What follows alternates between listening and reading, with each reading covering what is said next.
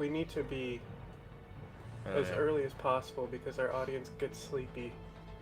No, I woke up late today. I was planning on. It's okay. It's a Monday. Time. Yeah, that's the gaming stream day. It's fine. Well, it's also, I think nobody gives a shit about the Mad Max game, but yeah. I figured it would be fun to see you experience pure joy.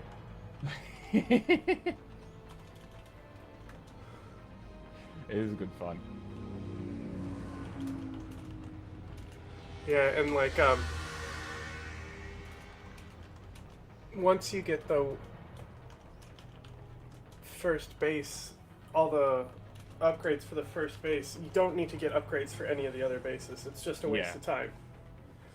Like, it's fine for 100% completion runs, but once you get all the upgrades, then you can just do the story mode. Yeah, that's what I was planning on doing. That's why I've spent all that time beating that area. Doesn't matter.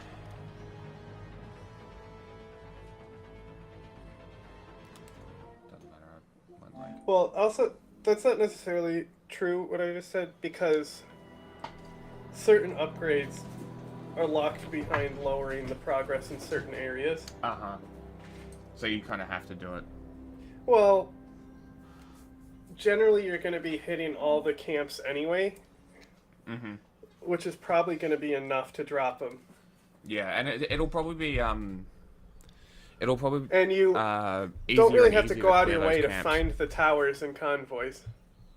No, that's become very apparent. And now I have those. I think the only things that I would need is the scrap teams. After I get the scrap teams for each area, I don't have to get out of the car. I can just do my thing.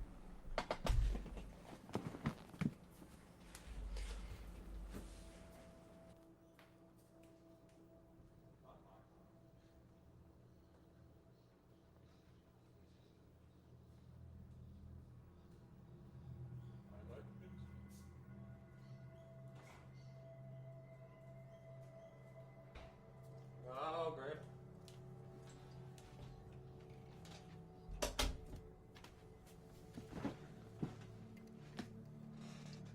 Oh, grape. But you know that Shanghai Panda account on Twitter? It's like probably one of the most prominent propagandist channels on Twitter. I saw it post about Japan celebrating its first whale kill of the season. And I'm like, this is the country that launches fishing fleets to rape oceans. Save me your platitudes.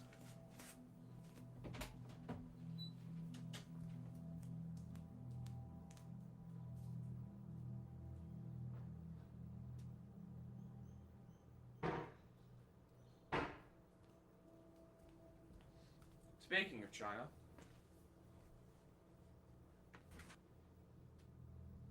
China.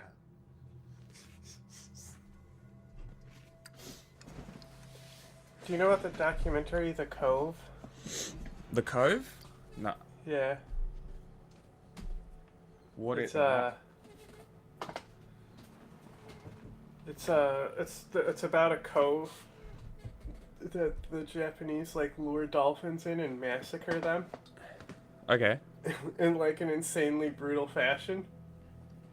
Sounds fun. And so like that's why like when I first learned about how seafood is like it amplifies the mercury. And so dolphins have insane mercury levels. They do. And one of the main things Japan uses dolphin for is fucking school lunches. So the school lunches in Japan were giving like kids high levels of mercury. Yeah. And basically the whole movie is about them sneaking cameras into this kill zone to film the killing that they do. Oh, is this where is this like Sea Shepherd and shit?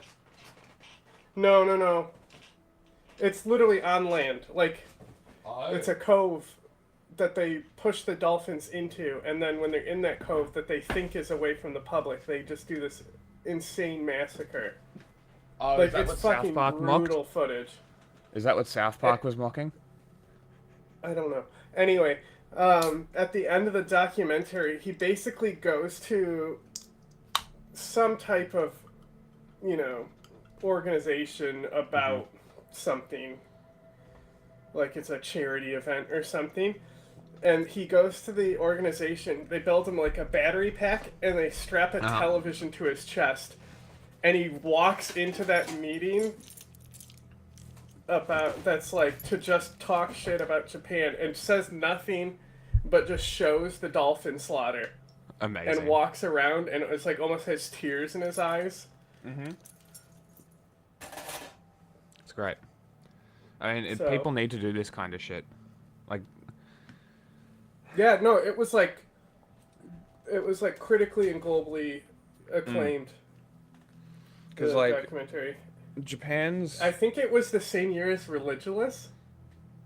Okay, I don't know what that is. The Bill Maher documentary on why religions are goofy. Bill Maher made a documentary? Yeah, it's actually really good. Really? Mm-hmm. Interesting. But yeah, the Japanese whaling thing, it's a very interesting subject. Because, like, it really is, like, a public thing. The public wants it, so the people go out and get it. It's very much a market demand thing.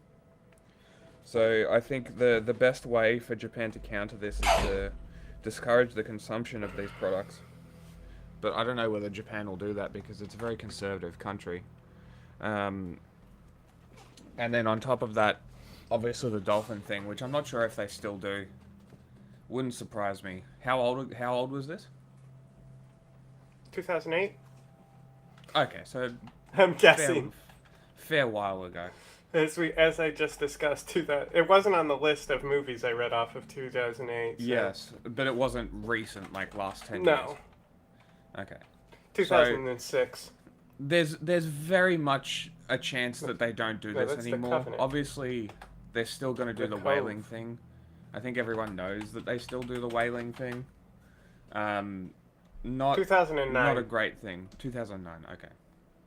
And like, obviously, the whaling is awful, and like they're going after minke whales. I think they go after sperm whales too, or it could be humpbacks.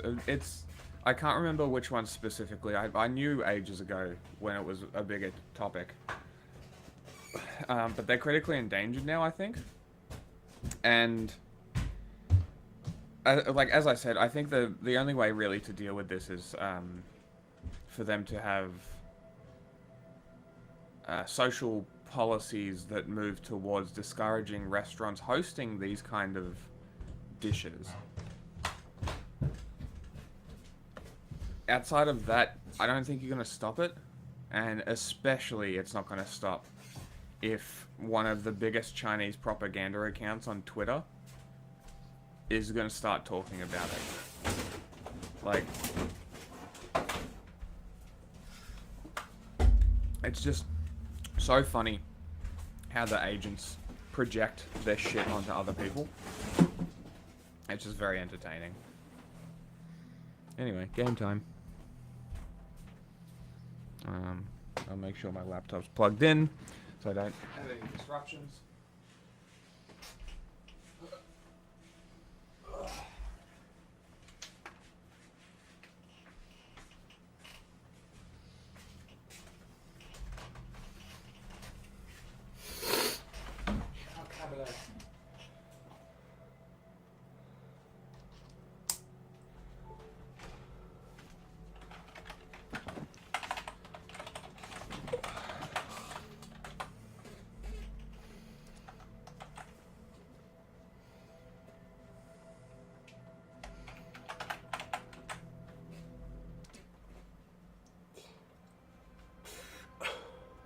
Here's a trailer. A was about to play it, but then Zapata jump out. But I do want to say that we try to do the story legally. There it is. A little town with a really big secret. It's so bizarre what's going on over here. When we first got in the country, we had no idea who was following us. You think they know we're here? We didn't know if it was the whalers, the Japanese mafia. Somebody's behind me. I don't know who that is. They don't like me.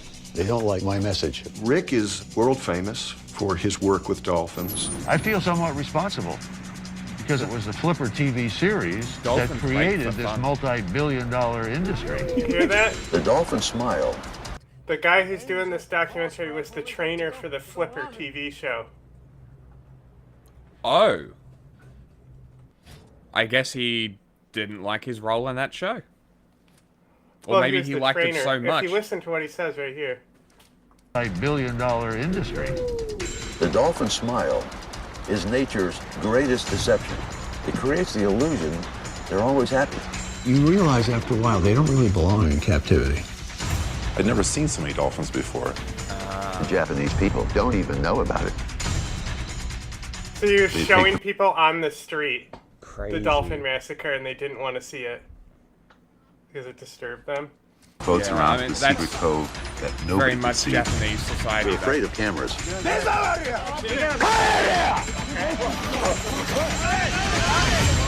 They said if the world finds out what goes on here, we'll be shut down. They were hiding something. We need to get in there and film exactly what happens. We need to know the truth. We needed people with a special set of skills to implement this mission. They went in They're behind me. underwater? Good luck. That's awesome. They're not being told that the free lunch meat that their children are getting are contaminated. Let it not be said that you didn't know about it. You know about it. If we can't fix that, there's no hope. Okay, there's a flashlight. Guards are moving. Guards are moving. Get out of there. Get out of there now.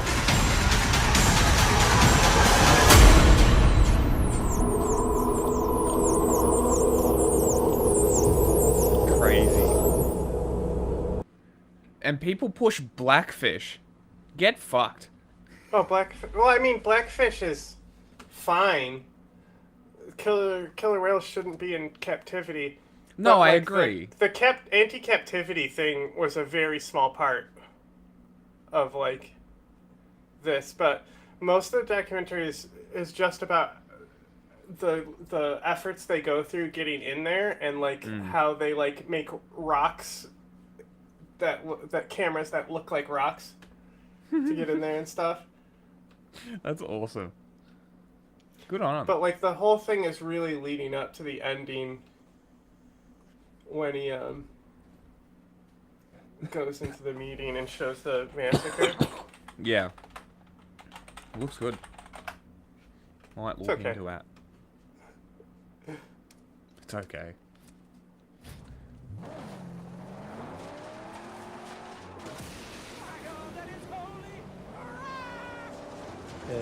Recently, killing method has been improved substantially, and the fishermen in Taiji are using specific made knife and put it to the spine, and then most of the animals are killed instantly.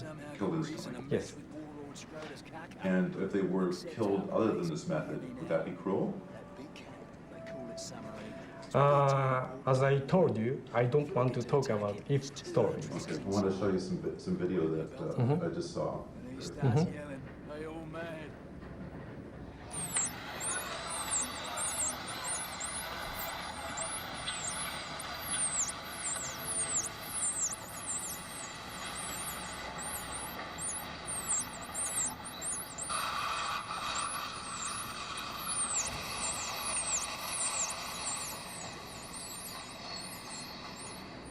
When and where did you take this?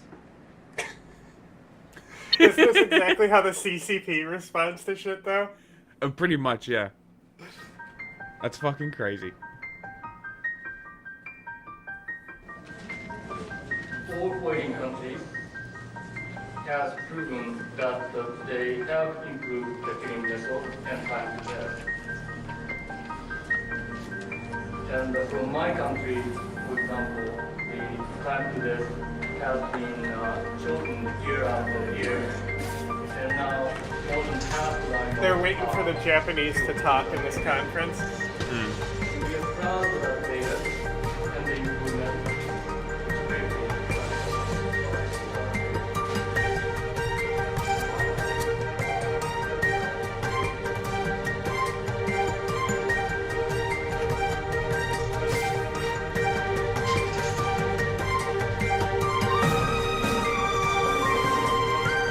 Oh, there's his TV.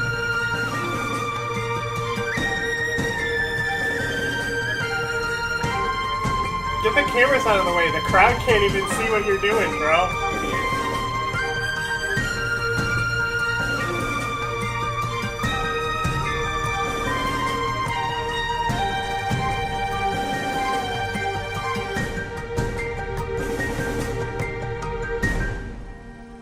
That's great. That's a lot I of have blood. to see this end in my lifetime. They literally kill hundreds of dolphins. That's fucking Right now, I'm crazy. focused in It on dyes that the one little body ocean of red. water where that slaughter takes place. If we can't stop that, if we can't fix that, forget about the bigger issues. Like Standing in that's the middle of a Japanese There's no hope. crosswalk with it playing there. that's entire pods. You could like pause it. Like the way whales and dolphins interact, you could wipe out entire dolphin species like this. Like this is I can't believe this wasn't a bigger thing. This documentary was huge. I've never at the heard of time. it. Yeah, no, this was it. This was like, it didn't have the same push as Blackfish did. But before Netflix is, that's the thing, is they've specialized in making viral TV shows that you don't actually watch. You Yes. put it on in the background.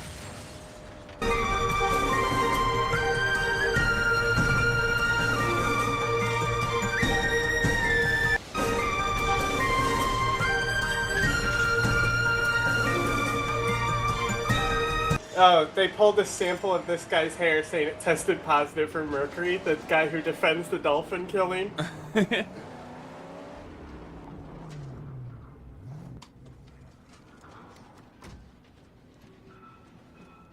But, like, I mean, this guy still does shit. Like, he's his channel now.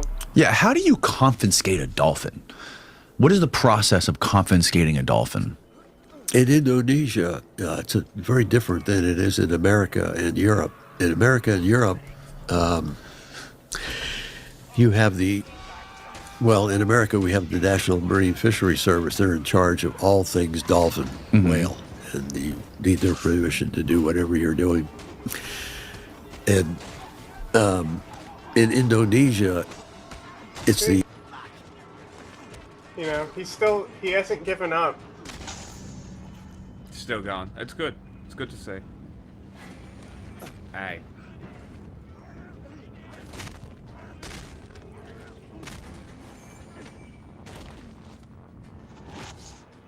What?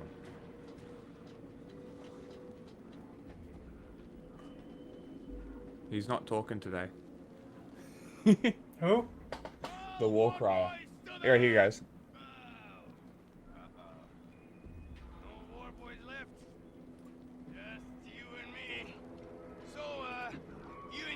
Someone who can make a lot of noise and beat the drum, huh? No?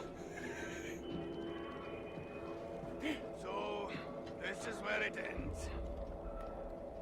At the hands of a crazy-eyed road warrior.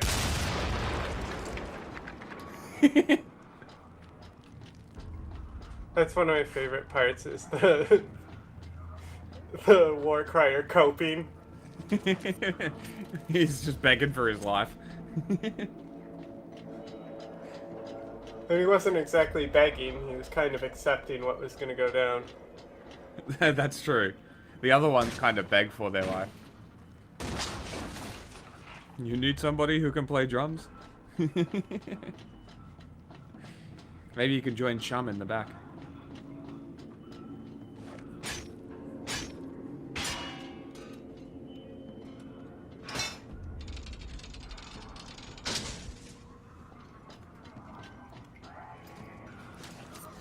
Oh. PD Discord. Yes. I didn't do Instagram though. I'll do Instagram. I'll see if the Instagram will pull people for the fun days. Where I put my phone? Hello, phone. I found it.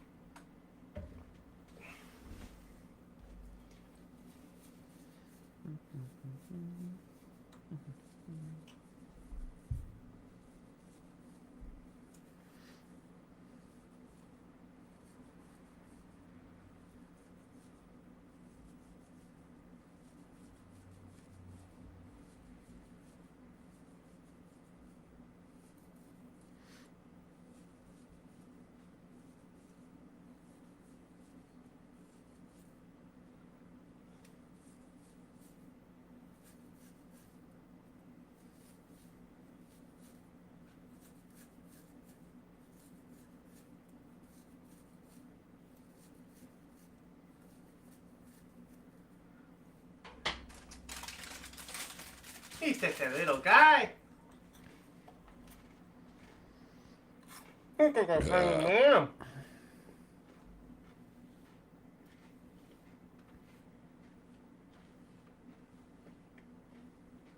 Wrong link.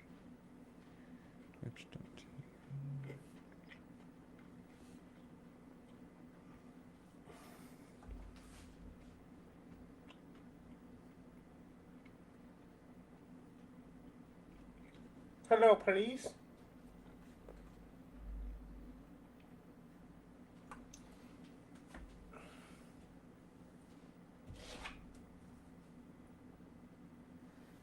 Okay. Let's go. Time to kill cunts. Also, if you got any like fun videos, just chuck them on in the background or something. Yeah, I'm just. When the chinchillas are done. And that way, can keep the TikTok brain.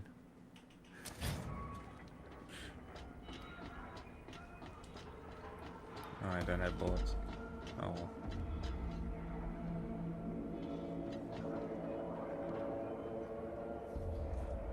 If there's something that you need to hit with bullets, they normally leave something with a bullet to get lying around somewhere in the base.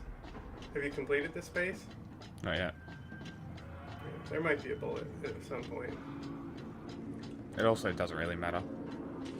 No.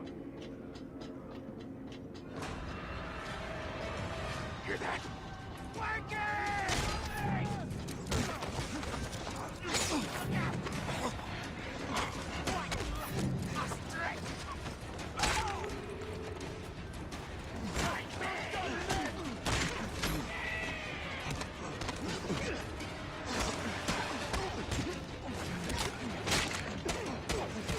Ow.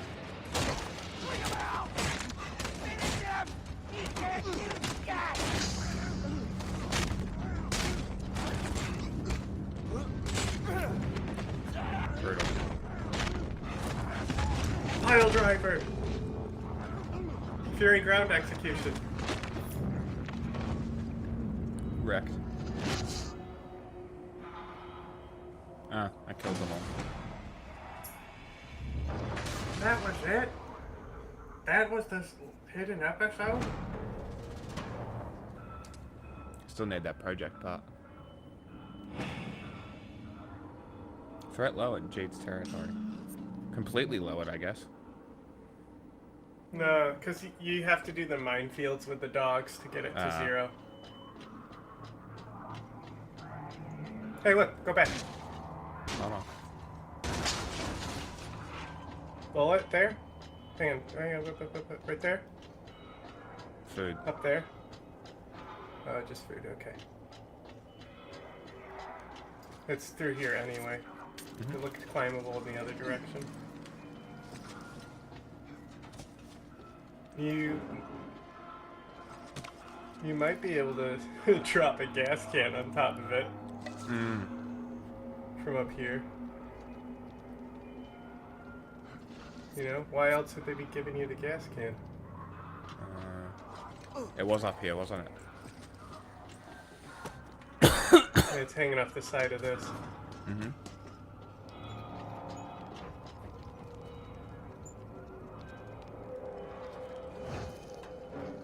Let's see. Hey, I got it. It normally gives you, and there's literally multiple gas cans for you to try. I was expecting you would need to actually throw it off the ledge. Yeah, so was I. Oh, this is a submarine. Cool.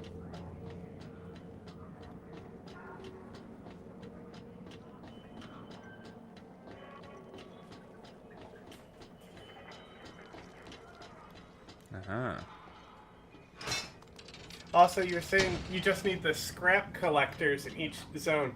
The thing is, by the time you get all the project parts for the scrap collector, the zone is basically done. Yeah. I mean, I could prioritize it. If you looked up exactly where they were. Yes. I'd be a bit more tactical with my choices.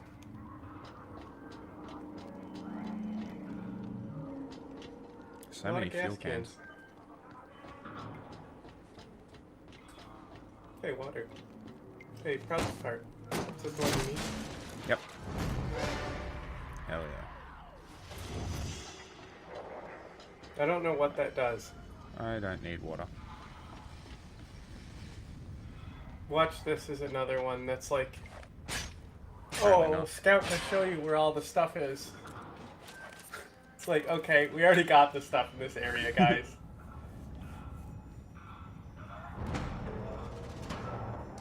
Hell yeah. Does the ammo upgrade also give you shivs? Yes. When you go to the house?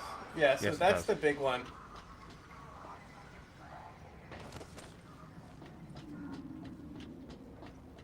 The shivs in the water.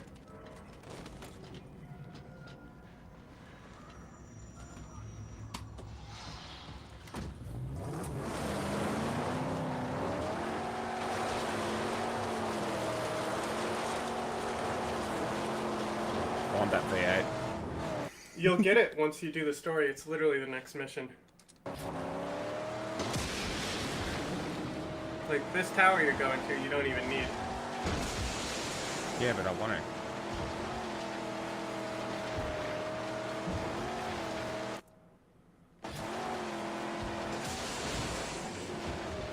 Oh, there it is. Ready? Trick shot? Oh, it might be a heavy one. Trick shots. Broke. No way. Broke your cable. You gotta use the Thunder Poon. True.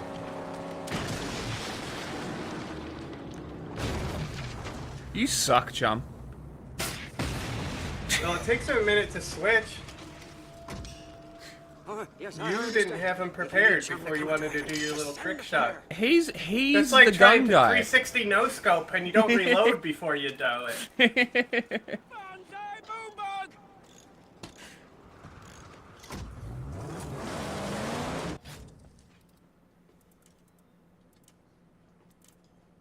See, the only thing left is the minefields. Encounter. You want to do a minefield to see how you'll never do them again after you do this? Are they that tedious? I still need water storage. Where the fuck is it? Maybe here? Nope. Well, if you look at an overview of the area, Like, each little individual area, does it tell you if the project parts are there, or only everything? No. There's a camp there. What's that camp?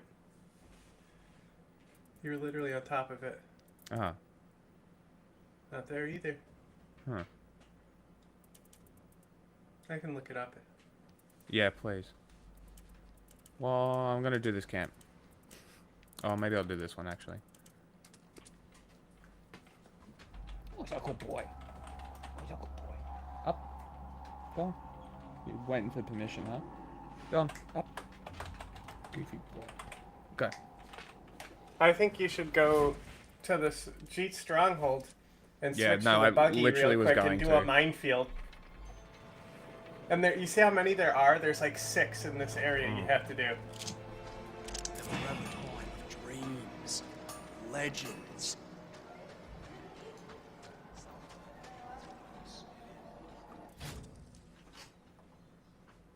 You ever see this show?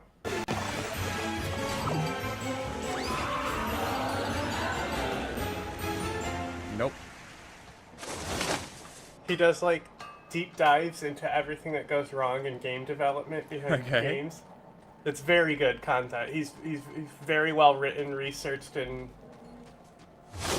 Hello and welcome to another maddening episode of What's Happening, or What Happened, the investigative YouTube-style pop culture media show that combs the wasteland for the wildest stories in the video game industry. And really, it's been a while since I've uncovered a tale as twisted as the development of Mad Max, the 2015 open-world action game from Avalanche Studios, and everyone's favorite publisher that's never mishandled their properties, not even once, WB Games. I had always heard that this particular title had some vague issues, like the early timeline and circumstances of its inception being somewhat muddy, as well as getting hit by a lengthy delay which resulted in a very unfortunate release date. But it was only recently where a key member of the development staff spoke about the project publicly in the wake of the newly released Furiosa film. Even with new information though, this tale of the wasteland is still somewhat mysterious, but hopefully we can dust off some of the sand obscuring its creation. So grab your boomsticks, rev your engines, and witness me as I answer the question, what happened to Mad Max 2015? Ever since what I can charitably describe as the divisive reaction to 1985's Beyond Thunderdome, the Mad Max franchise was left to waste away on the side of the road throughout the 90s and early 2000s. Its creator and director, George Miller, had moved on to more family-friendly fare, like the Babe films, along with some overly positive penguins I'll get to in a second. There was an attempt to bring it back, though, via a PS2 sequel to Beyond Thunderdome called Mad Max Asylum that, despite a passionate pitch by developer Melbourne House, George Miller ultimately passed on. However, with the success of Happy Feet, yeah, George directed that, he decided it might be best to bring Max back via the magic of animation rather than live action. But then, in 2008, George was introduced to a game developer by the name of Dan Graff, who wanted to push George to give video games a second shot by playing Shadow of the Colossus in front of him, which, the Scrap Crew is a pretty upgrades will reveal all the locations. The plan then became to co-develop the animated movie so, and video so game because you just got that, you should be able to find the water and on your as luck map. would have it, a very prominent figure in the games industry would become available. God of War 2 director Cory Barlog left Sony Santa Monica to pursue other interests, and soon found himself having in-depth conversations with George on how to craft a video game return for Max, as his last outing, the NES one, was fondly remembered by nobody. Unfortunately, this is where things got a bit messy. Starting a big video game project from scratch without a proper team or publisher in place would take time, far longer than making an animated CGI film, so the brakes were pumped until both projects could be better aligned. Meanwhile, Warner Brothers then approached George to helm a Justice League film called Justice League Immortal, which got really far into pre-production, including costume design and casting, but was then cancelled at the 11th hour in the wake of the success of The Dark Knight. This was due to the fact that WB execs now wanted to pivot the tone of their superhero films to be more in line with the Nolanverse, rather than something too, comic booky, I guess. And since Justice League was still in pre-production, they felt it simpler to just shut the whole thing down, rather than, you know, film it. Fucking WB, man. So, with that project now pulled from under him and the Mad Max game still not in full development, George decided he needed a quick hit in the interim, and had the animation house he founded, Dr. D Studios, immediately launch into developing Happy Feet 2, which unfortunately meant Where the that fuck's the the Mad buggy? Max animated film would have to go Oh, on the you back gotta burner. switch your car. Even more unfortunately Yeah, I'm trying. than Where the that, fuck's the though, buggy? The second Happy Feet did not find the same success the first Archangels? Dancing Penguin movie enjoyed, barely posting a profit against its pretty sizable $135 million Did you price did tag. you talk to the This dog flop to do it? actually killed Dr. D Studios, as they went bankrupt shortly thereafter, which meant the animated return of Mad Max would never come to fruition. Thankfully, George did prepare for this at some point along the way, using ideas and elements Hang of on, the I'll figure it animated out real movie to quick. I can't become be fucked. Fury Road, which It's so funny, though. is worthy of its own Yeah, What it's not Happened worth it. episode. But hell, I can't even do that Hang story on, you justice. just don't- So just pick up Blood, Sweat, and Chrome, the wild and true story of Mad Max Fury Road, because yeah, it's absolutely comic crazy. I'll just stick with the video game for now, because we still have a very sudden exit, a complete restart, and one of the worst release dates of all time to get to. I contest. In 2010, Oh, WB okay. Games Titanfall 2 was the hang on, worst go- release game. probably Go back to the, you go back to the car, and then hit vehicle collection when you're going to get in the car at the base. Alright. I'm just gonna do this first. through their connections There's a to couple George, things up gained here, the rights to the and Mad there's also Max a fast travel franchise, point. and the project shifted over to Avalanche Studios, best known for the Just Cause series. Cory Barlog was retained as a consultant on the project, while he also worked as the creative director on Happy Feet 2, the game. Yes, this actually happened, which probably actually explains why that thing is actually low-key fire. Anyway, Cory didn't stay on as a consultant for Mad Max for very long before joining Crystal Dynamics and then returning to Sony Santa Monica to direct Dad of War. I got This 5 next part Griffer of the points. story, though, What the is, fuck? Fractured, you could say. Some sources say there were actually 2 Mad Max games being developed. Hey, The there he one is. Cory started and the one Avalanche started, while others say they were one and the same. You got Griffer points? Avalanche's co-founder, Yeah, I got Christopher 5 for giving them Sunderberg, water. stated in an online interview I told that you. both Avalanche And an Barlog achievement. were caught Should have been between giving two him that water. superpowers, that being WB Games and George Miller himself, who seemed to be at odds on exactly what the game should be. In my personal opinion, after combing through various sources and hints, I feel that the game was at one point supposed to be the adaptation of Fury Road, but when it shifted over to Avalanche and WB Games, there was a soft reboot, where it was designed to be its own standalone thing.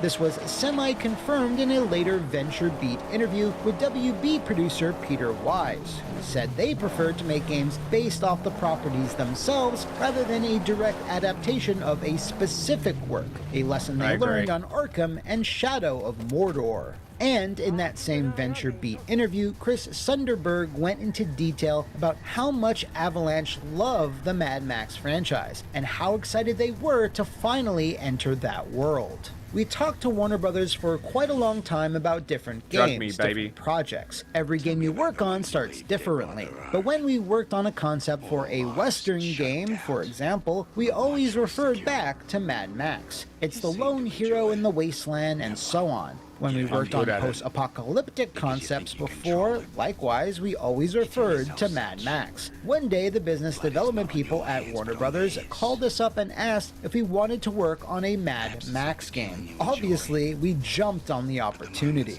So while it's great that the developers had such enthusiasm for the source material, things unfortunately went sideways from there. When the game was rebooted to become its own thing outside of the film, Avalanche put together a solid pitch with concept art and laid out the themes and types of gameplay they hoped to include, which of course placed importance on open world mayhem befitting of the wasteland's savagery. Here's where the recent tweets by Sunderberg come into play, as he alleges the producers at Warner Brothers, for whatever reason, fought back against the open world structure, instead wanting it to become a strictly linear experience with predetermined levels and set pieces. The team at Avalanche were obviously taken aback by this. Open world destruction was what they excelled at, but ultimately WB was still the boss, so they had to shift the mission and world design heavily to adhere to a more straightforward A to B structure. Avalanche was provided pre-production art from Fury Road during this time, getting to incorporate the even more over-the-top faction and vehicle design that George was cooking up. Avalanche then worked on this iteration of Mad Max for a full year, sometime between 2011 to 2012. Hey, I'm and playing that things seemed to be going rather smoothly, which I said in a specific tone to let you know that wasn't going to last. According to Sunderberg, leadership at WB Games then decided to take a very drastic and costly backpedal. After the first year of development, they realized they had forced us to make a linear experience rather than the open world game we pitched. We threw away a year of work and got to hear that players want autonomy in this day and age. Well, no shit. The entire game was then put on pause for Avalanche to spend time regrouping and figuring out how to salvage a whole year of work and expand it back out to an open. Yeah. And then they're gonna blame the layoffs are gonna happen at the indie developer level, you know? Not the high-ups that constantly mismanaged the project and switched its tone constantly. No, these guys know how to make games. What do you mean? They're the producers. They're the developers. You know, the people making the games money. Just and slaves. Even then, it's debatable. They certainly know how to lose it. Hey, a car body. World, which, as you can imagine, must have been pretty detrimental to the whole project. Other things changed during this process as well, as Mad Max was originally supposed to release in 2014 and be a cross-generation title on Xbox 360 and PS3, in addition to next-gen versions on PC, Xbox One, and PS4. But with a year wasted and now having to support an open world, the previous gen versions died historic on the Fury Road, getting cancelled outright before they were ever publicly shown.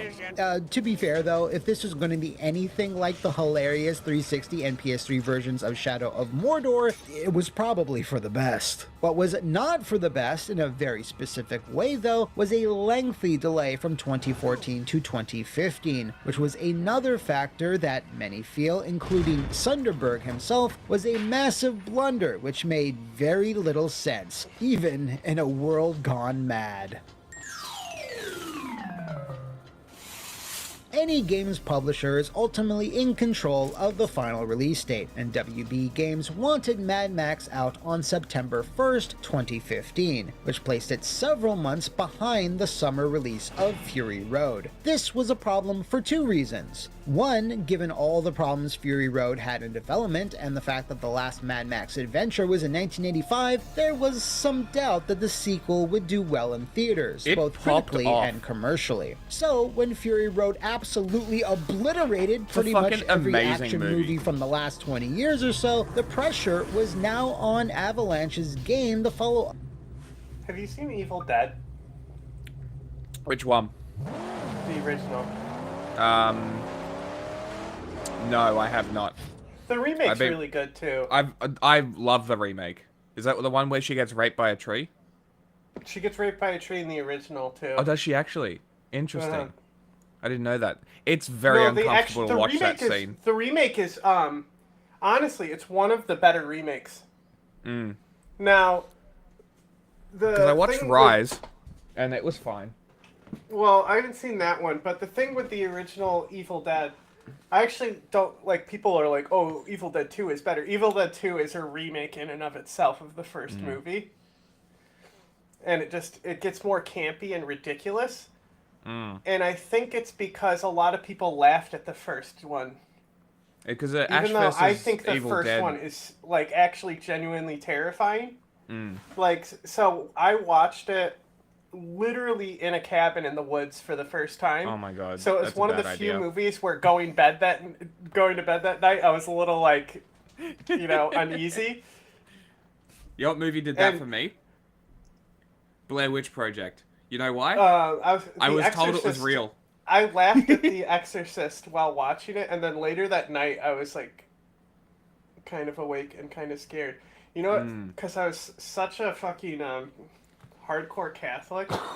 You know what actually scared me more than The Exorcist? You said the demon face. I think you told me. It's like a flash of a demon face. And that's what fucked you up, I think you said. Well, I had dreams about that. But specifically that night, I was uneasy. Yeah, like, that's crazy that that's what stood out to you. I'm not alone in that. That's why it's tattooed on my back. Yeah, fair. I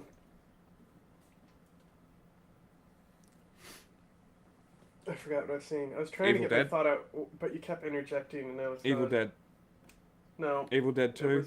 It wasn't about that. It was about The Exorcist and shit. Ah, okay. Uneasiness, not sleeping. I know. All that part. It was something leading away from that point. One of those.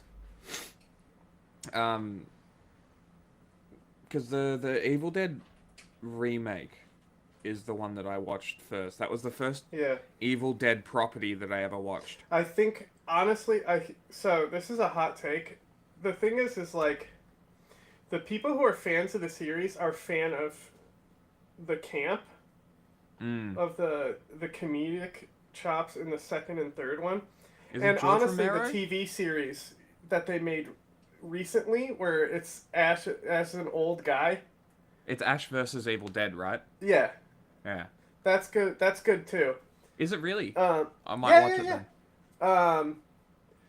But the remake, the only thing they really switch is the gender swap of the main character being a girl instead of a guy. And then the subplot they added to get rid of phones was genius, because that's the thing with modern horrors, you have to figure out how to get the phones out of the situation. Because it was so to add in the drug addiction thing where they're getting the friends sober, and that's why they don't have phones. That was the most interjection that was done. Other than that, it's pretty faithful to the original. Interesting. But yeah, so the original, like, I guess a lot of people thought it looked goofy because all the effects are claymation. Yes, okay.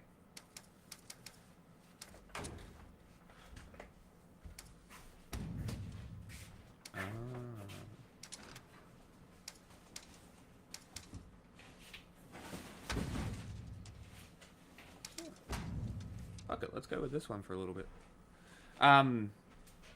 Yeah, we'll add Evil Dead to the list then, because that is a movie that I've been wanting to watch. Because obviously, as I said, I saw the remake. That initial scene was quite the scene to open with. That was very uncomfortable to watch. Oh yeah, I'll rip your soul out, you something. What did she say? I'll rip your soul out, you ignorant fuck. Something like that. It's so funny. No, I think she says slut, to be like, and she said it with I'll some... rip your soul out, Daddy. Don't you know? That's and another. That opening is interjected, as well. Okay. But that opening's fucking amazing. It's great, yeah. And then also, like, the ending is with all the blood rain and stuff. That's not in the original. Okay. But for the most part, very faithful to this and respectful to the source. And plus, Evil Dead had already been remade with Evil Dead 2. Yeah. Like, it throws out the whole continuity of the first movie.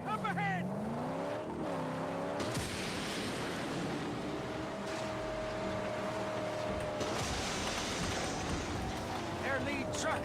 It carries a great and powerful artifact on its hood. It serves us well to wield such a mysterious force.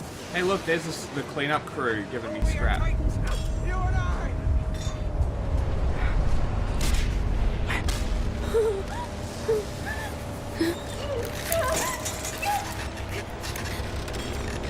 Please don't hurt me.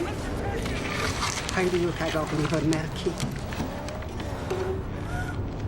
Who are you? Our prestigious ornament. Sit tall. Please help me. Manda chlafr drwg ac ddatod. Peth mae a chlafr drwg wedi gwneud. I just want to go home. Please. Oh, I remembered what I was going to say. Yeah. What actually scared me more than The Exorcist, because I was such a dedicated Catholic, was Scary Movie 2's opening. Because they kill the demon, and I was scared that I would get possessed and then killed and then go to hell. Oh my god. Really? Yeah.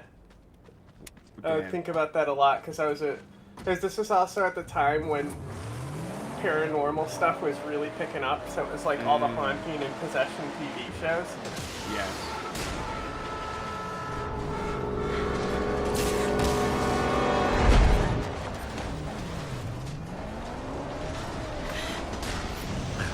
Daddy.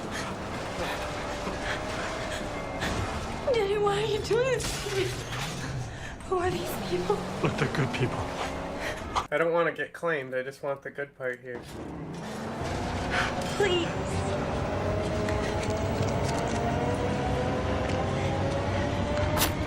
Please stop. I will rip your soul out, Daddy. I'll rip your soul out, you pathetic fuck! Oh, you were right. It was pathetic fuck, not ignorant fuck. That fucker! I will kill you like I killed your boy!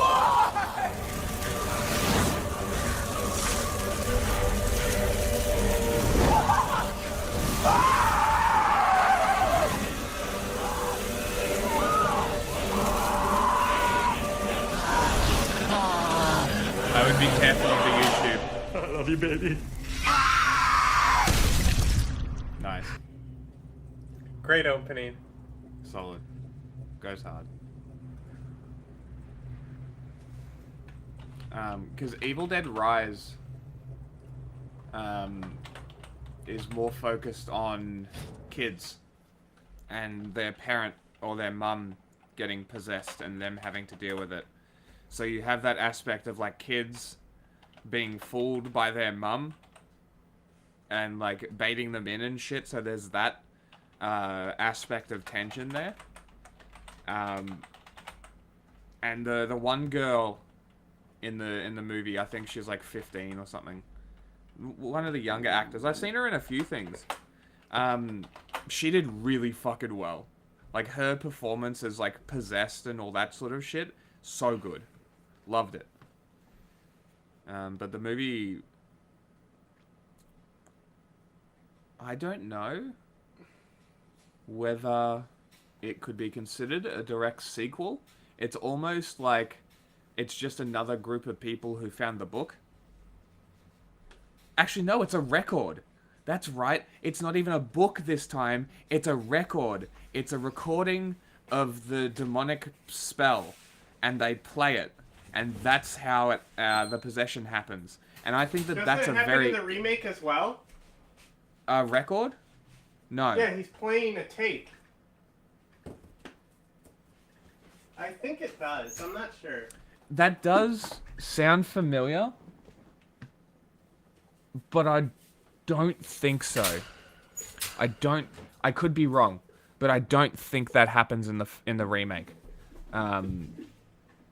but it's in like an apartment building, and the final scene is in an underground parking lot, and it's fucking great.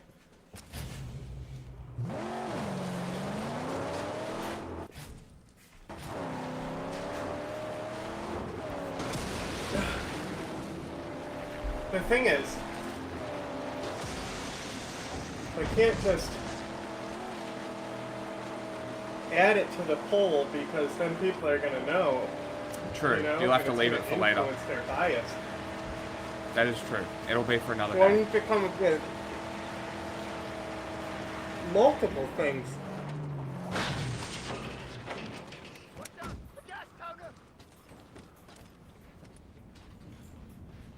I'm kind of on board for the idea of older movies, like classic movies, like pre-70s.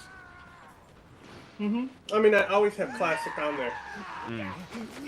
But yeah, I'm totally But also- down for like older movies. Sometimes I'll show classics like noir.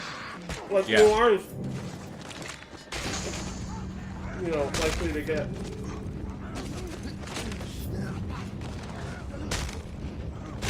Yeah, no, the noir films I've been enjoying. They're really good. I mean, we've only watched 2. I know, and I've loved both of them. It's a fucking great genre. Yeah, it's unfortunate that it's just the crime genre, Law and Order, Dick Wolf shit now. Well, it's interesting you say that. Put some noir movies that don't fit that. Well, That sort of change the formula a little bit. that's why, M, considering it's like one of the first ones. The first, yeah. It doesn't fit the formula. Brick doesn't fit the formula. Mm-hmm. We won't watch it here, okay? But if you want to see isn't that great? Why can't the moment of why can't I walk through this? I love that in games. If you want to see a textbook noir film, and you're familiar with this if you watched Rugrats, but the Maltese Falcon. Okay. That is a classic noir film. Also, you could kind of say that the Pink Panther Is a noir film as well. Yeah, it's a comedy noir. Did you see that? Either of those? I have seen Pink Panther. Maybe not Which the one? original. I've definitely seen the one with the... what's his face? Steve something. Okay, yeah. So the other one is Peter Sellers. Are you familiar with Peter Sellers? Yes, I know who Peter Sellers is.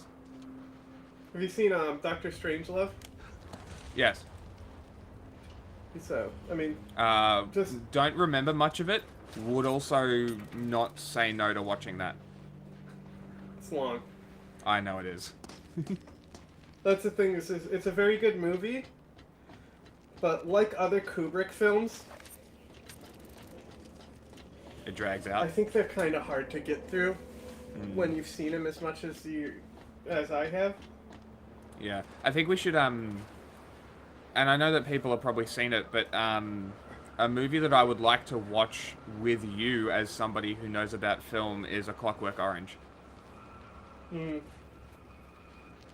Because I've watched that movie, and I like that movie, but I feel like there's a lot that I'm missing. I feel like there's more to that movie than the story. And the ultra-violence and reformation and shit. Sacred mission.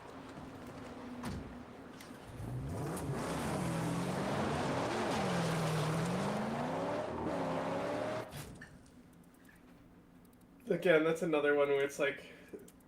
I mean, don't get me wrong, I love Kubrick, but... And this is what I mean, like, watching it as, like, a purely analytical process would be kind of interesting.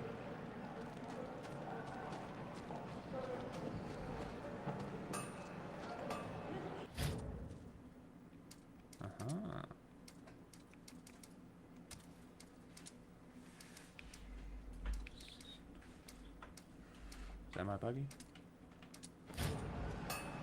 Got it. Let's do this, dog. Wait until you see how fun this is. Can't wait. Can I not upgrade the buggy? No, but it's actually very fast because you don't need to be on roads with it. So...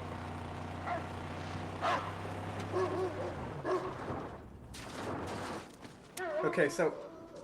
Hang on, what you gotta do is you gotta slowly inch the buggy up, and the dog will point towards the mine. So if you steer to the right now, he should shift to the left.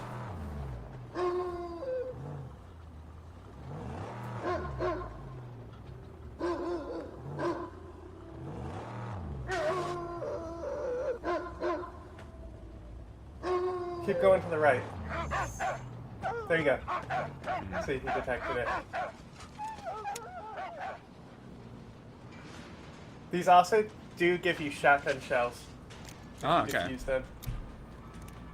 Not that it matters, because at this point you're going to have everything unlocked, because nobody wants to do the minefield.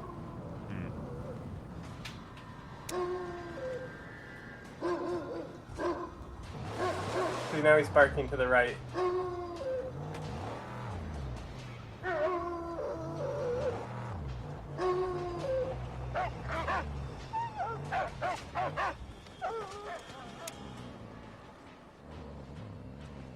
Isn't this fun? Relax, dog. Yeah, it's so much fun.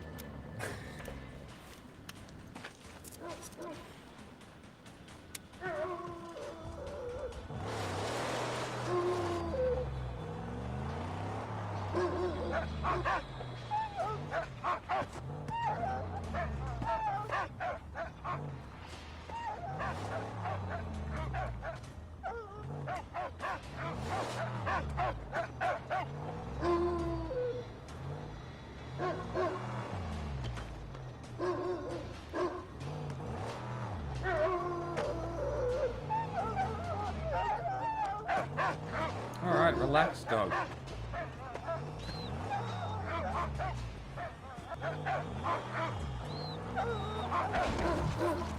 You're driving too fast for him to detect them for you.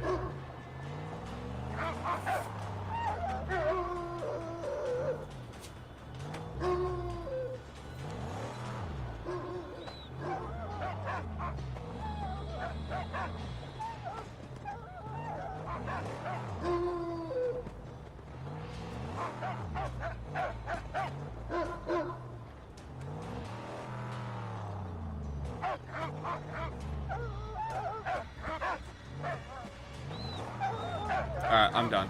Fuck this. But if you don't, we have one left. Yep, I don't Might give as a well- shit. Just complete it, bro. Oh my god, I've literally been driving around in fucking circles with the dog also going around in circles. It's definitely somewhere around this rock.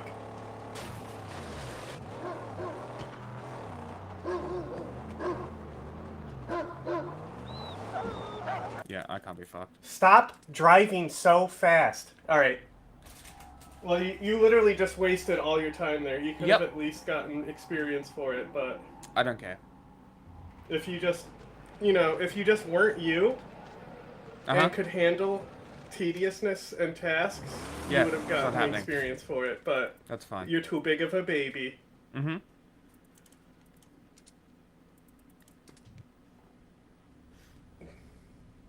So yeah, normally when you get to the minefield part, it's the only thing left in the entire area, so you do like all 8 of them in a row. Yeah, I'm good.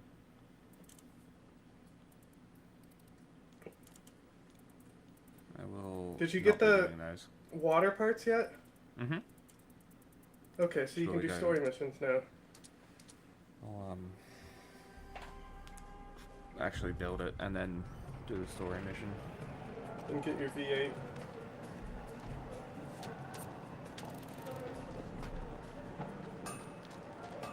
I will gladly give you my children as slaves. Jesus Christ. See, the thing is I could tell where the mine was, and then every time you got close to it being revealed, you accelerated super hard.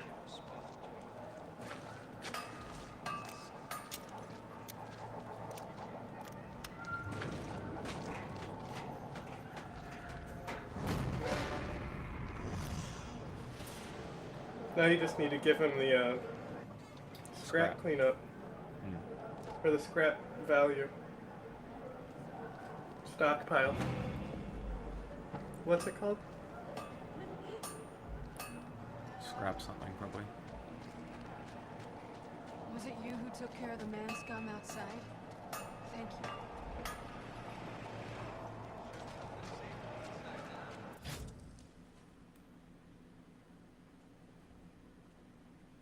I got 1,000? I do not. Oh well. It's because I bought the spikes. Story mission.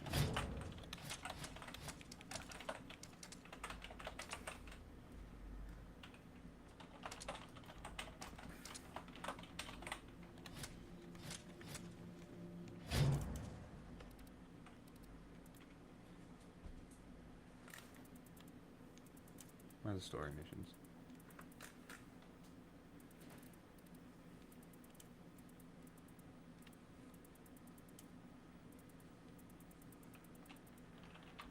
Where the fuck are the story missions? Look in your... They're going to be further up. Remember you broke through the gate? Ah, there.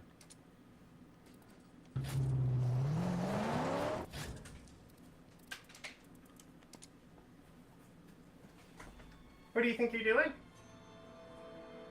What do you think you're doing? BB. Hey. BB. That's what I thought.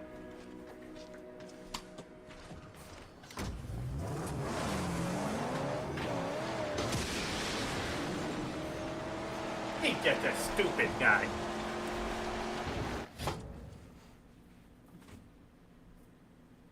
I don't know what Silent Hunter 3 is. Hmm? Somebody write that in chat. Yeah.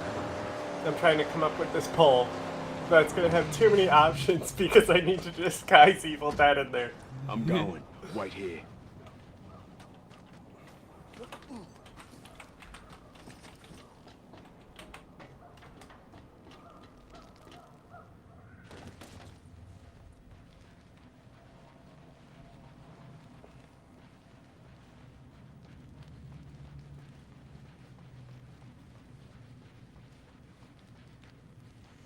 Where's the water? Oh my goodness. Look at this guy. He was literally on the fucking windowsill. Yeah. Having an explore.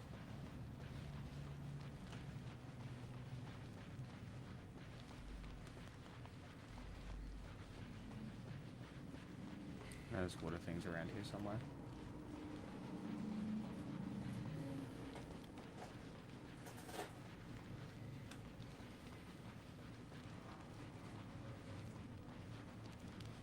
Cute little underground cave.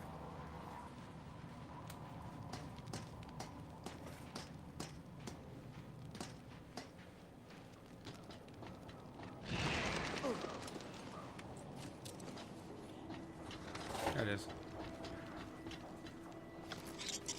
It wasn't underneath.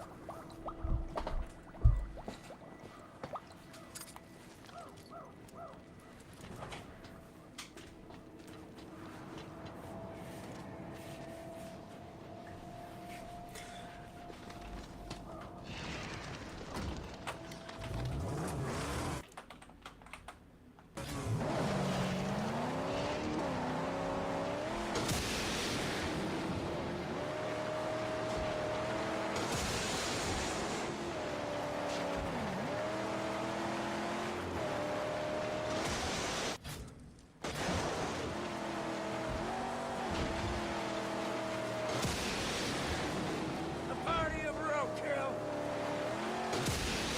Where, do they want to die?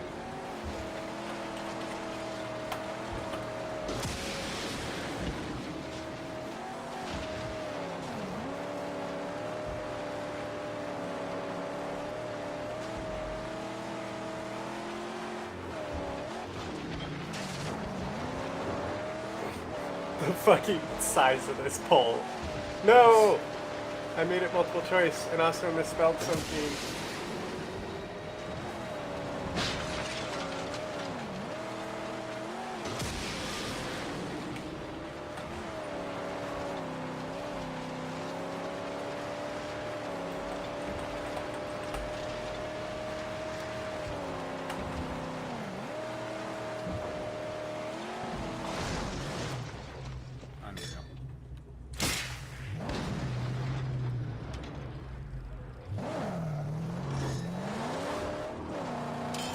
Okay, here comes the pole.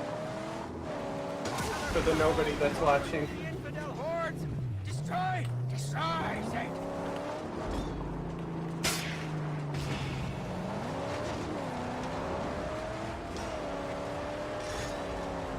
Right, I don't have scrap.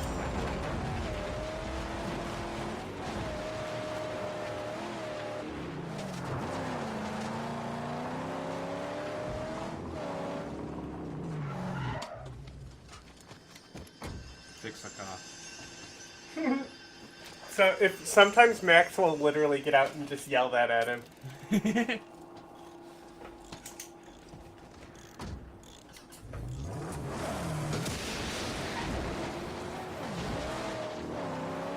That's more like it.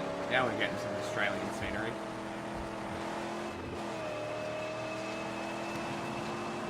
Finally, the Black Tower. At last, It's funny putting the largest pole yet on the days when nobody watches.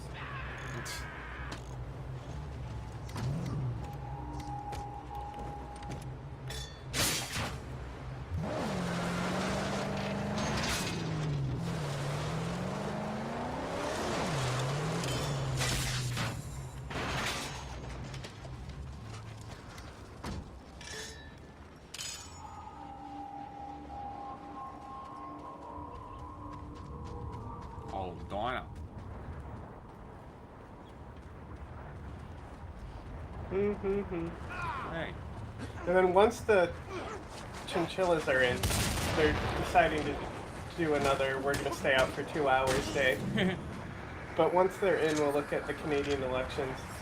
Okay.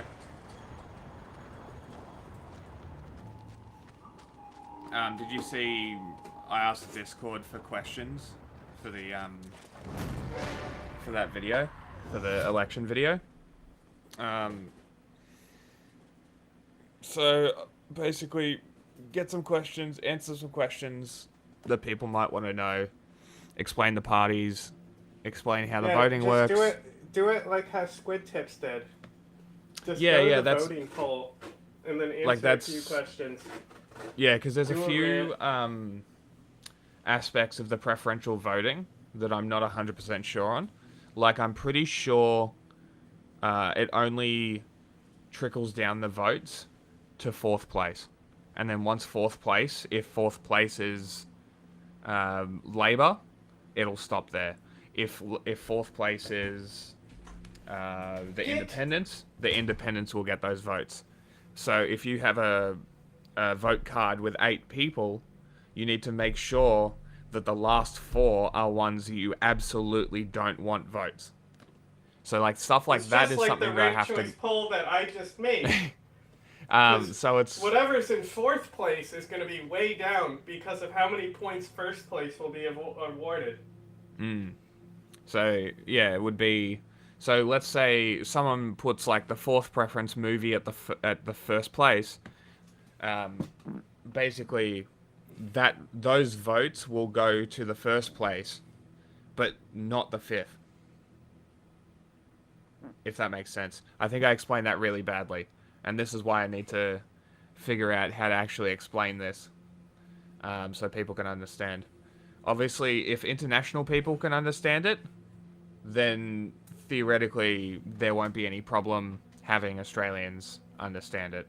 So theoretically, tomorrow I'm going to finish and script the rest of it. I'll record it on Thursday. And then hopefully you can have it, and hopefully it doesn't require any extra editing, just put it together and we can upload it, theoretically. Mm-hmm. Did you want to direct while I'm reading, or? If I figured you were gonna go out on your bike and then do a little. Well, that's what I'm thinking. With an But H4N we could just or something. But we could just like jump on a call or something with my phone. Because I'll record it with my camera, my actual DSLR, and I'll record the audio separately. And that should be fine. So hopefully that won't be too much of an editing. Also record audio with the DSLR. Yeah, I will. The only problem is I don't have a good microphone, but you only need it for reference, right? The reason why... Yeah, exactly. Okay. That'll be easy enough. So hopefully we can have it out by the end of the week. The amount of like years of my life that have just been aligning audio. Okay.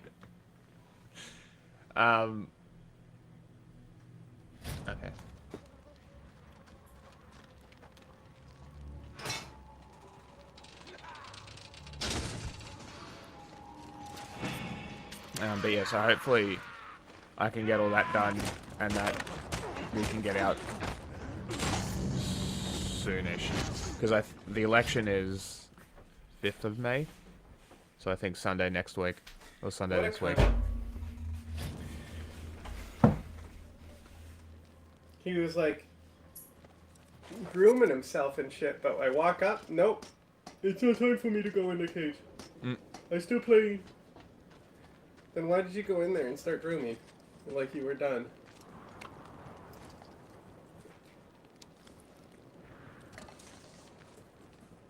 Better than maggots. It's dog food. Yeah, better than maggots.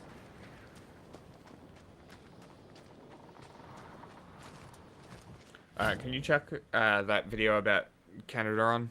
I need to go to the toilet. No, I'm watching the chinchilla. Okay. I'll find... we were in the middle of this video, though. Destroy the wire? Yeah, you gotta cut the wires holding it anchored. Ah, I thought I got them all. Easy! Get down! Get down from there! BB! Hey! Up on that in a big way, a pressure that would have been absent had it been released in 2014 as originally scheduled. The second and probably more important factor as to why releasing on the day it did was a bad idea was that it was the same day as the hotly anticipated swan song of Hideo Kojima's final Metal Gear Solid game, The Phantom Pain. Which is a worse game. According to Sunderberg, Mad Max Avalanche is way better. pleaded with WB execs to not release their open world action title that largely took place in a desert environment against another, far more popular open world action game that largely took place in a desert environment. Remember, Konami had announced its split with Kojima all the way back in March that same year, so not only was another anticipated entry in a world-renowned franchise coming out, it was being heralded and hyped as the last one Kojima would ever make. So it's no surprise that The Phantom Pain managed to become the third best-selling game for that month in North America, according to NPD numbers, while Max barely hung on at number 3, and I can't find any solid numbers for it beyond that. Sunderberg, however, believes this stubborn refusal to shift the release date caused the slow sales and the cancellation of additional content. As we were forced to release Mad Max on the same day as MGS, they blamed us for the bad sales and canceled a bunch of awesome DLC that was just sitting there waiting to be released. Unfortunately, he did not go into details about what this DLC actually was, but whatever it may have been, it could have only have improved the game. Mad Max excelled in most areas. Impressive graphics, rock-solid performance, over-the-top action, including in-depth car combat, and a clear love for the source material, but it was also criticized in almost as many areas. Some outlets took issue with the reliance on the Ubisoft style of open-world design, which largely revolved around repetition, forcing the player to clear out dozens upon dozens of strongholds across the wasteland to progress. Mad Max also took some flack for its basic and not always engaging story, and borrowing a lot of elements from other well-established franchises like the Arkham combat system that many had grown tired of by 2015. Still though, for having the baggage of being a licensed game, the behind-the-scenes turmoil, and having to follow up on the incredible Fury Road, things could have, and by all measure should have gone a lot worse. In recent years, a pretty sizable contingent of fans have rediscovered Mad Max, as it definitely fits the criteria of being a bit of a rough diamond. And since the IP is owned by Warner Brothers, it's remained available across all formats since its release, with the PC version regularly going on deep sale over on Steam. As for Avalanche, well, they would return to the Wasteland in a way, as they went on to co-develop Rage 2 with id Software, which, when you think about it, isn't much of a leap. In fact, the similarities between both may have contributed to some confusion a few years back, when a random actress straight out raw tweeted that they were being scanned at Avalanche's New York offices for their inclusion in a Mad Max 2 video game. The time, however, of the original tweet makes it much more likely this was actually a scan for Rage 2, so either she was confused or intentionally misinformed. In fact, it was George Miller's recent public dissatisfaction with the 2015 game that led him to state he would only want Hideo Kojima to make a new one, although he'd be too bashful to actually approach him about the possibility. This headline is what Kojima spurred would Christopher do it. Sunderberg to pipe Kojima loves movies, bro.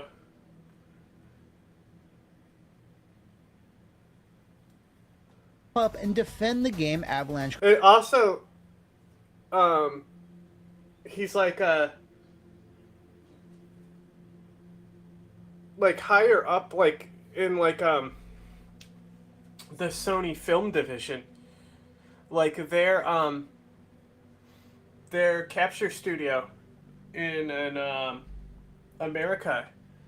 He helped innovate a lot of the stuff in that studio for them. And, like, they were already doing performance capture for, like, God of War in this studio, you know?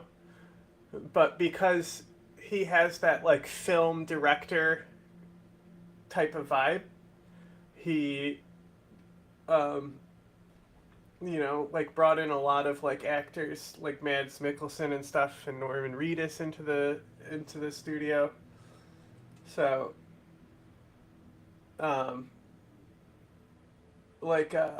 people say like Death Stranding is a Kojima game, but like I'm pretty sure Sony owns like 50% of it, and like Sony did an entire soundtrack for the game, because like everything, all the music inside the game is low roar. It's one band. There's another one. There's one song is not low roar. But when Kojima saw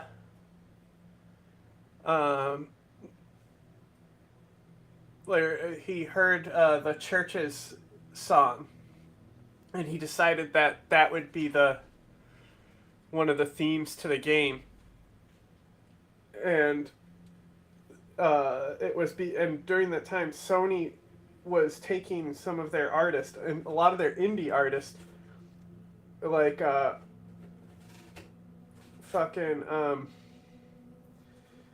Aura's song for Death Stranding is fucking amazing. And then also there's a Bring Me the Horizon is probably the biggest name on that fucking release. But like, those songs are also available in the game that you can like play in your hideout if you want, or you can use them. You can add music to the structures you build in the world, and you can use that music on there and stuff. But it was like very, very small additions to the game, and they really stayed out of the way. And it's like the whole like them pushing the Sony music into the game is kind of funny. Because I don't think Kojima really cared about it, and then he heard the Church's song, and he was like, this song is fire.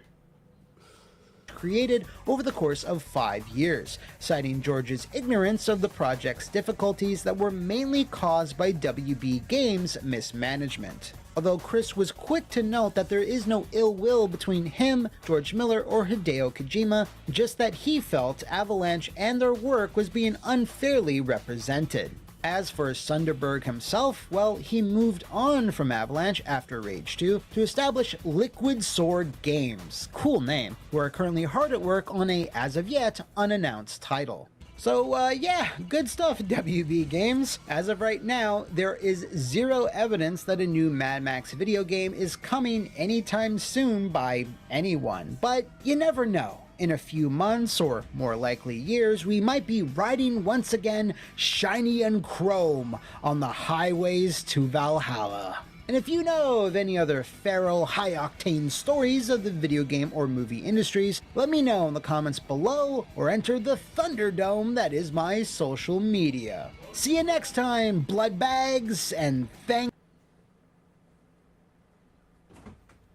Get down! What are you doing? What are you doing? No, BB! Don't do it! Sometimes, guys, you have to disagree with people who are generally on your side, you know. Sometimes people who you agree with of a lot of stuff is you gotta call their ass out when they're doing wrong. And I have found a very disturbing clip. Roll the clip. Go ahead. I believe the biggest streamer on the left, Hassan Parker, he's just extremely, what's the word, radical, and gets people just really worked up. Honestly, between them, Hassan Parker, he literally plays hard. Hassan Parker? Okay, guys, we really got to break this the hell down here. If you didn't see that, if you're just listening, there's a young man, he's watching a video. Andrew Callahan you can't one. see the video, but it's two guys talking, and then Hassan Parker, and then some guy who I've been led to believe is a criminal, Hassan Parker. I guess it's Sarah Jessica Parker's son or something. But now the Maryland Manhunt. I gotta talk about pause that. it. Okay, if I see both sides of this Maryland man. Look. Parker Posey. Okay, why the Greens suck. My position. Put that in your video. Oh. Yeah, I will. I mean, my opposition to the Greens is because they claim to be environmentalists, but oppose nuclear. It's blatant hypocrisy. Also, the Greens are an international so ineffective. group. Yeah, they're can you explain the international Greens? I'm not 100%. I don't really know. Familiar with it. I just know that there is. I just remember we found out that it is the American Greens got kicked movement. Out. Yeah. But But the Australian Greens are so ineffective. Like the Geordie video making fun of them because they were like holding a comedy set. Yes, that one, yeah. Type thing. He's like, my comedy set's on the other hand.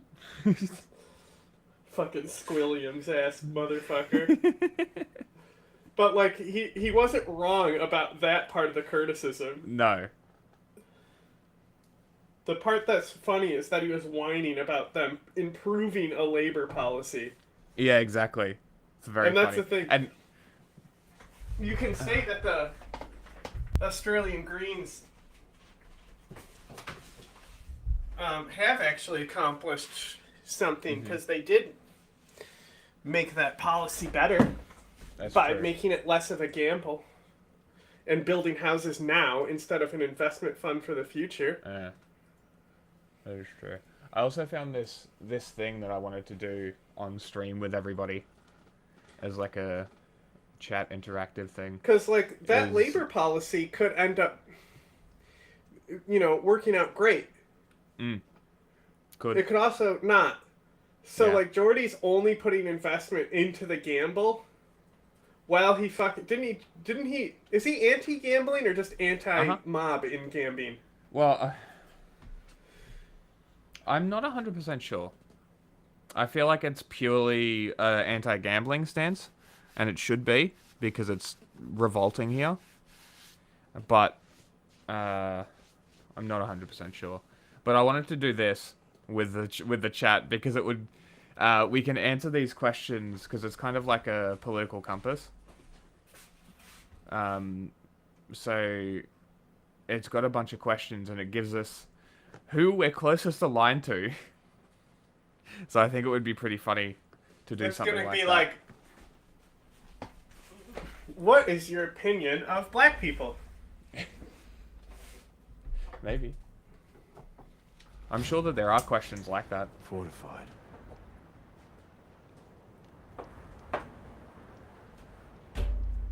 Woke DEI.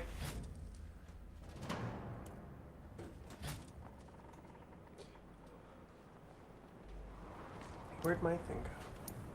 There she is. Something. But now the Maryland man hoax. I got to talk about that. Okay, if I see both sides of this Maryland man thing. If I moved to California and some shit went down. Ian, where you from?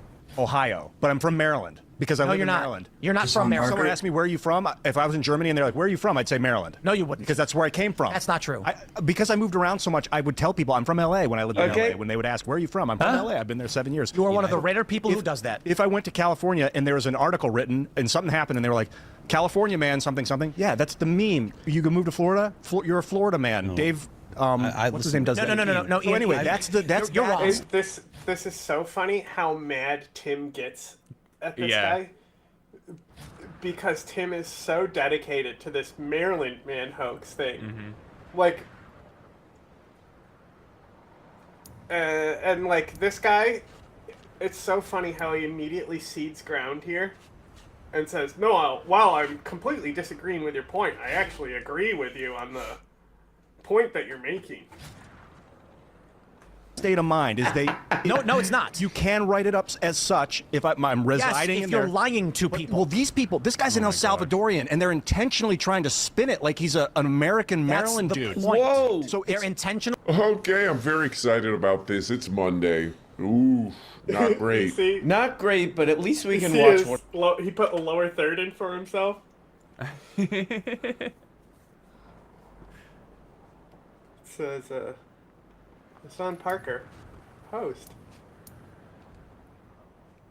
It's Monday. Ooh, not great. Not great, but at least we can watch one of our favorite idiotic content creators. That's right, the guy's name is Hassan Parker. That's right, today we're looking at Hassan Parker. He wears a beanie or something. If I went to California and there was an article written and something happened and they were like, California man, something, something. Yeah, that's the meme. You can move to Florida? You're a Florida man. Dave, No. Hold on, pause it. What's his name does that? No. So anyway, that's the... Pause it. So, if I was reporting on this story, I wouldn't say El Salvadorian person deported to El Salvador. I would say migrant from Maryland deported to country they said don't deport them. He's crying about is headlines. Mm-hmm. Who writes the headline? The editor. Exactly. And guess what happens?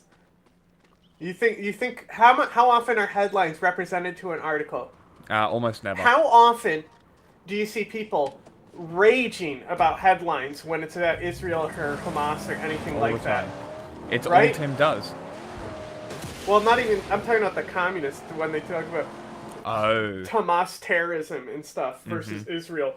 Even though, like, if you we did this where I put on PBS and they were more favorable to fucking Palestine than they were Ukraine in the one episode where I put on as the example. Like, it's just retarded to think that the media is actually endorsing what's happening in Gaza. Like, you literally have to not watch media to think that. Which is funny because a lot of people, especially in the conservative side of things, just assume what the other side thinks and what the media reports. They don't even have any clue. Well, I mean, we watched that Sam Cedar thing that was showing that Tim literally doesn't read articles. Exactly. So more evidence. What Tim is mad about is editors writing headlines that are designed to get clicks. Yeah. Tim, it's a fucking business! Something I have to do here. You have to sell newspapers! Like Speed says, if you want to keep racing, you gotta win.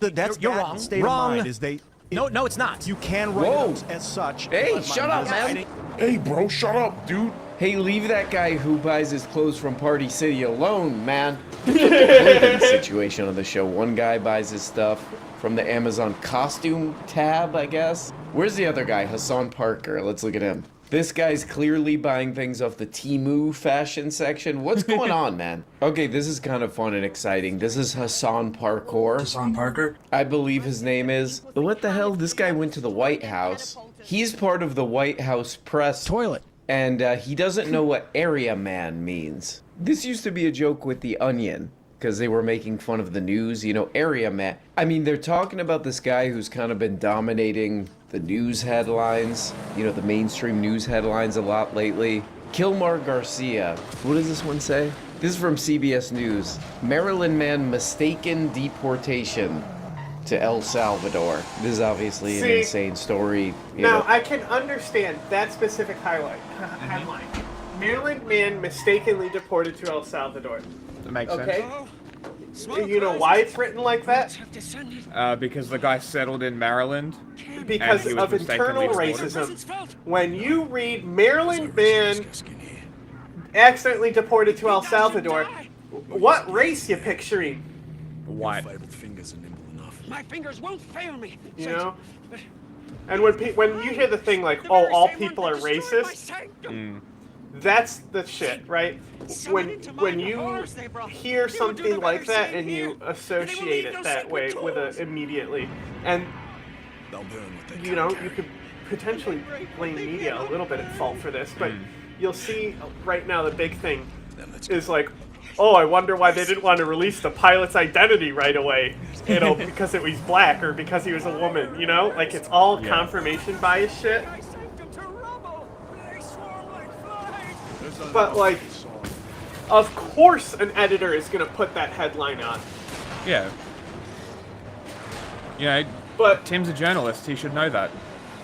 The question is, who out here was going around thinking that this was just a regular Maryland guy being deported? I mean, that's called foreshadowing. Oh, they for no reason. You know, they shipped this guy, this is putting it lightly, to some kind of horror prison in El Salvador, again, for no reason. And this guy, Timpu, a.k.a. Hassan Parker, he loves this for some reason, I guess because he's an idiot, probably. Oh, by the way, did you put the remastered Pussy Telephone on there? I haven't, no. And he came up with, I guess he came up with a term called the Maryland Man hoax, because some news headlines say Maryland man deported. This is like kind of fascinating in how stupid it is. Many of the news organizations that are represented in this room have marked in lockstep on false narratives, such as the Very Fine People hoax, the Covington smear, and now what's being called the Maryland What is the Man Covington hoax, smear, by where the way? The what? Do you not remember this? And now what's being called the... If you tell me, I'll remember it instantly. So do you remember in DC there was a group of Catholic school kids and the Native American the guy. drum. Yeah, the drum guy. Okay. It was them basically just standing there while he went to them. Yes, it was yes, kind of yes. strange. The right-wing interpretation is wrong. The left-wing interpretation is wrong. Everybody's wrong. And he was like de-escalating the situation, the guy with the drum, right? No. He went in there looking for issues, from what it looked like. No, I thought No, because it was actually what the issue was there was the black Hebrew Israelites. Yep, you're 100% right? correct. So he was standing between the kids and those people. Possibly. He was actually de-escalating, I believe is what the actual story is. Okay. Because he went on a media tour calling them racist and that they were doing it because he was Native American. So it kind of makes me question. I'm pretty sure he went on a media tour saying he was de-escalating the situation. We'll have to look at it again because I haven't looked at it. Okay, this is kind of fascinating. Oh, wow. But there's this thing I recently learned about called, what did this moron say? What did this say? Oh, it's, I don't know if all like conservative-y media has been repeating this, but there's something they're calling the Maryland Man hoax. And the Maryland Man hoax is that this guy who was born in El Salvador and came to the United States when he was 15, and now he's like, what, like 30 or something? Who they, you know, illegally deported to El Salvador. The Maryland Man hoax is that in some headlines they put Maryland Man. Something happened with Maryland Man because he was living there. Okay, this is a fascinating brain of Hassan Parkour here. Because I guess what he's saying is if there's a news headline that uses the kind of, you know, news grammar or whatever of blank man or blank woman, like area man or woman, it should be where you were born, not where you live currently. No matter how long you've lived there. You could live somewhere for 10 years, you're still the person of where you, what location you were born at.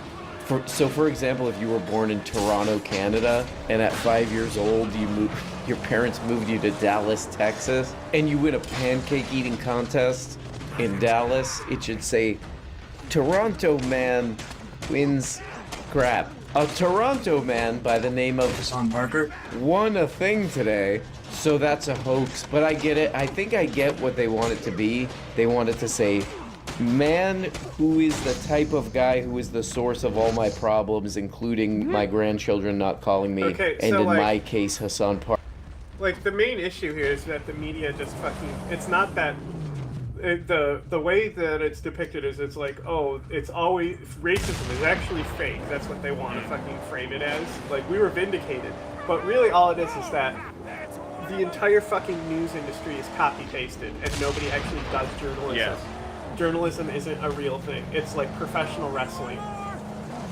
There are great wrestlers out there, but, you know, basically once you're past your 20s, well, now that UFC exists, you have that. You're going to have to learn striking, or that's it. Your wrestling career is over. You know, there are some people who did wrestle in amateur. I fucking hate that we call it amateur wrestling. You know? It should be professional wrestling and staged wrestling.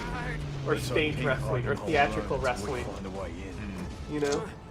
Or American Lucha. American Lucha is a good idea. So... that's like Kurt Angle, you know? He won a gold medal with a broken neck in the Olympics. It's pretty hardcore. Yeah. If you actually look at the footage, it's not... the way he won is not that big of a deal. Okay. Because basically all he... it's like in wrestling, like there's like, it starts in different positions. And so the position he was in wasn't him being like twisted up by the neck. Yeah, okay. He just kind of had to like hold them down or something. And it was like all he had to do was hold until the clock ran out, and he would win gold there. But he still had a broken neck, which is crazy. Yeah. It was pretty nuts.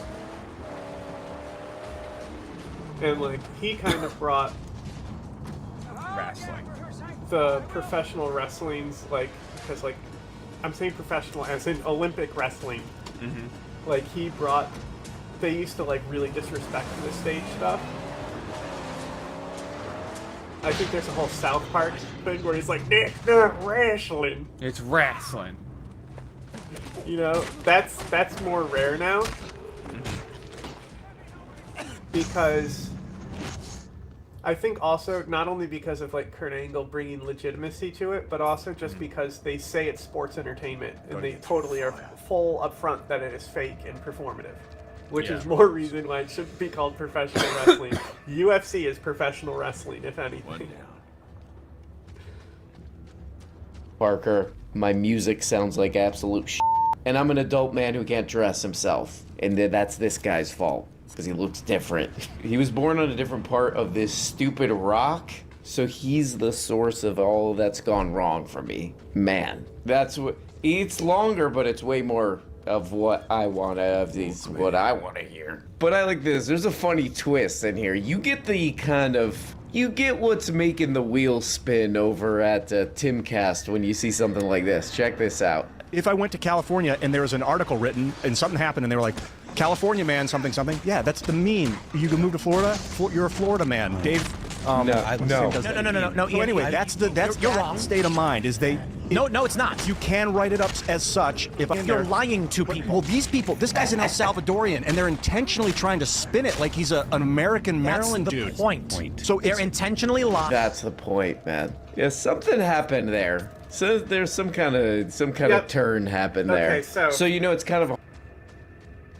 Early interviews, he did portray the students as racist, but it was what he was saying is that there was an escalation between him and 4 black street preachers. We don't have to expect that this guy understood that it was the black Israelites. Yeah, and what they were, like that it was actually a hate group.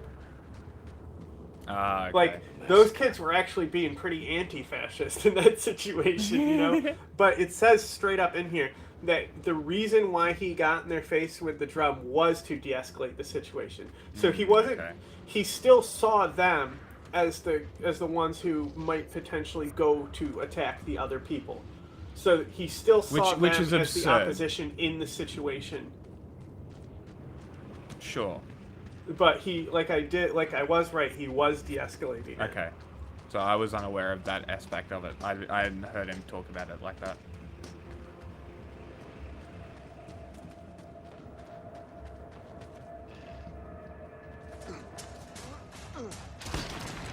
Lol.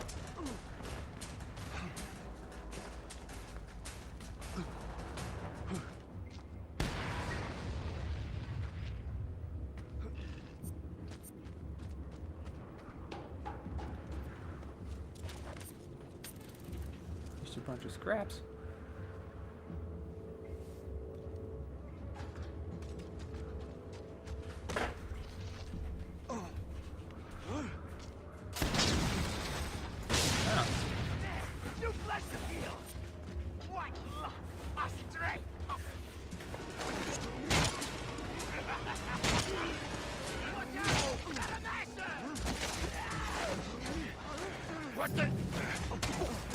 Sure, that was weird.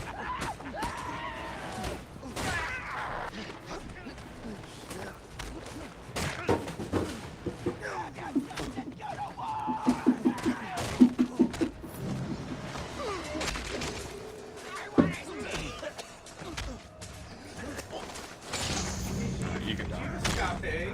Where are you in there?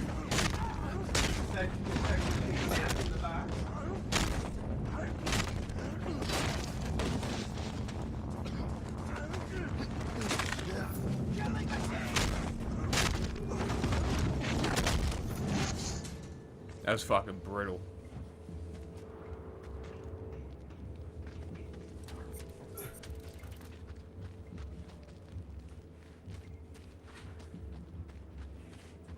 I have a bathtub. Scrub a dub dub.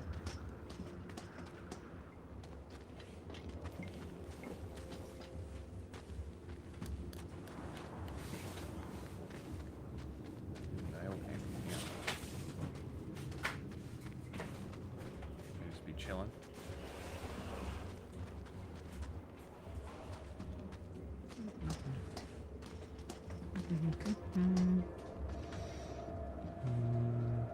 Hassan said that Zelensky is pro-Israel.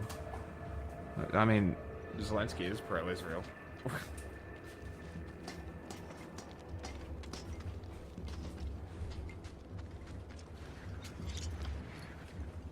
Glug, glug, glug, glug.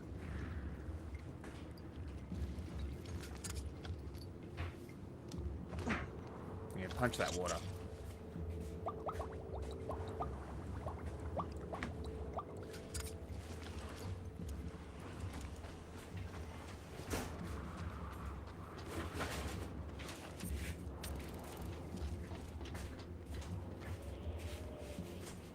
Good for you.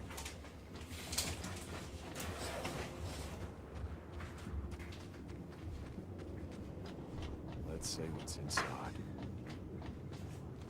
Wheels! Wheels! Wheels! Lay down your arms.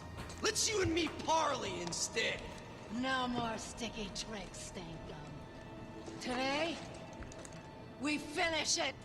Called my bluff, Wheels! It finishes today. The total erratification of all! You, everything here! Master order this? Scrotus word? Or you playing solo? Oh, it's sanctioned. Tell me about it. On high.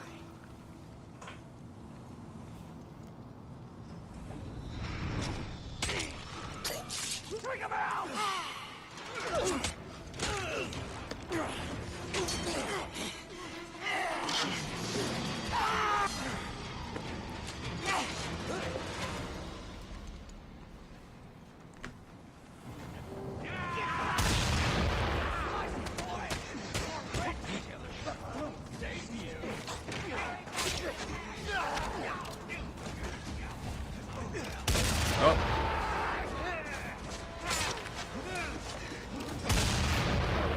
That's what I was trying to do.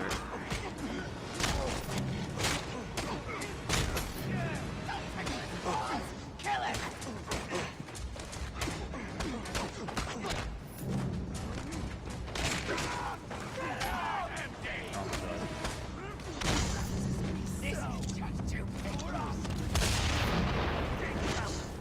Fuck off. Or I drain it!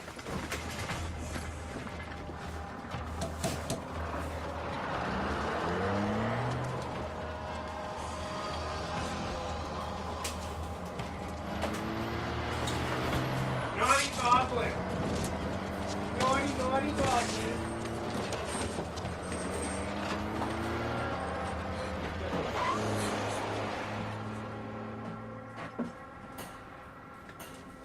You tell me, son. Tell you what? Tell me why I shouldn't land a slug right between your eyes. I just fucking saved you, bitch. Let me get this straight. You come here, stranger to my domain, and risk your life to help us. Yes. Desperate and capable. I think we can do business.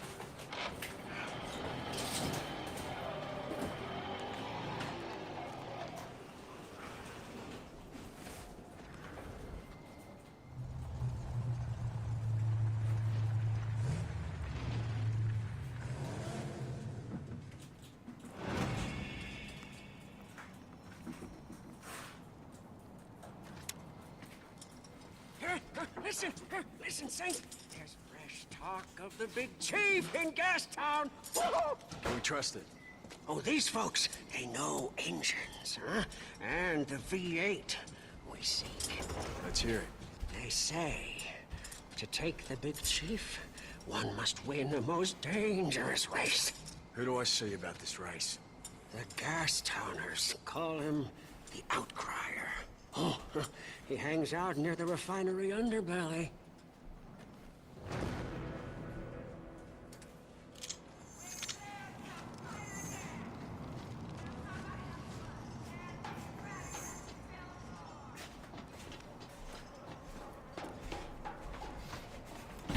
Anyway, there's literally nothing that's showing that the students aren't racist.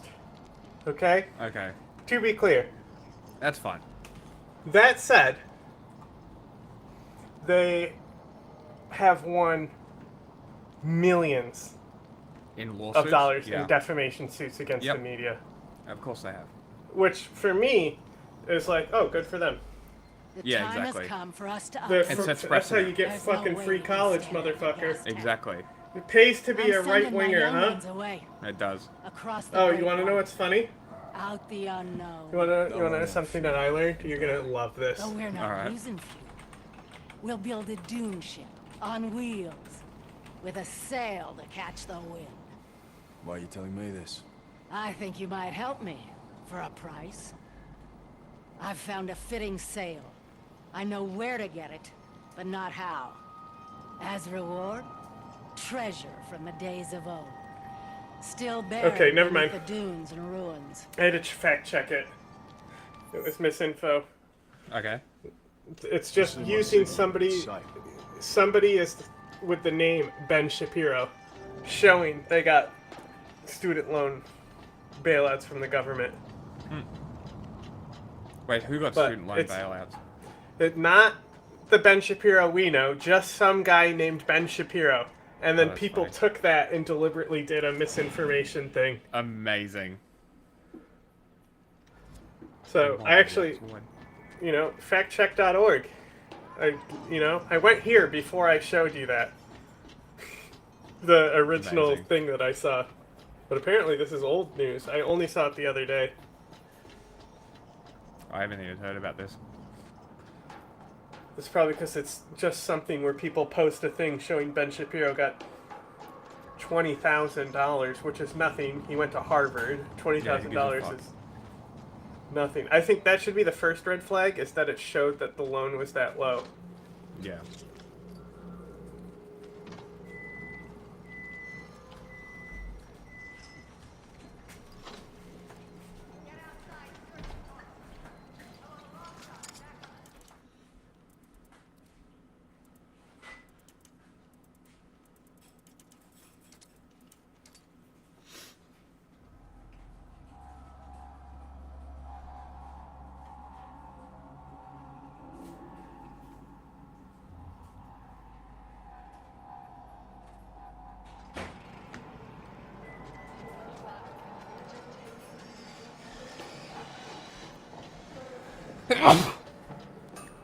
So I heard some... We got all the powder we need. Enough to drink. You really want to put black in the hands of anyone? Anyone who ain't Scrotus. I need you to open a passage into the Dead Barrens for me to send caravans over. You get me one of the big fuel trucks out there and we'll pack it with explosives. It should make a big hole in that wall. Cool. You'll be able to feed your shooter in the Dead Barrens, too.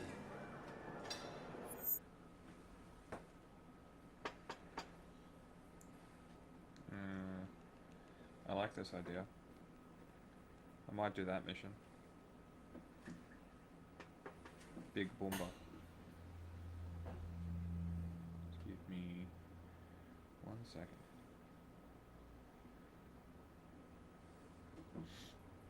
I am gonna go get stoned. And then kill some more cunts. I'll do that. Canadian election? You got those videos? Mm-hmm. Did you find anything else about those kids?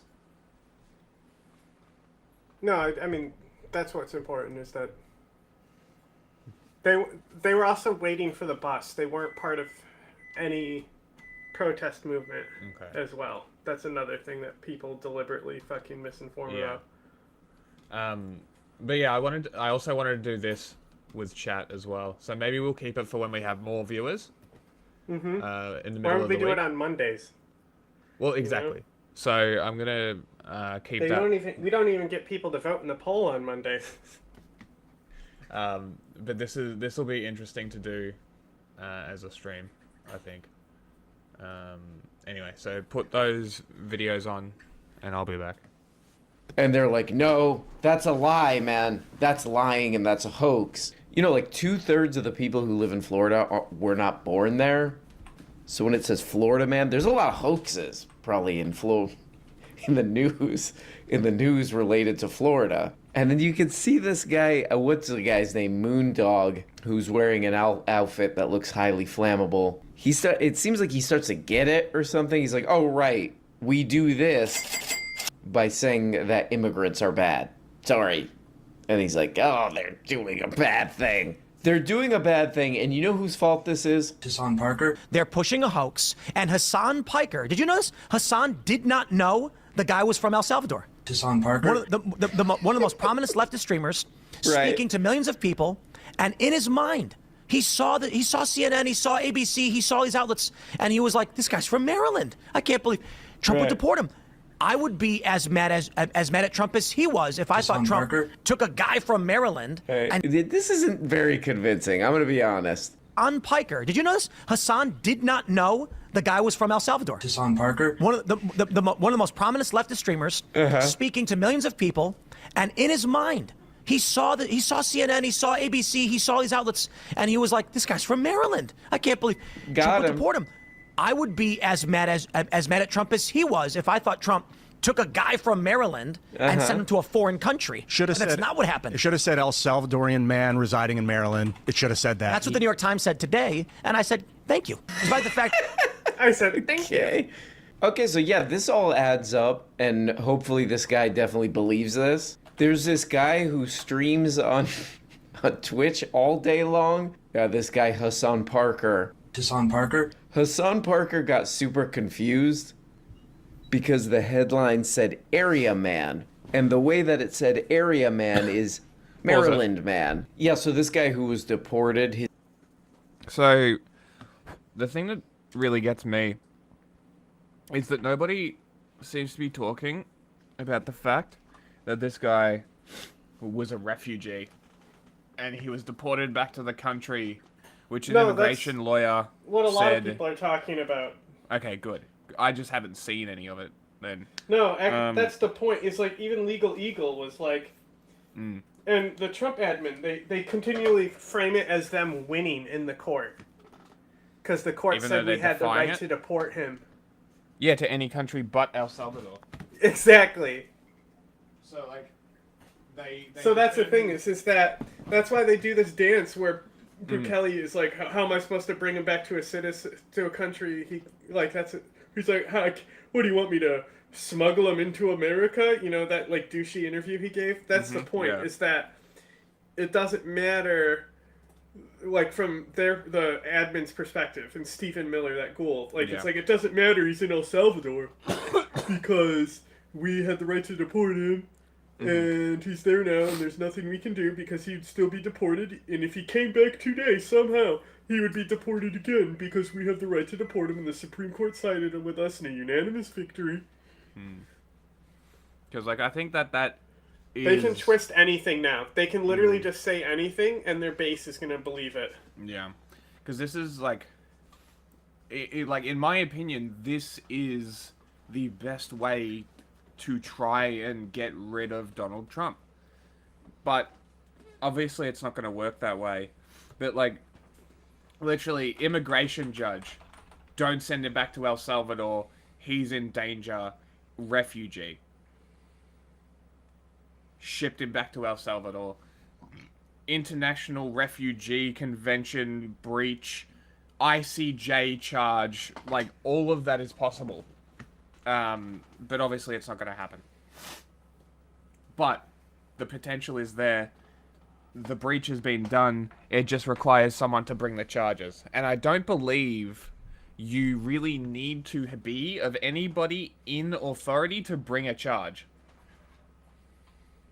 And they don't have to show up to hear this, to hear the case, right?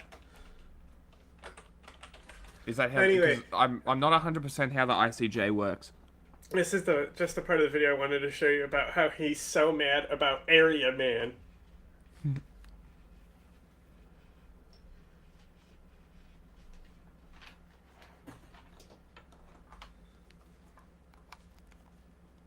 We got a lot of stuff that's going on right now that, you know, it's kind of timely with Luigi Mangione, you know, the protest for that, and, you know, Tesla, Elon, and, you know, United. There's a bunch of stuff that's going on. But let's start off with something very important that you and I were talking about. I think it's probably the most important issue that most people are not aware of.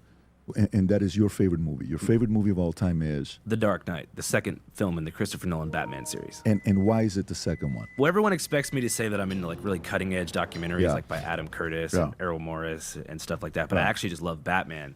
And I loved it so much when it first came out in 2012. I saw it 5 times in a row in Ocean City, New Jersey, every matinee up for a week straight, just trying to really digest all of the different subplots and narratives. Which character though? Like, I mean, there's the Joker, there's Commissioner Gordon, there's Christian Bale's Batman character was amazing. There's just so much. Batman Begins was a great, segue to The Dark Knight. Dark Knight Rises didn't really do it for me. A little bit too political.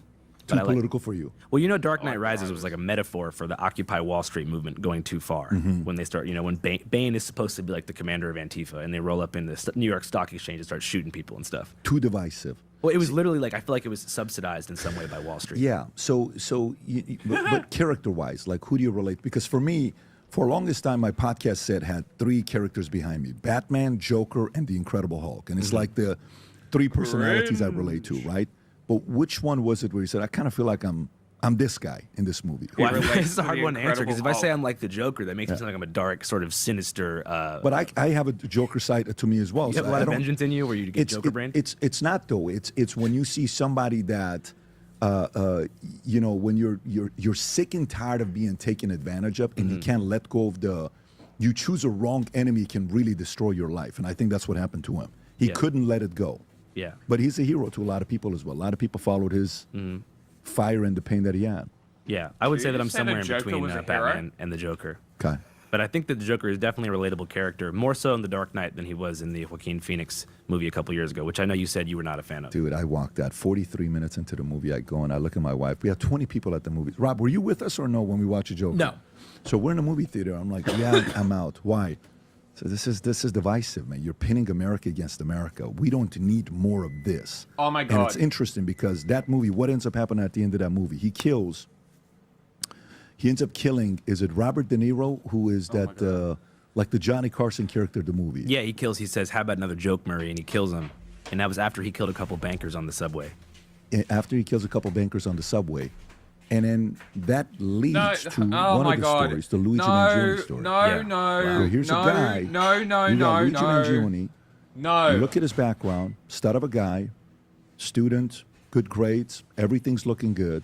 Minus the last 90 minutes, he disappears. 90 days, he disappears, where you can't. You get what you really fucking deserve. And he put a bullet in his head. I was one of them. He followed some 74 after a people monologue type of about how society was putting him down and being isolated and all of this shit. He was like open-minded, is what he seemed like. And then all of a sudden, the rage gets there to want to take out the United Healthcare CEO. How much, when you hear that story, you went to the rally? Joker is such a good movie, what and did that's you hear people such a saying? disingenuous Like, what were you noticing that caused people to go rally representation for this guy? of it. I mean, if the manifesto was legitimate, the one that was leaked, that was published by an independent reporter named Ken Klippenstein. I mean, that's it's fine for a movie it seemed that's like Luigi made today, Mangione had a lot of grievances against the health insurance claim. As far as movie goes, it's pretty overrated. Sure, but like I'm more talking in like modern movies. I think The Dark Knight is overrated too. That's an interesting take. But in the same way that The Matrix is. Okay. It's not that I don't like overrated movies. But I can acknowledge when something's overrated and when something's underrated. You know what's a great example of a movie that tried so hard to be overrated, but it's just fairly rated by everyone? Avatar. Right. You know what I mean? Like, sure, I'll watch it. You know what I mean? Yeah. But it's fine. Yeah. It's fine. It definitely wasn't It was amazing at the time. But you're looking at it 10 years in the future, 15 years in the future. Trust me, at the time, okay, I can tell you full on, because that year, 2008, 2009, Ooh. That year Hurt Locker had one exactly right. It had one of the best lineups for Best Picture, bro. Mm-hmm. It was one of the few years where I'd literally seen every movie except one, and I still haven't seen it because it doesn't really appeal to me. I don't care. And that's Up in the Air with George Clooney. Inglourious Bastards, District 9, Avatar, oh my God. Hurt Locker, Up in the Air, and Jesus I think there was Christ. another one. Right? What a list. Right? Holy shit. So, it was the only time I watched an award show and audibly went, yes! when Hurt Locker won. Because I was like, fuck Avatar. That movie better not win. Hurt Locker better fucking win this. Mm-hmm. It's such a good movie as well. Jeremy it's so Renner funny. does so well. What's funny about Hurt Locker is how much veterans hate it as a military movie, and I'm fucking always clowning on them because they're like, Hurt Locker, much like Speed Racer, you know, one is not a war movie, one is not a racing movie. You are making the mistake by comparing it to like Full Metal Jacket and Platoon and all this shit. Yeah. It is not that. The whole point is that he's in a profession where you sign up and you kill people, and he's obsessed to a degree that it puts the other people in danger with saving lives. Obsessed with killing people. No. He's obsessed with saving lives. Oh. To the point that it puts everyone around him in danger. Yes. Okay.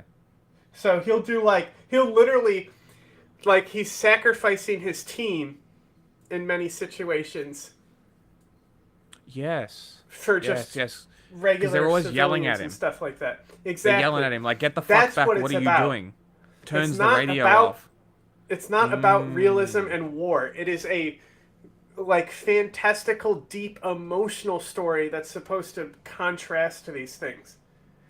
Like, you think a bomb tech is gonna find an additional wire and then pull up on it and pull 7 bombs out of the ground, just yanking on wires like that? True. No, there's no fucking way.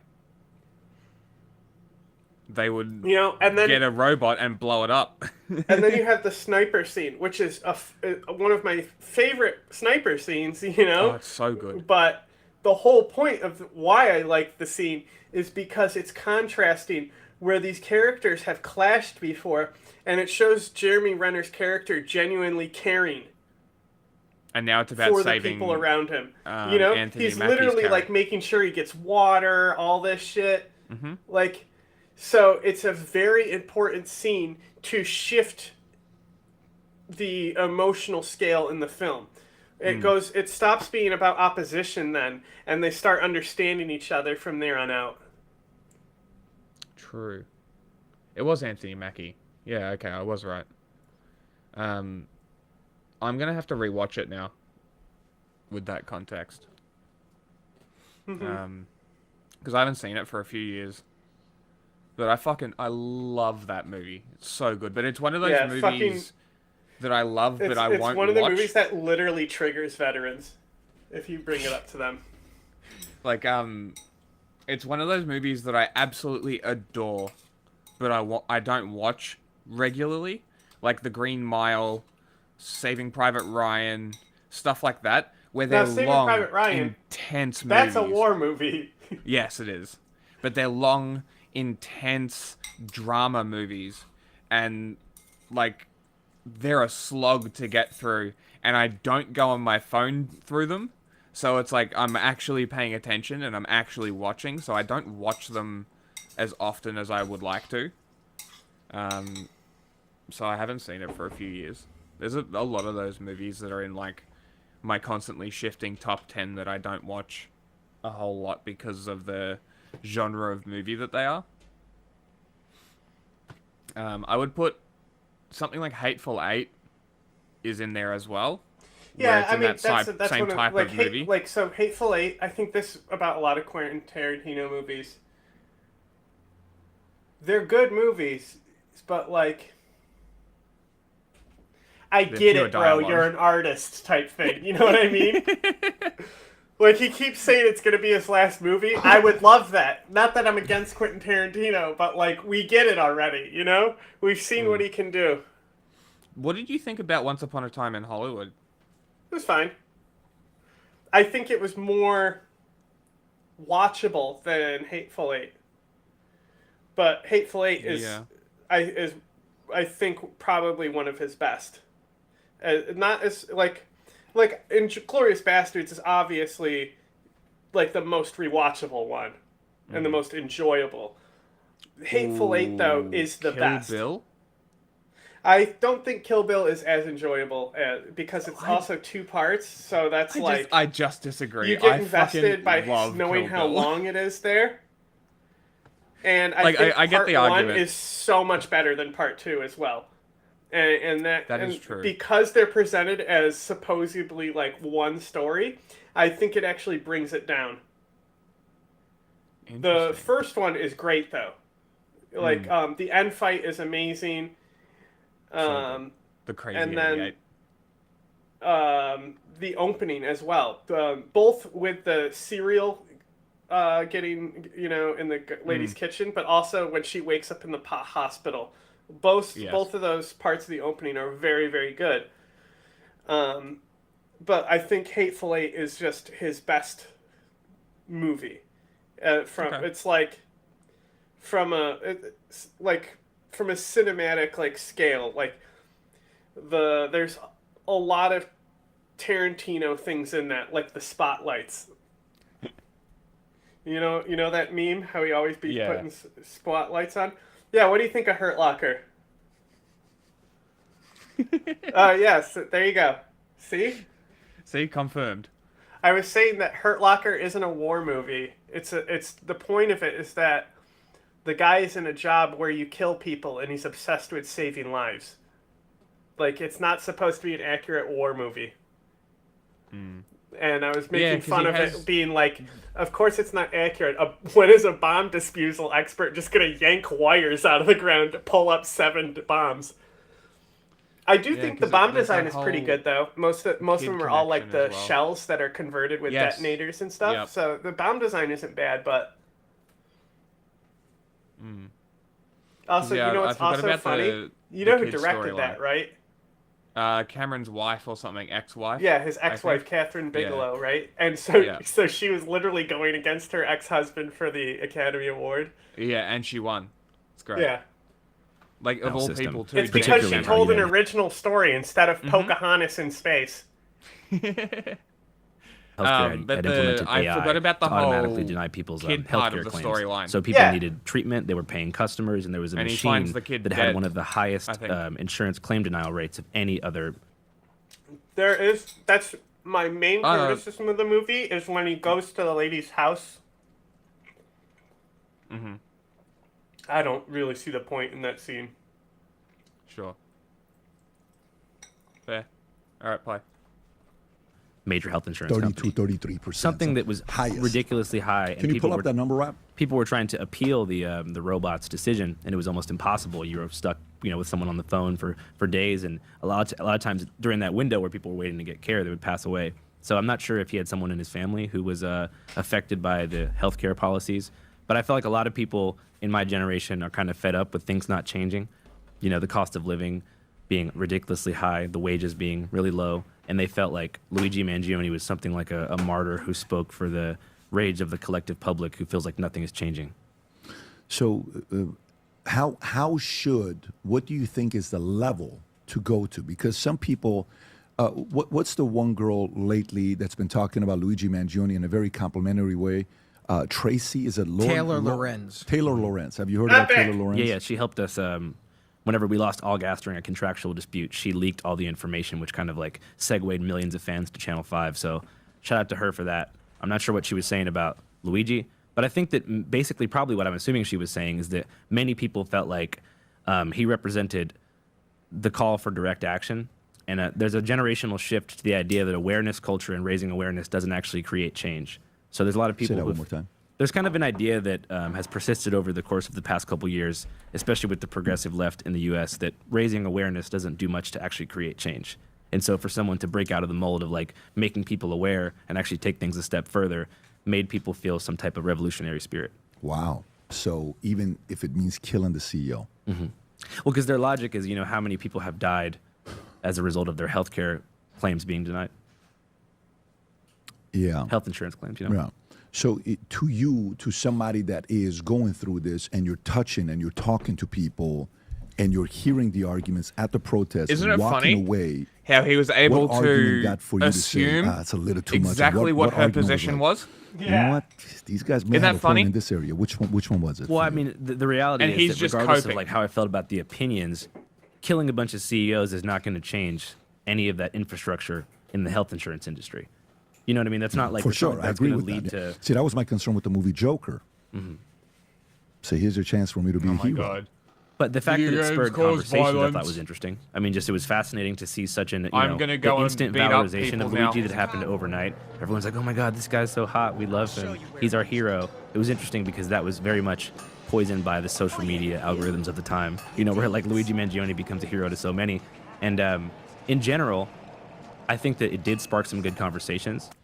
But I think you can acknowledge that while still saying it's not good to shoot people in the back of the head in the street. Rob, what's that clip, by the way, you just had? Because I think that's the one where she breaks down her argument, right? Can you play this clip? I think she does a good job explaining why she's for Luigi Mangione. And I don't think she's alone. I think there's a lot of people that are probably on her side as well. Go ahead, Rob. To see these millionaire media pundits on TV clutching their pearls about someone standing a murderer when this is the United States of America, as if we don't lionize criminals, as if we don't have, we don't She makes such a good point. murderers of all sorts, and we give them Netflix shows. There's a huge disconnect between the narratives and angles that sort of mainstream media pushes and what the American public feels. And you see that in moments like this. And I can tell you, I saw the biggest audience growth that I've ever seen. Stay put. Because people were like, oh, some journalist is actually speaking to the anger that we feel. The women who got her outside court in New York. So you're gonna see women especially that feel like, oh my God, right? Like here's this man who's revolutionary, who's famous, who's handsome, who's young, who's smart. He's a person that seems this morally good man, which is hard to find. Yeah, I just realized women will literally date an assassin before they swipe right on me. That's where we are. I'm sure you cringe. By the way, he's doing a pretty good job. I've been seeing his stuff the last 2 weeks, and I think he's actually doing a pretty good. I don't know who he is, but Yeah, I think she broke it down quite well in terms of like the romantic appeal as well. I mean, you hear the stories. Who are some of the people that ladies would be lined up in prison just to kind of see him? Was Charles Manson? Who else was it? I mean, people would be lined up Ted outside. Bundy.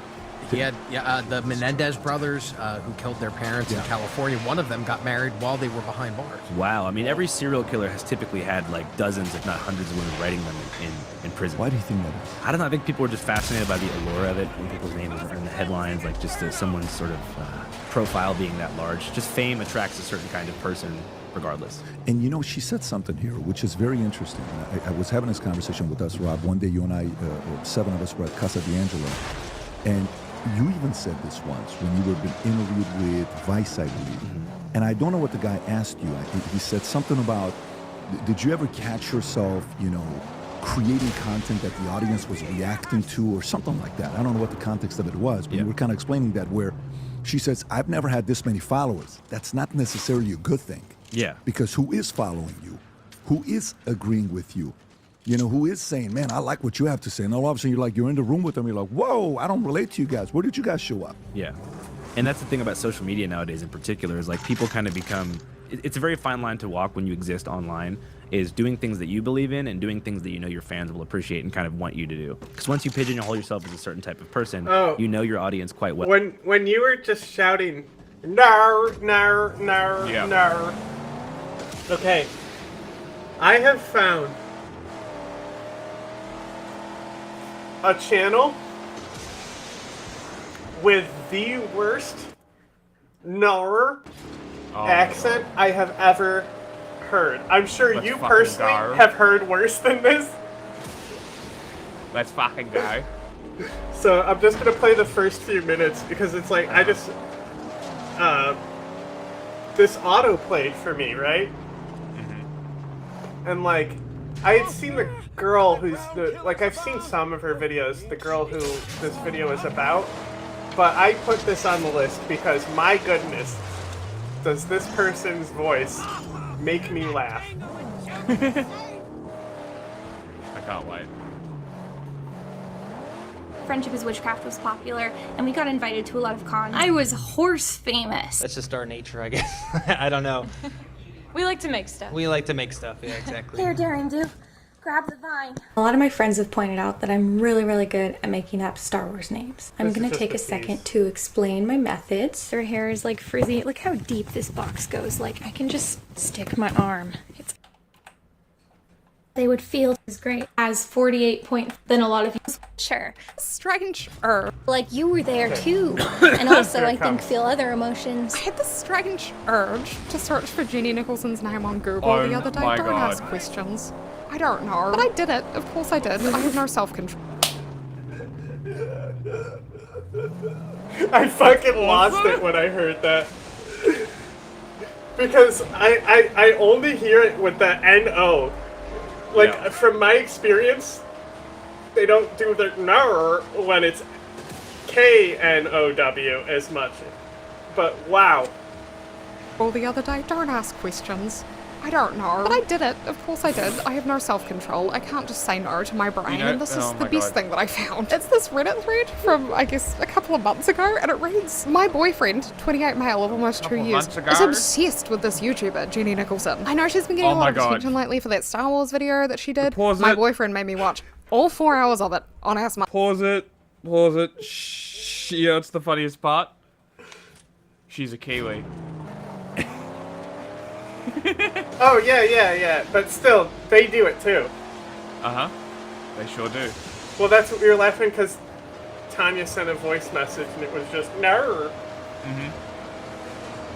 Smart TV. But he's been obsessed with her ever since I met him. He replays her videos over and over again. I am always hearing her, in my opinion, kind of annoying voice playing in our apartment. We had a fight recently because my boyfriend is always broke. He's a grad student, but I found out he's been paying for her Patreon for years. He says he's something called a sixer, which just means that he literally spends $10 a month on Jenny when he says he's too broke to go out to a nice restaurant every once in a while. Yeah, if he saved that $10 a month, he'd be able to take you out at least once every 3 years. And also, like, as a woman, it's a little threatening to me that he's constantly watching this other woman dress up in her weird outfits and talk about all this childlike stuff. I mean, is this what he wants me to act like? A woman child that pays $6,000 for a fake cruise for children? I don't know. Do you think there's something worth getting upset about here, or am I just overreacting? And listen, I don't want to comment on this person's relationship, but I kind of get where her boyfriend's coming from, and so do Jenny's million subscribers. And you may not understand what I'm talking about. You may not see the appeal just from looking at Jenny's thumbnails alone, for example, but trust me, if you click on one of those thumbnails into Jenny's video,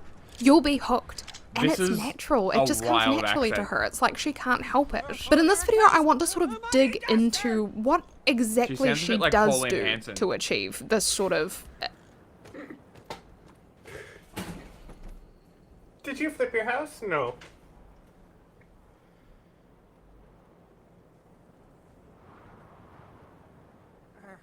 Are you away on one of your Servant? I recently blew up on YouTube. Oh, no, stop the applause. Oh, roses for me. Stop it, you shouldn't have. Oh, no, don't. You don't have to look at the subscriber count down there. Whoa, did you hear that? She said, no, N-O there. Listen, if they say it multiple times, they can pronounce it right. If you just say it fast in rapid succession, I guess you say N-O. Roses for me. Stop it, you shouldn't have. Oh, no, don't. You don't have to look at the subscriber count down there. That's not important. I mean, I'm joking. Of course I'm joking. You probably had no idea about even my channel's existence because I don't have millions of subscribers, do I? No, I've got 11,000. But I have gained almost half of those subscribers in the past week, which is crazy, and you may not consider that blowing up, I understand, but girl, I feel blowing. It's enough for me. And because... Girl, I feel blowing. Right, on to that ginger to an even worse one. Gentlemen, today is the day. It is time for the 2025 Canadian election. We have Pierre Poilievre against Mark Carney with... Pause it. I need to show you this. So this, a little bit of context. Vote in the poll. Click on the thing that's linked at the top of the chat and vote in that poll. This show is an Australian classic. Literally filmed down the road from where I grew up. And you're going to lose it at the accents. Go back to Brett. Kel, Kim is a homosexual. Is that all? I thought it was something serious. Don't worry about it. So she's the gay divorcee. Don't make a joke of it, Kel. Oh, come on, we've all been there, done that. What? Well, I certainly haven't, and you haven't. Kathleen. Right, so it's all this, but when she's talking, there's a very goofy.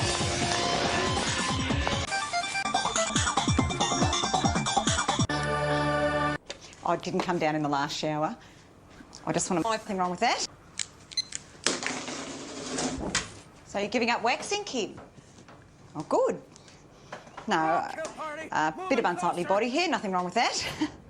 Your people don't worry about those sort of things, do they? What are you talking about, my people? Come on, Kim. I didn't come down in the last shower. I just want to make a speech here.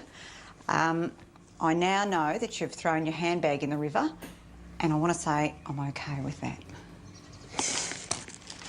No, Kim, I know you're a friend of Gertrude's. What are you talking about, Mum? I've done the research, Kim. You do the math. It's like there's at the end of the shows. I think the other girl's voice is not anything like this.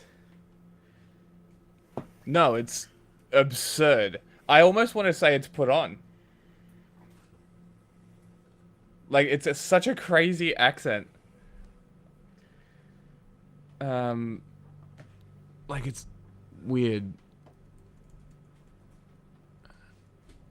Carney, the liberal, as the favorite going into election day as voting is open. Cry? I do want to say, guys, make sure you like the video down below. So, I'm not sure if I told you this, but I'm convinced that this dude actually believes that if the Conservatives win in Canada, then it's more likely Canada becomes a 51st state. And that's why he's so invested in the Canadian election and has been so upset that the Liberals have been surging because Trump has been saying this shit. Like, you want the Conservatives to win. Your guy is why they're losing. Yeah, exactly. Canada is, like, you know, we're still in the streak where it's going to be the challenge is against the incumbents. Mm-hmm. And look what happened because of Donald Trump. Yeah. Right? So he is a greater factor on elections. Look at Germany. What happened there, right? Yeah, well, the far right got rejected, didn't they? Yeah, they were supposed to do much better, though. Remember, we were watching that election closely to see if it would break the incumbency streak. Mm-hmm. And I'm not sure if it did. I think the incumbency still lost. They still underperformed, like how Modi did. Yeah. But I really think this dude believes that he's so invested in the Canadian Conservatives because he thinks that we're going to get the 51st state. And he's done so many maps that show, like, Canada is the 51st state. He's like, here's potential future states. Here's the state of Jefferson. Stuff like that. And I'm like, bro, you gotta stop. You are so deep. At least it's a unique unreality he's in.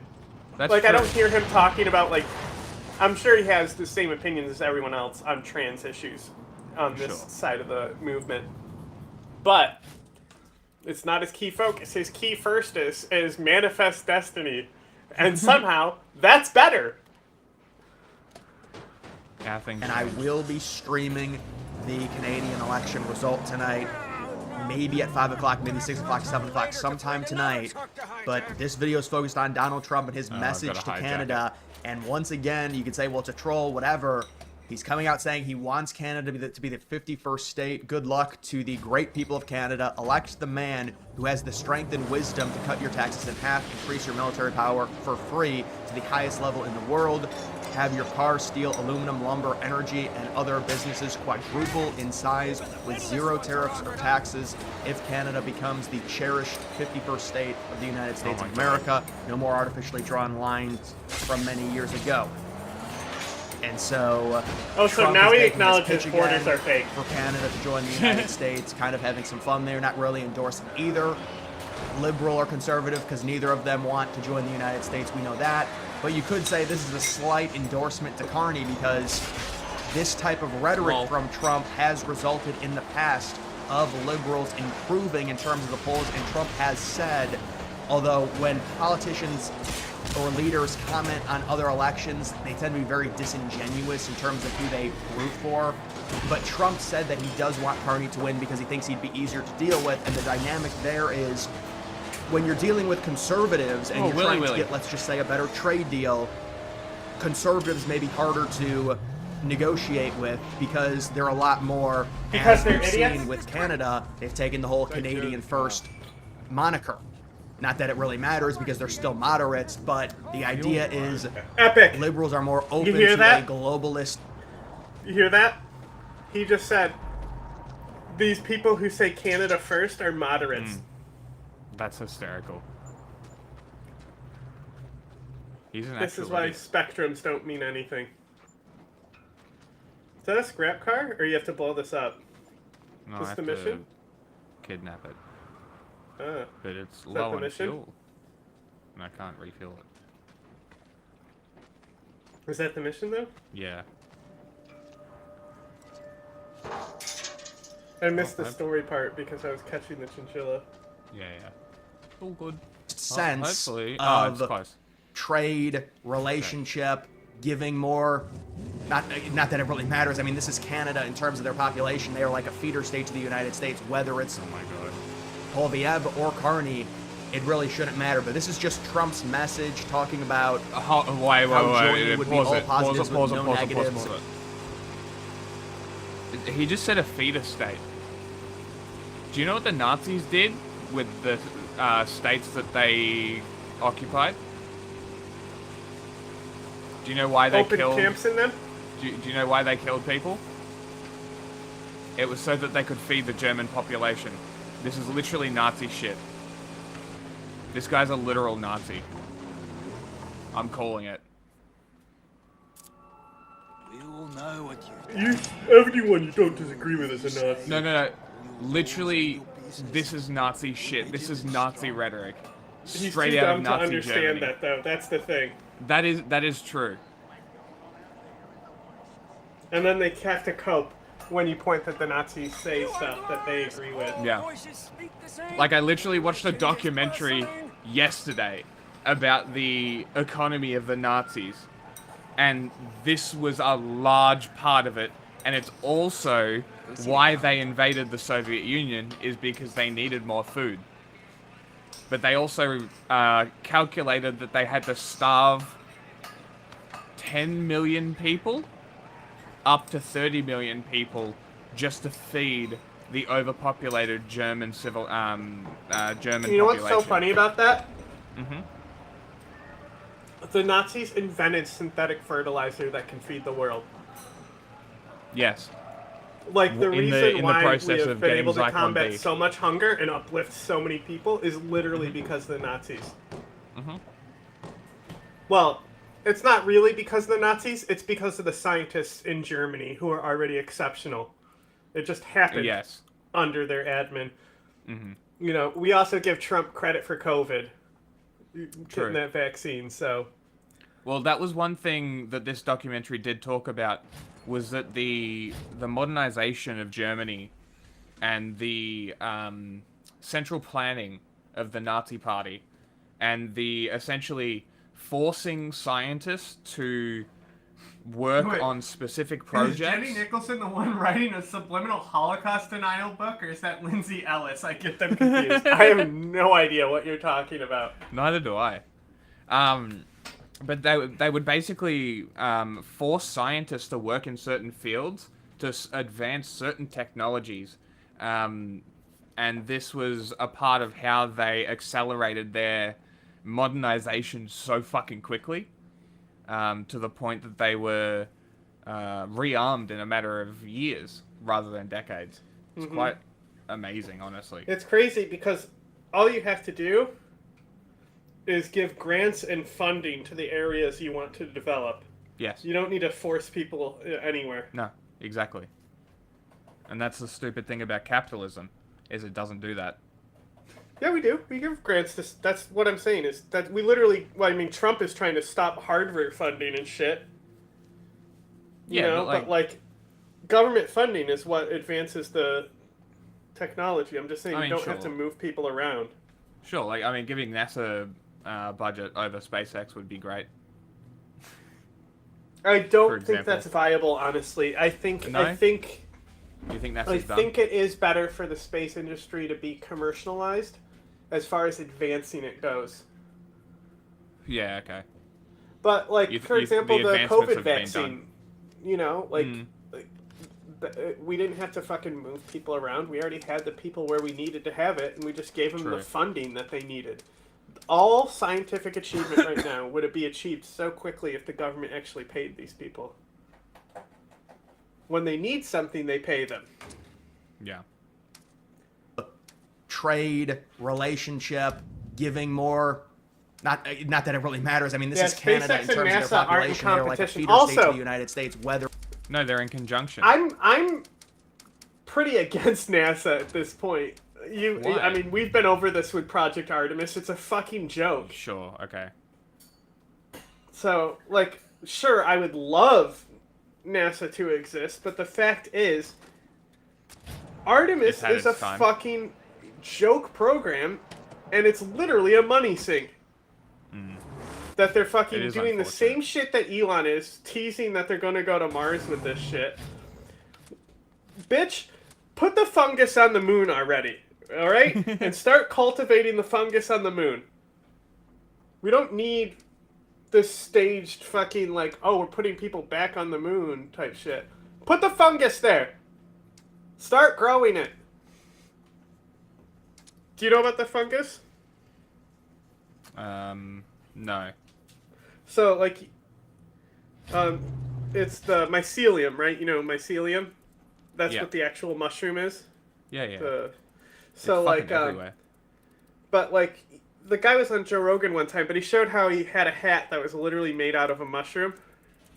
You remember that guy? Have you seen how you can literally use mushrooms to make clothing and stuff and textile? Yes. I know that they use them to build, like, mycelium building blocks.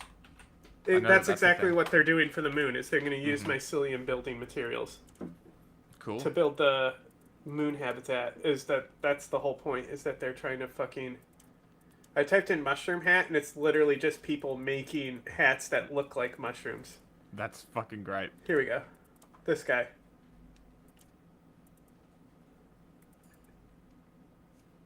Is this muted? What the fuck? There's no audio. Weird. But yeah, see, there's a bunch of shit that you can do with it, and because of the nature of mushrooms, the cultivation of them, like, it's a lot harder to fucking send plants and shit to start growing and cultivating plants. Yeah. Like, mushrooms are, like, hard to get rid of.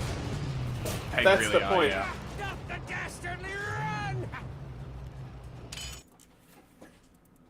Why can't I fast travel? Might be because you're in the middle of a mission.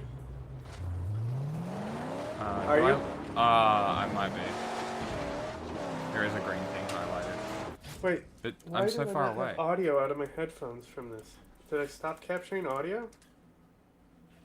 What the fuck is happening? Things there's no doubt about it. What I ponder is, let's just say Carney wins. I think he probably will with minority seats. I want to get an update on this right now, though. So we'll just take a look at the recent update. This was last night. It was at 78-22. Now it's 79-21. So it really hasn't changed.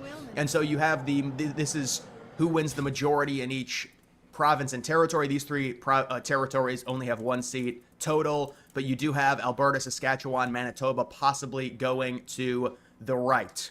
When it comes to these colors, the blue is but conservative I thought they were in moderates. Canada, the red is liberal. That's why obviously on Quebec, Ontario, who have tons of seats, going to go liberal. Majority there's no doubt about it. Along with those other eastern provinces, Manitoba right now looking like most seats will go conservative. Saskatchewan, pretty much a lot of them going conservative. Same thing with Alberta. We know Alberta is the most conservative province in Canada. But if this ends up happening, you can see how they project it to play out. This is a minority rule by the Liberals with 169, but you do have the new Democratic Party. You could be looking at a coalition between them and the Liberals to get majority rule. As we've seen the recent polls indicate from 4 or 5 months ago, a lot of the people within the new Democratic Party are voting for Carney and the Liberal Party to keep the Conservatives out of power in Canada. That's just the dynamic. And you can say, well, within the last 4 or 5 months, it's because Trump and his rhetoric, he's caused. So, like, if you actually, this is actually a really good graph, and of course he's using Polymarket. But this is a really good graph because it shows how close the projection is to them gaining the majority. We're covering it, so hang on. You see, there's like the smallest little green gap here. So it's literally just suspected to be under a few votes of the majority, meaning they have to coalition with the NDP for a solid majority. Okay.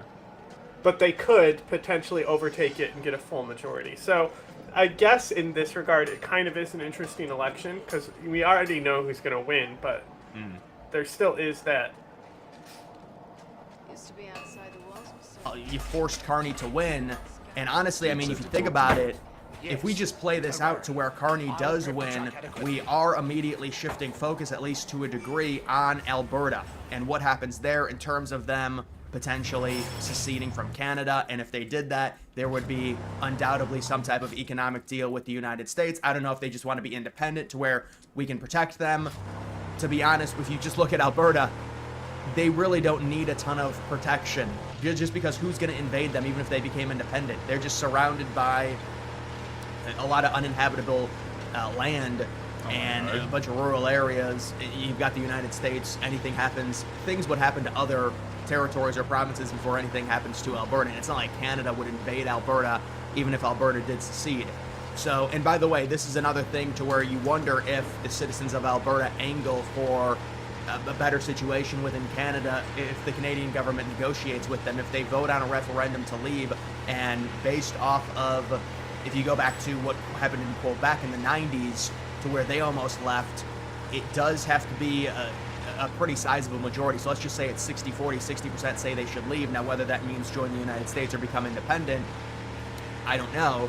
But let's just say that happens. Canada could, their government could negotiate with Alberta to give them a better deal in terms of the ability to extract resources within their own province, in terms of not giving all the money that they're giving to Eastern Canada. And so there could be things like that, removing the carbon tax and so forth. We know how important natural gas and oil is in Alberta. So Alberta becomes the one to watch. When it comes to Trump with this blanket, oh, we want all of Canada, it's just not feasible because of the way they vote. They're extremely liberal.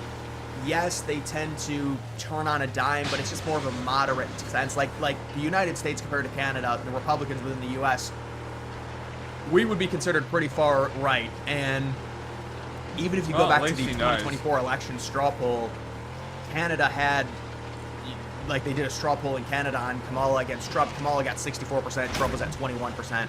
The rest were like third party or not interested. So it's very liberal. So we don't really want Canada. This rhetoric from Trump is just, and I know somebody finally asked him about, like, hey, it's probably not a good idea. They're going to be very liberal. He said, well, I don't know about that. You know, he just kind of sidestepped the question. But maybe Trump shifts his focus to Alberta because of how much of a powerhouse it is in terms of possibly allowing the United States to become energy independent because of the gas and oil that they have access to. And so that's the dynamic of, I know the lawyer that really kicked off this movement, this Alberta secession movement, said he was going to go to D.C. I don't know if that ended up happening. But we could get Trump's rhetoric change if Carney wins from, well, we want all of Canada to maybe we want Alberta and Saskatchewan. This cope. You hear and this so that's cope? something that might happen. But just in terms of this, the stuff that I'm hearing, it does look like Carney will win. How do you think that's going to work? You think that like certain parts of Canada are going to join the U.S.? You think that's workable with both our constitutions? Sizable lead in terms of the polls to where Carney's up by around 4 or 5 points. Trump will make it work out of the deal. Give or take 44 to 39, and then the other party's getting the rest. but you're seeing people from the New Democratic Party shift and vote Liberal and vote for Carney to keep the Conservatives out. That's just the reality of the situation in Canada. And so Trump gives his message, which, again, you could argue is a slight endorsement to Carney, because this type of rhetoric has caused a lot of Canadians to go more liberal. And to be fair to Poilievre, people keep criticizing him. He's in a no-win situation. You're a conservative in Canada. I mean, I wouldn't say no-win, because there is a yearning for new leadership there, to where the Liberals have been so bad and Trudeau was so bad, you could kind of swoop in and win. But the problem is you're a conservative, but you have you're not as conservative as the superpower to the south of you, and the leader keeps talking about annexing your country, and so they say, well, Canada's you're conservative, you're just like him, we don't want to vote with him.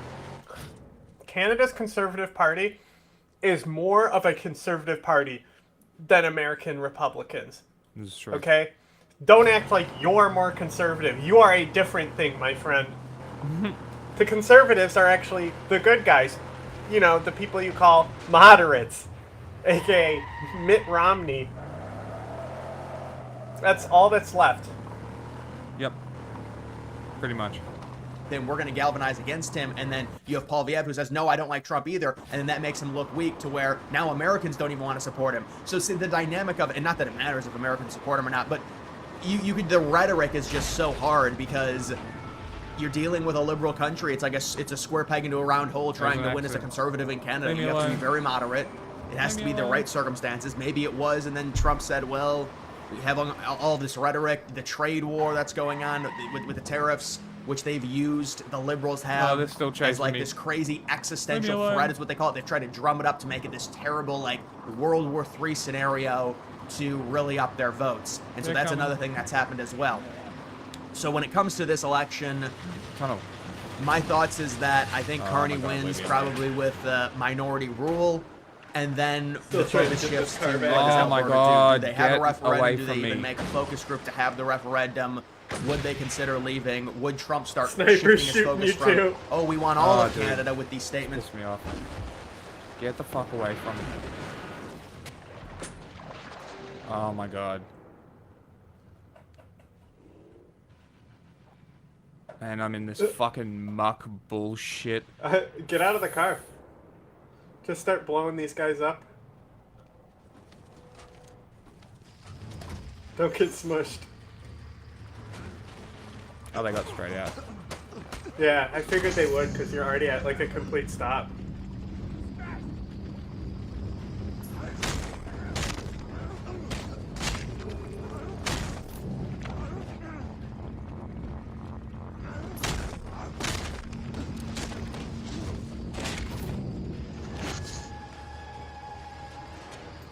Give me the loot.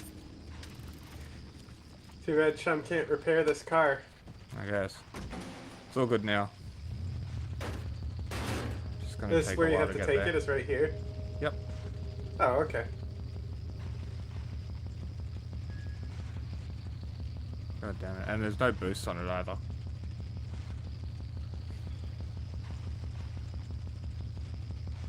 It's probably damaged as well, which has slowed it down or something. No, it's just this muck shit. Oh, I mean, that's on top of it, too. I think it's a compounding problem, is what I'm saying. Maybe. Jesus Christ. This is epic. So tedious. Yeah, that's why I say that it doesn't seem like this is how it's supposed this section is supposed to go. I assume you have... It's too late to turn around and get speed to come in this tunnel, so... Well, I don't think you're meant to have people attacking you while doing it. So... this was blocked off recently. An ambush. Thrilling. It's to where he's joking about the 51st state. He's saying you can remove all the taxes and everything like that, have the #1 military in the world, to just focusing in on Alberta as a state, which would be... And lose your health care. What is it, like 4 electoral votes? 4 or 5 electoral votes? Oh no, it's 8 electoral votes, that's right. Saskatchewan is 4 electoral votes. Alberta, based on their population, would be around 8 electoral votes, and I think it would be conservative. I know people have said, well, no, they'd still be liberal. They're not electoral. It's hard to say. I think it's mainly election-based with Alberta. It's not this crazy, like, Louisiana conservative state, though. But I do think they would American state. tend to be more conservative. Maybe similar to... See, this is what I was talking about. He has Ohio. this fantasy map. You know, they call themselves the Texas of Canada, but... You see? Even California was 2 states there. Greater Idaho. Oh my god. Isn't that funny? Like, there's even LC. What's that supposed to be, huh? Oh, so Washington and Oregon get their red parts broken off because they're coping so hard that they're in a blue-run state. What is this? Like, imagine being that much of a bitch. If it really matters that much, just move to Texas. Oh, wait, you're poor, and the Republicans are keeping you poor. Ohio. You know, they call themselves the Texas of Canada, but obviously they don't have anywhere close to the population of Texas. But either way, that's just the story when it comes to the Canadian election. This is Trump's statement. And guys, that's going to do it for this one. Make sure you follow me on X. Link to that's always in the description. Cringe, he said X.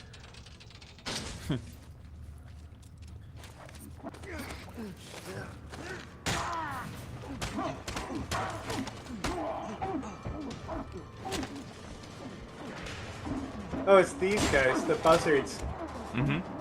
This is, you've seen them before or no? I don't think so. New faction. Yeah, I think they're called the buzzards. Yeah, they are. They just popped up on the screen. I mean, it says 30 enemies, so you must have killed a few. You just killed your 30th one.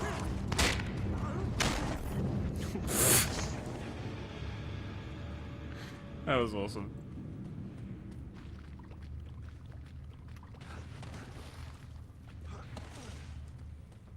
Well, you know that if you say a certain thing to the audience you've built up that they disagree with, that a lot of them are going to walk away. You know, for example, like there's a lot of people, both conservative and progressive, who might have opinions about different things like abortion, homelessness, drug, you know, gay marriage, Israel, Palestine, that they know that if they speak their opinion on it, they might lose a significant percentage of their audience. And so I think that keeps a lot of people going in line with what they see as like the majority consensus narrative, as opposed to finding a middle ground and having conversations. Because at the end of the day, everyone's trying to survive too. Nowadays, more than ever, the brand you wear more than ever and represents more than ever. Anyway, I was telling you about, we didn't watch it, the Ben Shapiro giving context to the Ukraine conflict. We didn't watch that, right? I don't think so. Well, folks, a big question I've been getting since we released the trailer for my interview with President Vladimir Zelensky of Ukraine is, why go to a nation under fire? Why take your crew and take that risk? And the answer is simple, because the truth matters and facts matter. We want you to be smarter and know more things. That's what this show is for. You, our Daily Wire members, deserve the truth. This is the kind of journalism your support makes possible. This is the community that fights for your values. Join us right now at dailywire.com/subscribe. So, last night, Vladimir Putin's Russia blanketed Ukraine with missiles and drones in what was perhaps the largest scale air attack on the country since 2022. One missile apparently now struck an apartment building in Kyiv and killed 9 people and wounded another 63. This, of course, is a war zone. A little bit earlier yesterday, the Trump administration rolled out its proposed outline for a peace deal between Russia and Ukraine. This was being negotiated in London. It's a peace deal under which Ukraine would have been forced to accept Russian annexation of Crimea, that's the very southern portion of Ukraine that is on the Black Sea, as well as control of eastern Ukraine. Russia is currently in control of large swaths of eastern Ukraine and has been since 2014. It would have removed NATO membership from the table for Ukraine. Ukraine obviously is interested in joining NATO because that would mean that an attack on a NATO member would allow for Article 5 invocation, meaning other countries would have to come to Ukraine's defense. Nope, the deal would prevent Ukraine from becoming a NATO member. It would have provided little or nothing in the way of security guarantees for Ukraine. So the proposed Trump deal did not obligate the United States to come to Ukraine's defense or even allow for the EU's defense of Ukraine. Maybe they could have, maybe they couldn't have, but that was unclear. And it also would have full-scale ended sanctions on Russia. So clearly this peace deal gave Russia a bunch of things that Russia was looking for if it had been accepted by Ukraine. Russia has not accepted a peace arrangement along any of these lines. We should be clear about this. Essentially, the proposal that was published was the United Is this the States, war rig from Europe, the movie? and maybe Ukraine kind of negotiating against themselves because there's no one else at the table right now. Now, Zelensky rejected handing over Crimea legally. Is that what you're here to steal? Nah. This is well and truly cooked. What'd you just pick up? Cement or something?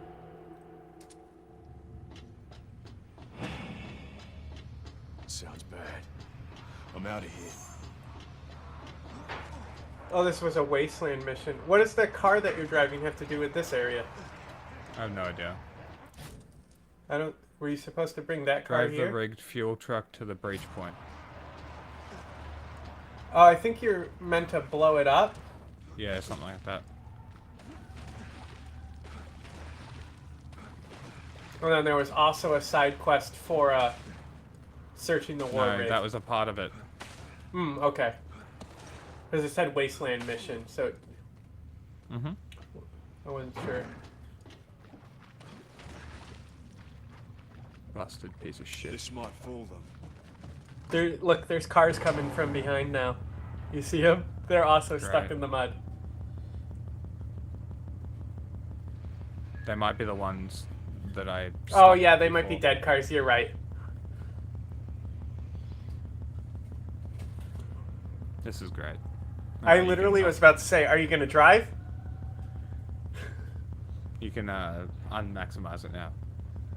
Because that would be making a major legal concession without actually getting anything from Russia in return. If you preemptively say Crimea is now part of Russia, you've now said it, and Zelensky doesn't want to do that. He has accepted the Trump proposal for a 30-day ceasefire without any preconditions. That has been true for weeks. Vladimir Putin has not for 1 second, which is why last night the Russian missiles were falling on Kyiv. They're also falling on Lviv, which is in the western part of the country. It was a bad night in Ukraine.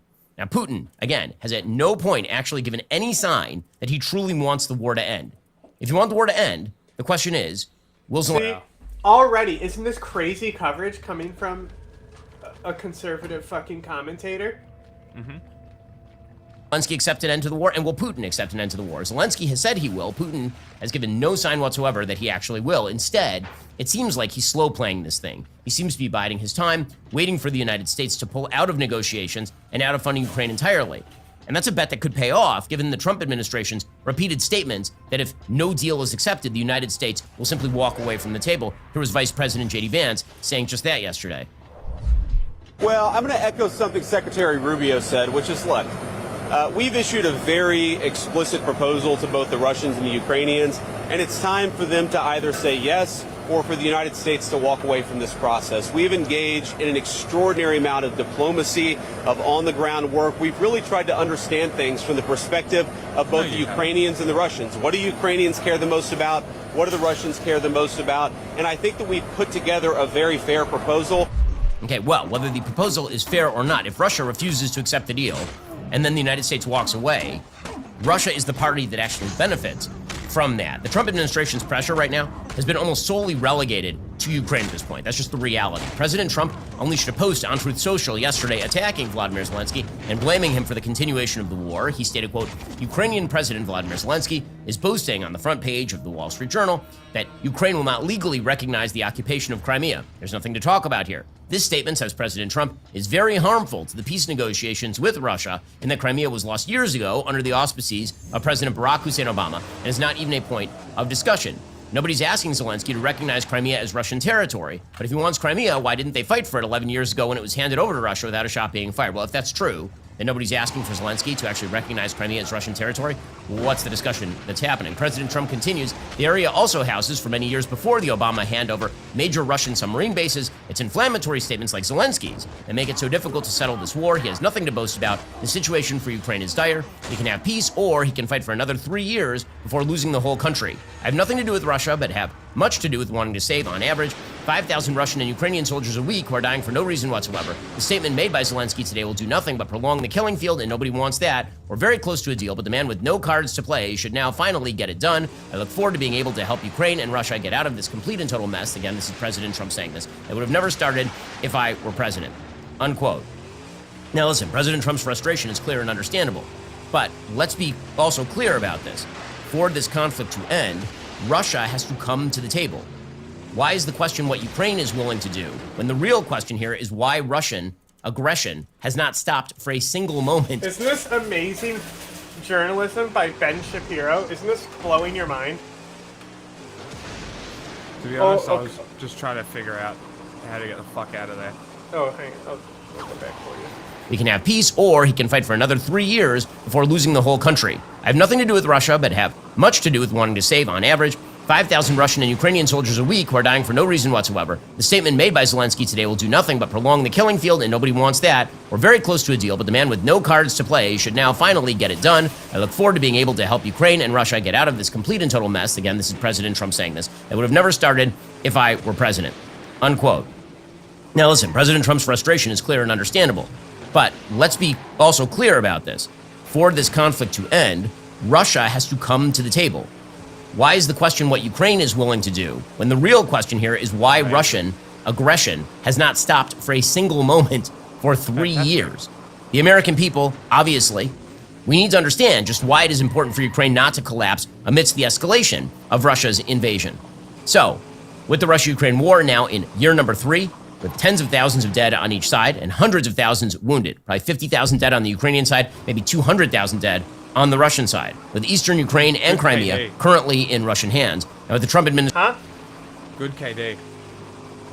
obviously trying to end the war through negotiation, we felt that now is a vital time to actually travel to Ukraine to discuss this crisis with Ukrainian President Vladimir Zelensky. The American people have a lot of questions, and they have a right to know why they should care about this conflict in a faraway place and to have their questions answered on matters ranging from how their tax dollars are being spent to the treatment of Christians in Ukraine, from the nature of Russia's aspirations in Ukraine to the Ukrainian desire to remain free of Russian domination. So, the trip into Ukraine wasn't exactly easy. It's, of course, a war zone. First, we traveled some 12 hours from Florida to Krakow, that's Poland, and then we took a 10-hour car ride with security from Poland to Kyiv. The border crossing was pretty much deserted. Not a lot of people are trying to get into Ukraine at this point in time. The country itself, it's a beautiful country. The breadbasket of the continent, Western Ukraine, which is what you drive through to get to Kyiv, is rolling farmland dotted with forest. My great-great-grandparents came originally from this general region, Belarus, Poland, Ukraine. I tried to see it through their eyes when we were driving. What it must have been like 150 years ago, before the carnage of the Ukrainian Holodomor, which is the Stalin-created genocidal starvation campaign against Ukrainian farmers and their families, and against those who opposed the evil of Soviet collectivization. And what it was like before the Nazi invasion in 1941 and the mass slaughter of Jews, with roving bands of SS mowing down tens of thousands of Jews over open pits in Babi Yar, shipping Jews via train to death camps all over Europe. Timothy Snyder, historian and author of a book called Bloodlands, Europe Between Hitler and Stalin, writes, quote, during the years that both Stalin and Hitler were in power, more people were killed in Ukraine than anywhere else in the Bloodlands or in Europe or in the world. For both Hitler and Stalin, Ukraine was more than a source of food. It was the place that would enable them to break the rules of traditional economics, rescue their countries from poverty and isolation, and remake the continent in their own image. If you know history, the voices of all of our brothers' blood cries out from the ground of Ukraine. And the history of Ukraine's suffering doesn't stop with World War II. After the war, the Soviet Union again was in control of Ukraine. Its history was then steamrolled and homogenized. No, this is the same mission. I will prep the truck adequately. I ditched the truck. I was hoping I could get another one. I can. Because you're just restarting? I need to drive here. Not up Not here. where you were? Yeah. So it was a wasteland mission. I think it was to the get same that mission. sniper barrel. See, yeah, this is... You don't even need to do this mission. It's a wasteland mission. It's not a story mission. Okay, it's fun. I get to blow something up. I wasn't sure if you were frustrated with it, so... No, I was just hoping that because of the type of mission, I could just go back and get another truck. And I did. Oh, of course. But I also got a neat new car. Nice to fit Soviet presumption. New buggy? It looked like it was pretty fast. It was very fucking fast. It was also very, like, weak. Like, it basically was dead by the time I got back, and I crashed once.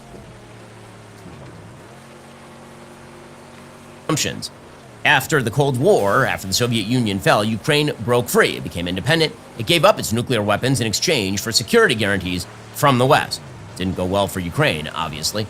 Torn between the attraction of joining the post-Soviet West and Russian pressure from the East, the country was governed by a series of corruption-ridden governments, culminating in the victory of Viktor Yanukovych, whose pro-Russian swing led to the so-called Maidan Revolution of 2014.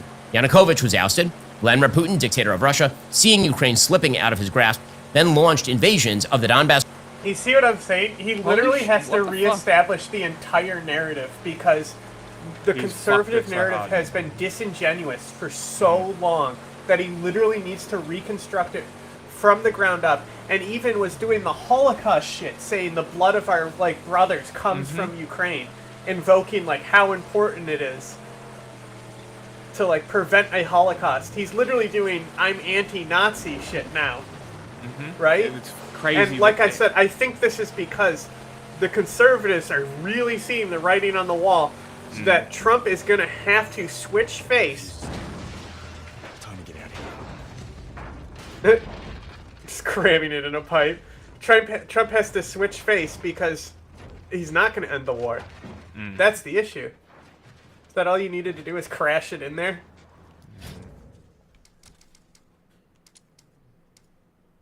Says drive it to the breach point. Did you get it far enough in there, you think? I think so. Hey. Sick. That was great. Bet you there's loot. Bet you there's scrap to pick up. Hope so.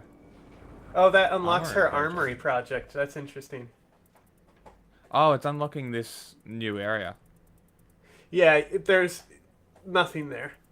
Well, I need to go there to get to Gastown anyway. So I needed to do this. Is Gastown the main story mission? Yep. Oh, okay, yeah. So this is the only time you really go in this area is to do the main story mission. Oh, your car looks much different since I last saw it. I got spikes, and I also changed the car. Oh, you changed the body?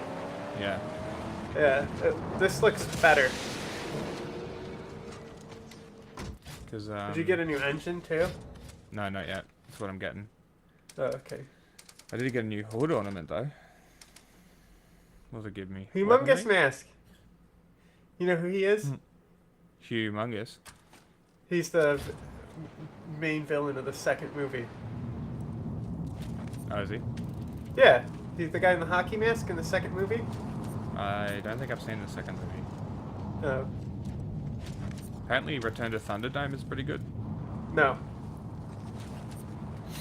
The second one is considered the best, besides Fury Road, of course, but Fury Road is its own thing, you know what I mean? Yeah. When I say Mad Max movies, I'm not talking about Fury Road, because Furiosa is in a new saga with Fury Road. There's...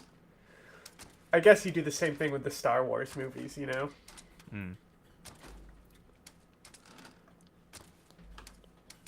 Region of eastern Ukraine, as well as Crimea. Both of those were largely Russian-speaking areas that favored a closer relationship with Russia, but they didn't actually want to be fully ruled by Russia by the polling data available at the time.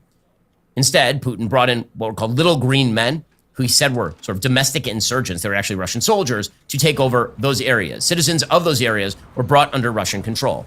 And then came 2022, Hold on. sensing weakness from the Americans. So did he know this the whole time and was just lying, or is this new information that he knew? This is why I'm saying the pretext to the interview with Zelensky isn't that interesting. It's a fine interview, but we've seen interviews with Zelensky.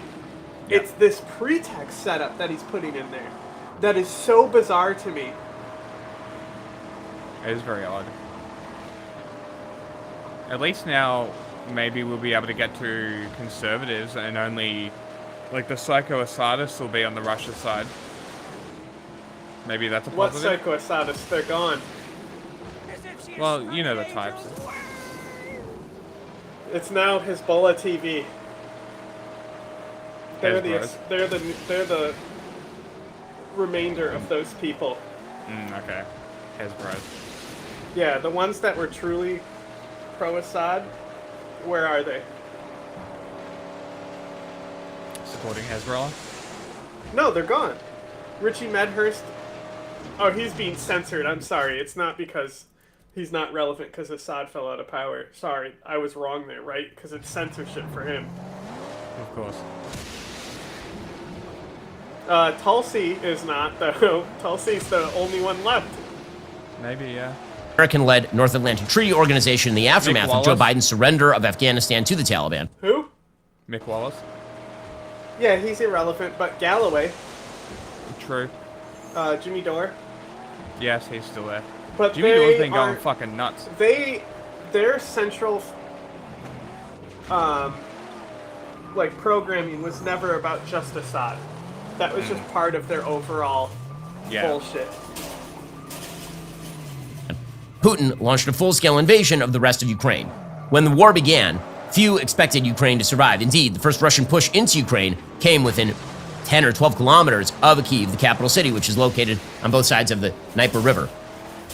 Actually, Vladimir Zelensky was made offers by the Europeans to flee the country. But Ukraine instead fought back. Their forces actually pushed the Russians back toward the east and toward the south. After 3 years of war, that is where the lines remain. Carnage continues in Kharkiv and Zaporozhye. Bombs continue to fall, drones continue to fly, particularly last night.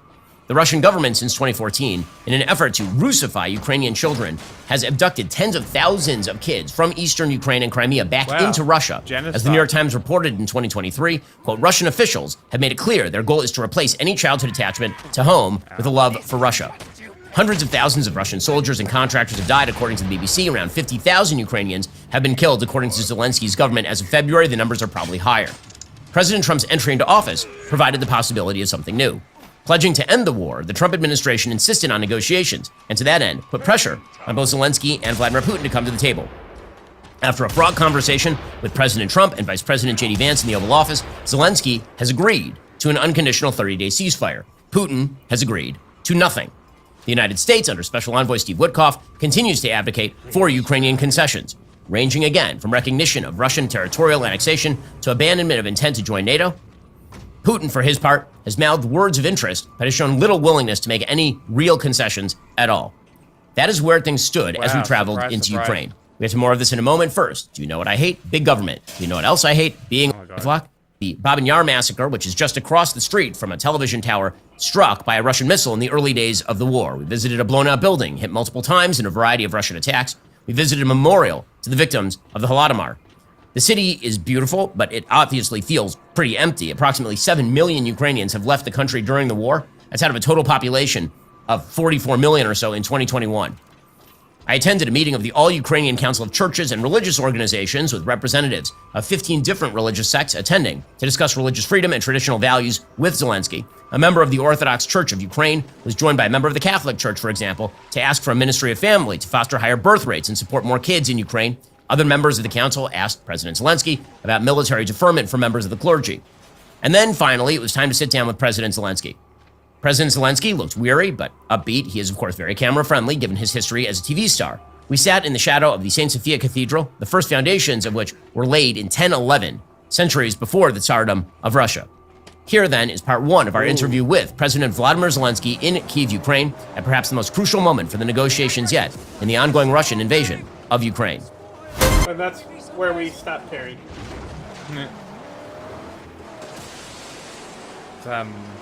It's very interesting framing. Right? It's going to be very interesting. Him showing that he actually knows how to do real news and journalism and give context to things. It kind of... He probably shouldn't have done that. Nobody's going to know this. Nobody's going to notice or care. No.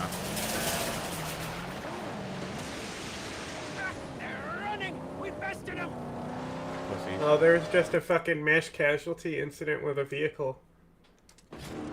4 killed after vehicle hits after school program site in Illinois. Damn. ISIS? I don't know, we'll see when there's actual reporting on it.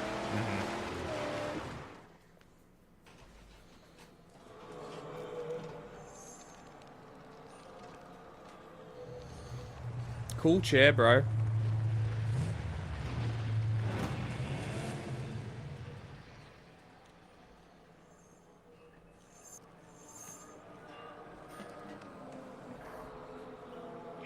See, so much is happening now that you fucking has built up that one base, and now you're focused on the actual missions. And that's my issue, is like, I think the exploration is so addicting that it already takes away from the missions, and the story is already light. The end times are upon us. I, Deep Friar, spawn of the Great Flame, have beheld it. My children, the flock of Wildfire, eagerly await their righteous salvation. They expect me to deliver them. I see in you a possible salvation. How so? Gastown is doomed. The dunes outside all run red with blood. Dread Scrotus and his war boys spread their bloody gospel of the blade. But you, your goal is elsewhere. That makes you a valuable ally. Nobody's ally. Many of my flock have come from the path of the blade and on to the flame. You'll be rewarded in buffed-up weapons. What do you need? Since Dread Scrotus' recent bout with death by chainsaw to the nugget, the holy machination we call the Warm Embrace has become non-functional. You mean that big tube mounted outside? It leads into the gas-filled belly of Gastown. Once a sacred moon. You would think someone burned so badly would not be dancing with fire all around him like this and explosive tanks on his head. We cannot go into the tunnels, pitch black and full of flammable gas, making our torches impossible to use. Your false light there. That's the way to go.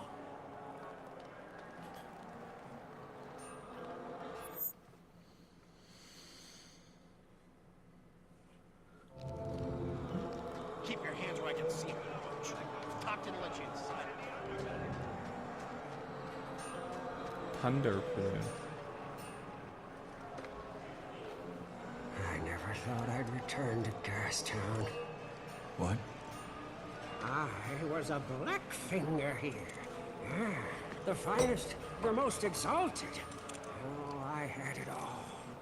The parts, the purpose. I worked on the war machines and the assault vehicles, and I had a bunk, as much gruel and cheese and grease as I could eat. Here, and I had a plan. In the pitch of night, she whispered to me, the sweet angel combustion, she chose to visit this lowly acolyte. The plan. Oh, the sweet angel combustion chose to visit this lowly acolyte. What happened? She told me that I had to begin my toil. I had the designs inside the pan, see? Just like she laid them down, the angel. And I began liberating parts for her design. And they caught me. They wished to turn me off for good, but Scrotus, he wanted to play with me. Torture me. And they threw me off a wall in a bungee. But with the aid of the angel, I made it out. I didn't die. The parts. Hidden away.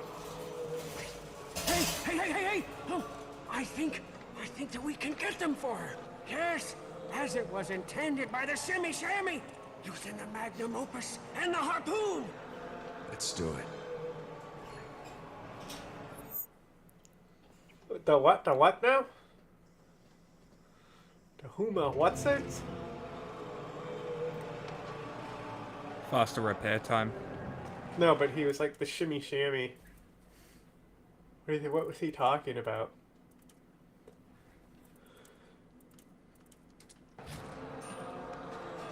No idea.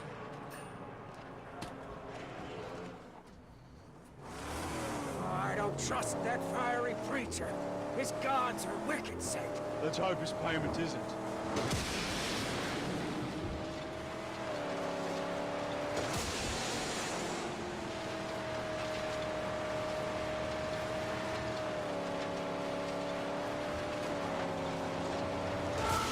Shot stop this region, Saint. Be on guard. Ow.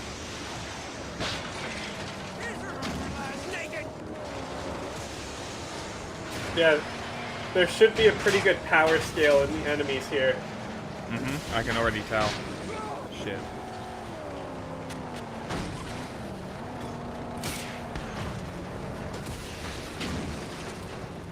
Also, if you're not far from the base, it might be worth capturing these cars. Mm.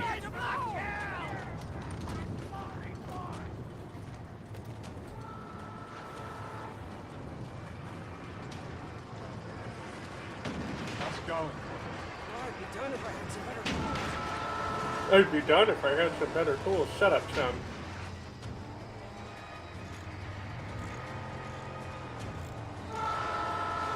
She's healed.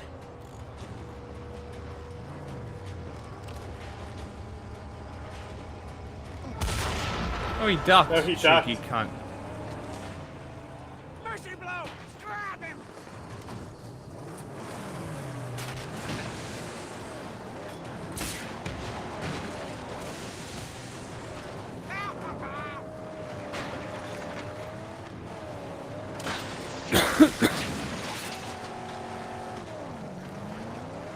Yeah. This junk is really gonna make it... Like, if you just, drive on the road and, like, keep shooting your thunder moving back, because anytime you drive through this junk, you're not gonna get any speed to, like, kill anything, you know? You want to let all that scrap just drive off? Keep an eye on the car. Shut up, Might be chum. able to roll up closer in this. This is a nice paint job. You like it? Meh. Less blue. Jesus Christ.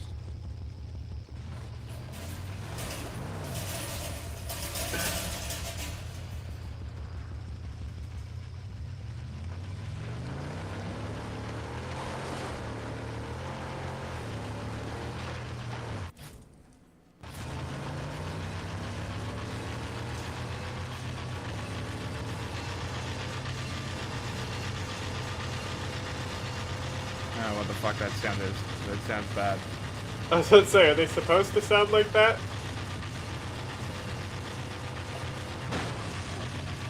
Uh-oh. Nailed Just it. made it. Ah. What? It wouldn't let you keep it? Nope. It's fucking dumb. For you and I to reach the status we deserve, say, we should destroy the encampments of the Scrotus hordes.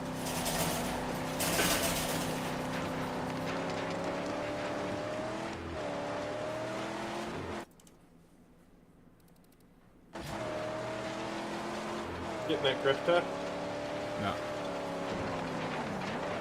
Actually. This area especially. They really taught you to stay on the road in the last area, but...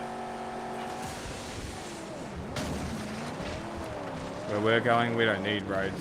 I'm just saying that it is not shorter.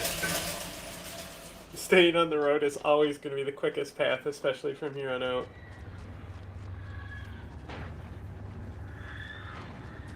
This way. Who's screaming?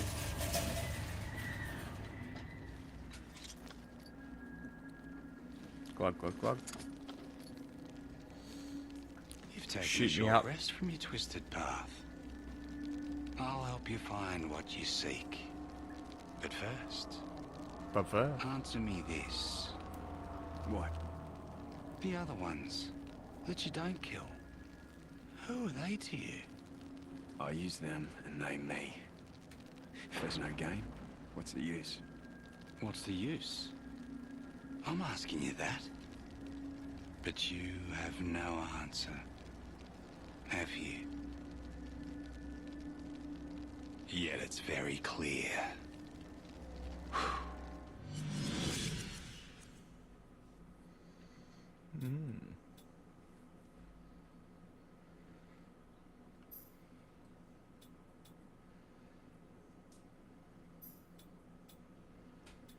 No scrap upgrade?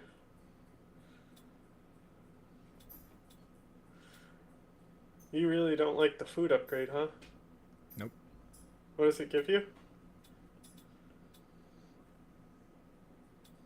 I don't use it enough. Yeah, well, the food pretty much.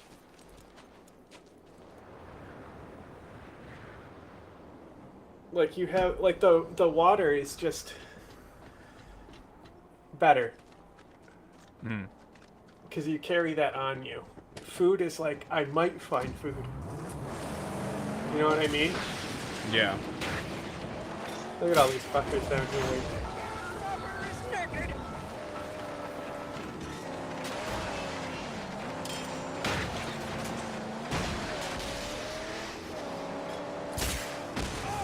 Told ya. They hate that when you drive in front of them and then just shoot behind you.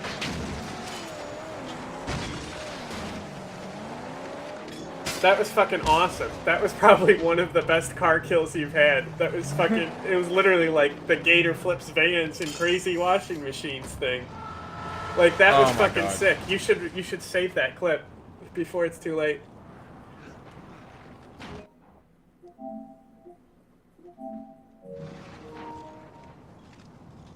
You think you got it in time? Yeah.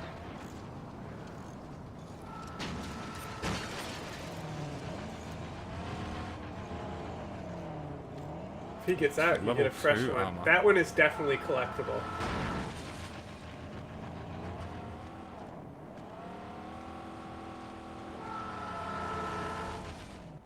Got him. See? As long as you walk like you're gonna hijack him. There you go. Oh no! Fuck it, you're gonna go take it back to the base anyway, right? My car.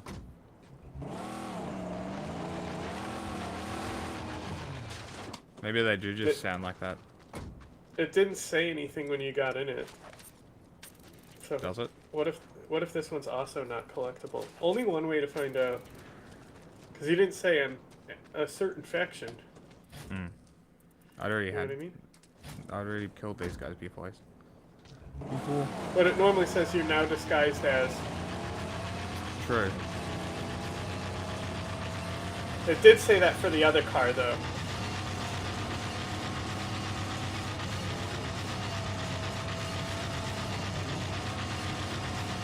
It's not like it's far away, so...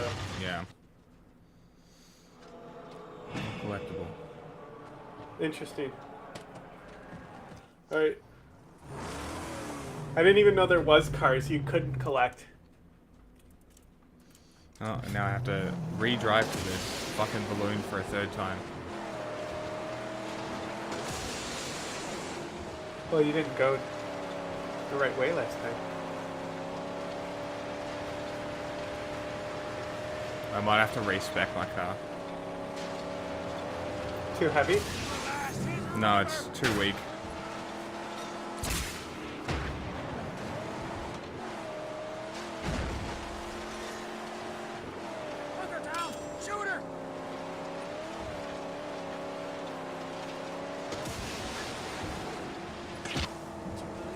Missed. So I was about to say, missed me!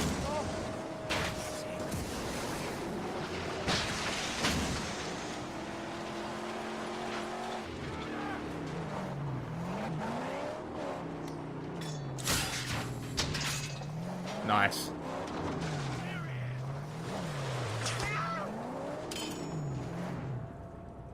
Did you grab a guy? No, I pulled the ladder down. Oh, nice. That's cool. Aye, aye. I will defend her with my life.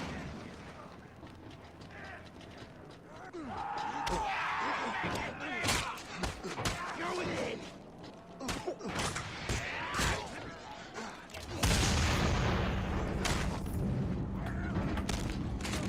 Oh, this isn't even a base. This is just a balloon? Yeah. Interesting. If only you could shove his face in those coals. Oh, that reminded me. I wanted to show you the torture scene from Splinter Cell.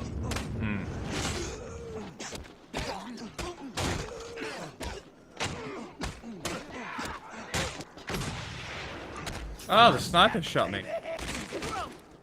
Yeah, they'll get you sometimes. Make sure you vote in the poll. Vote in that poll. Real G's vote in polls.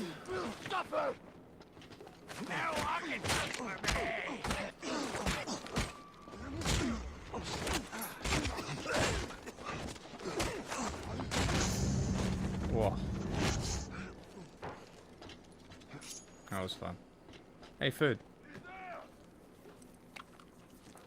Yummy dog food. Ding, ding, ding.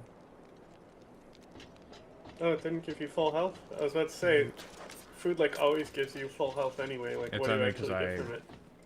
It's only because I actually... Hey, a hood ornament. That's gotta be a DLC one, right? I thought the only way you could get them was from the, Where the fuck is this guy? Convoys. Is that about there? Yeah, there he is.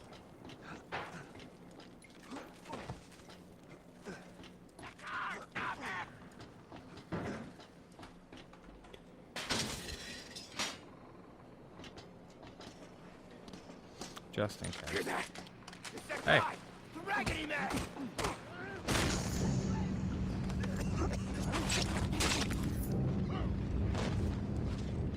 Bye.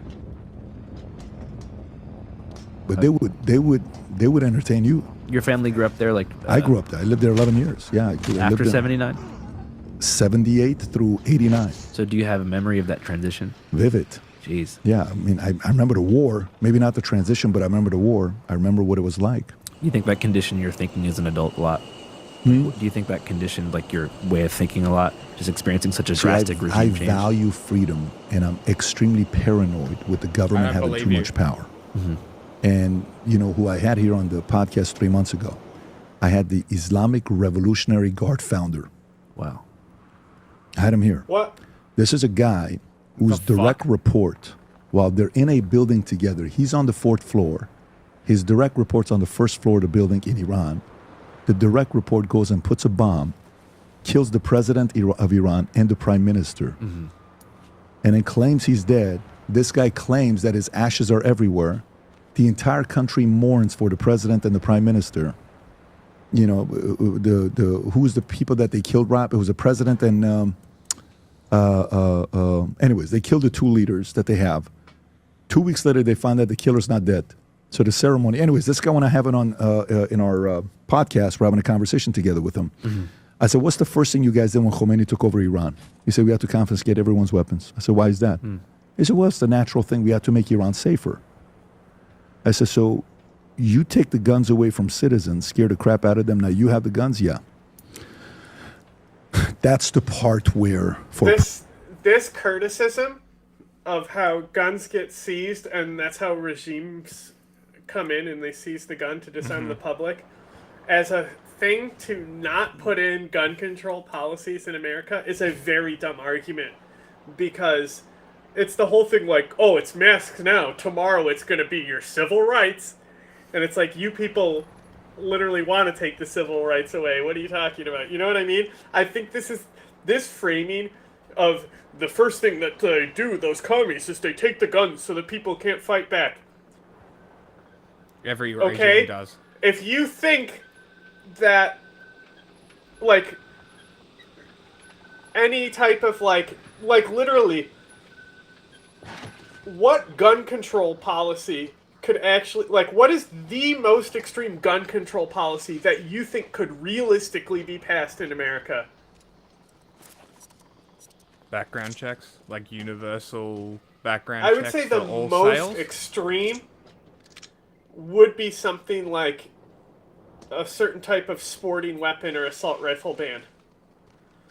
Sure. At most, that would be the most extreme. And I still think that would not go in at a national level. But I'm saying, like, in Fantasyland, like, there is a very large faction of the Democrats that want to ban those types of firearms.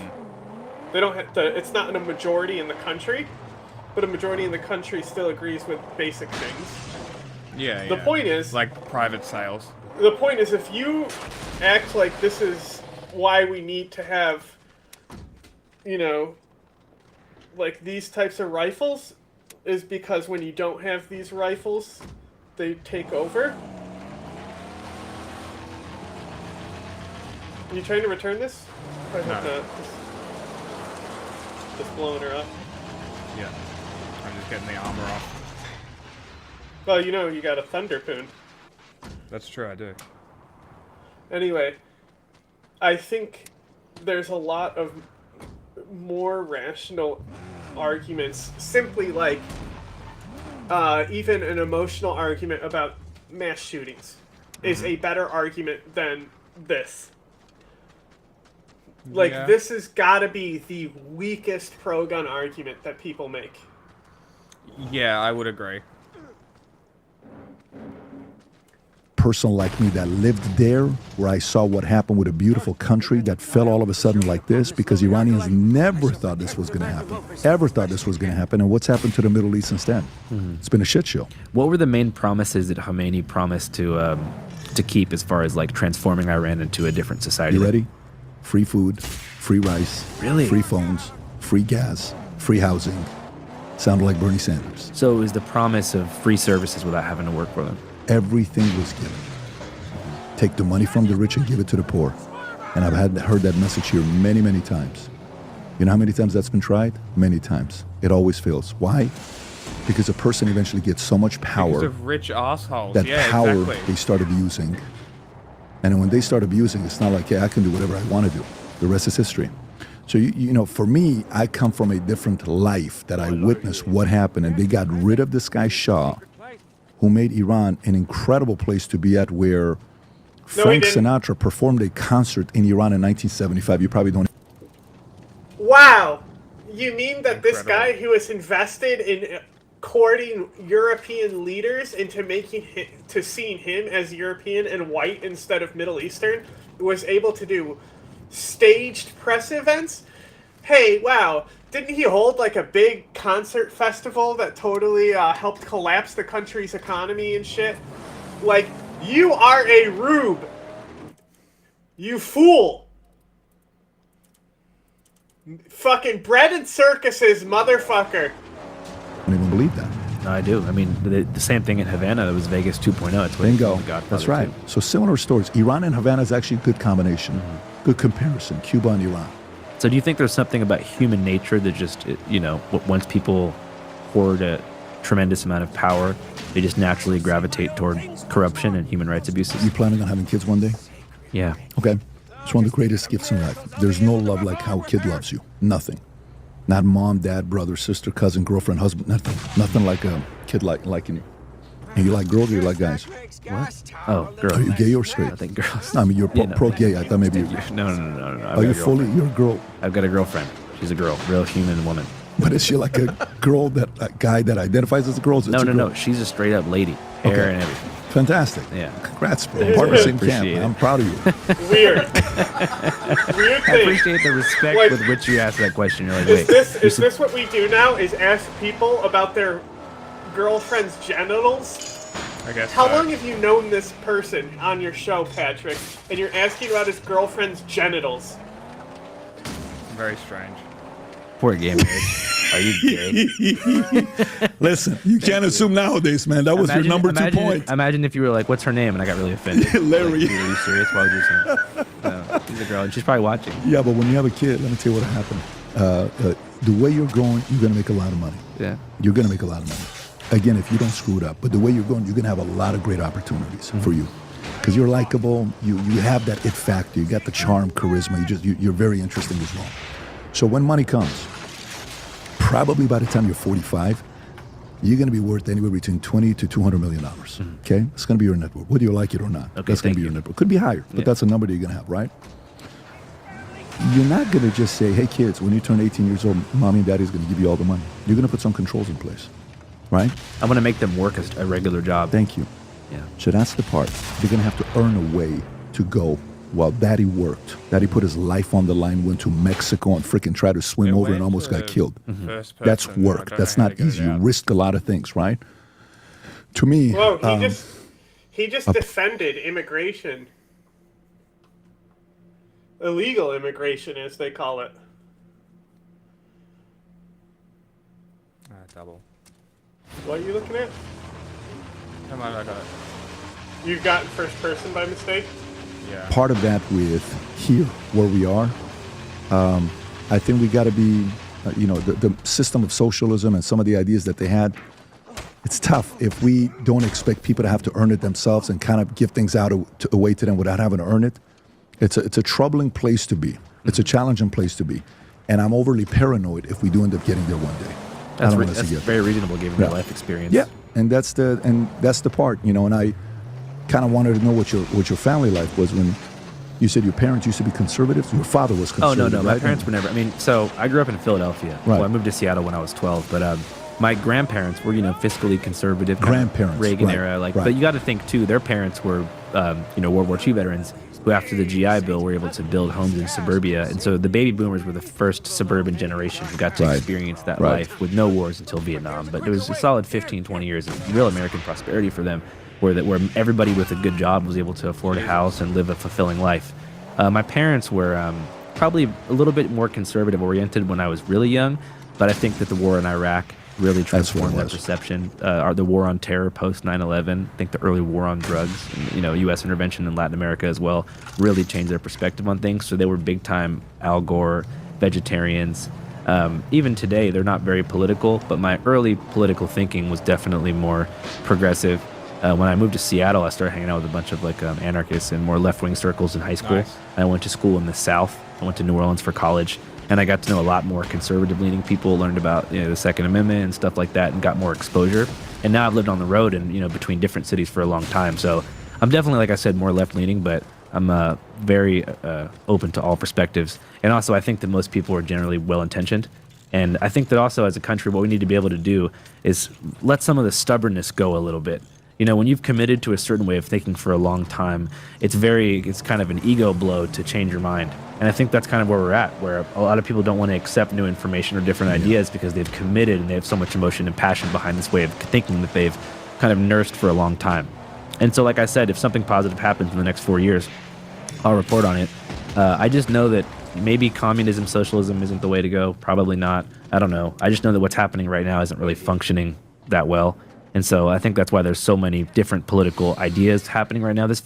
In my opinion, there's more diversity of political thought now than there's been ever. And guess what? I love that. Yeah. That's why I say I'm excited about what you're going to be doing. I think you're very important, and I think you're going to inspire a lot of younger guys that are going to want to do what you're doing as well, that are interested.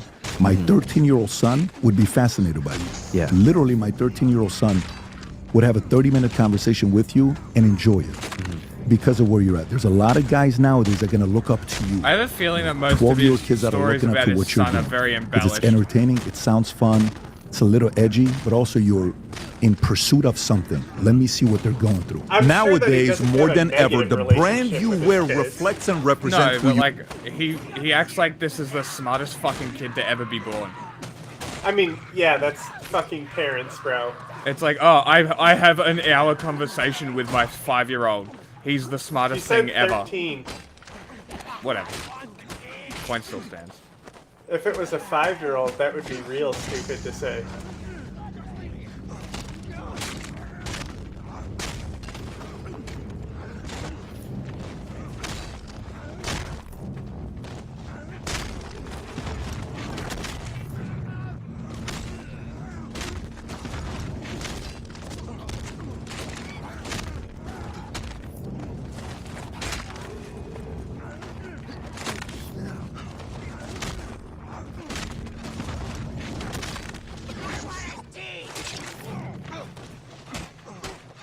I just fucking killed like 12 guys in front of this dude. And he's still like, yeah, let's go. Oh, did that one clip save, by the way?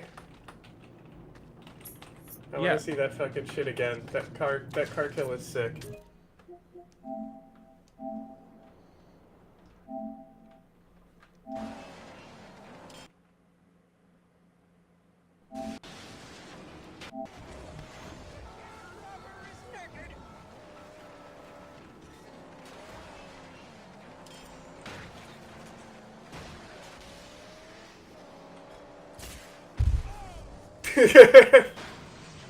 It's Then he crashed into a pole.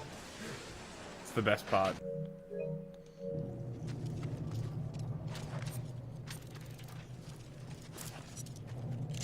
Even the looting areas are way more intense. Mm-hmm. Like, this is just a looting area. Yeah, that's the real gap is like when you get that gate open with the explosive harpoon. That like separates the beginning area from the later area.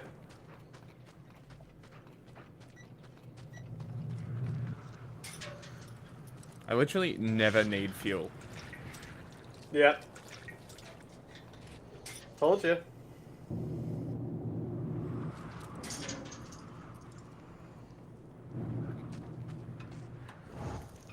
Get the fuck out of here.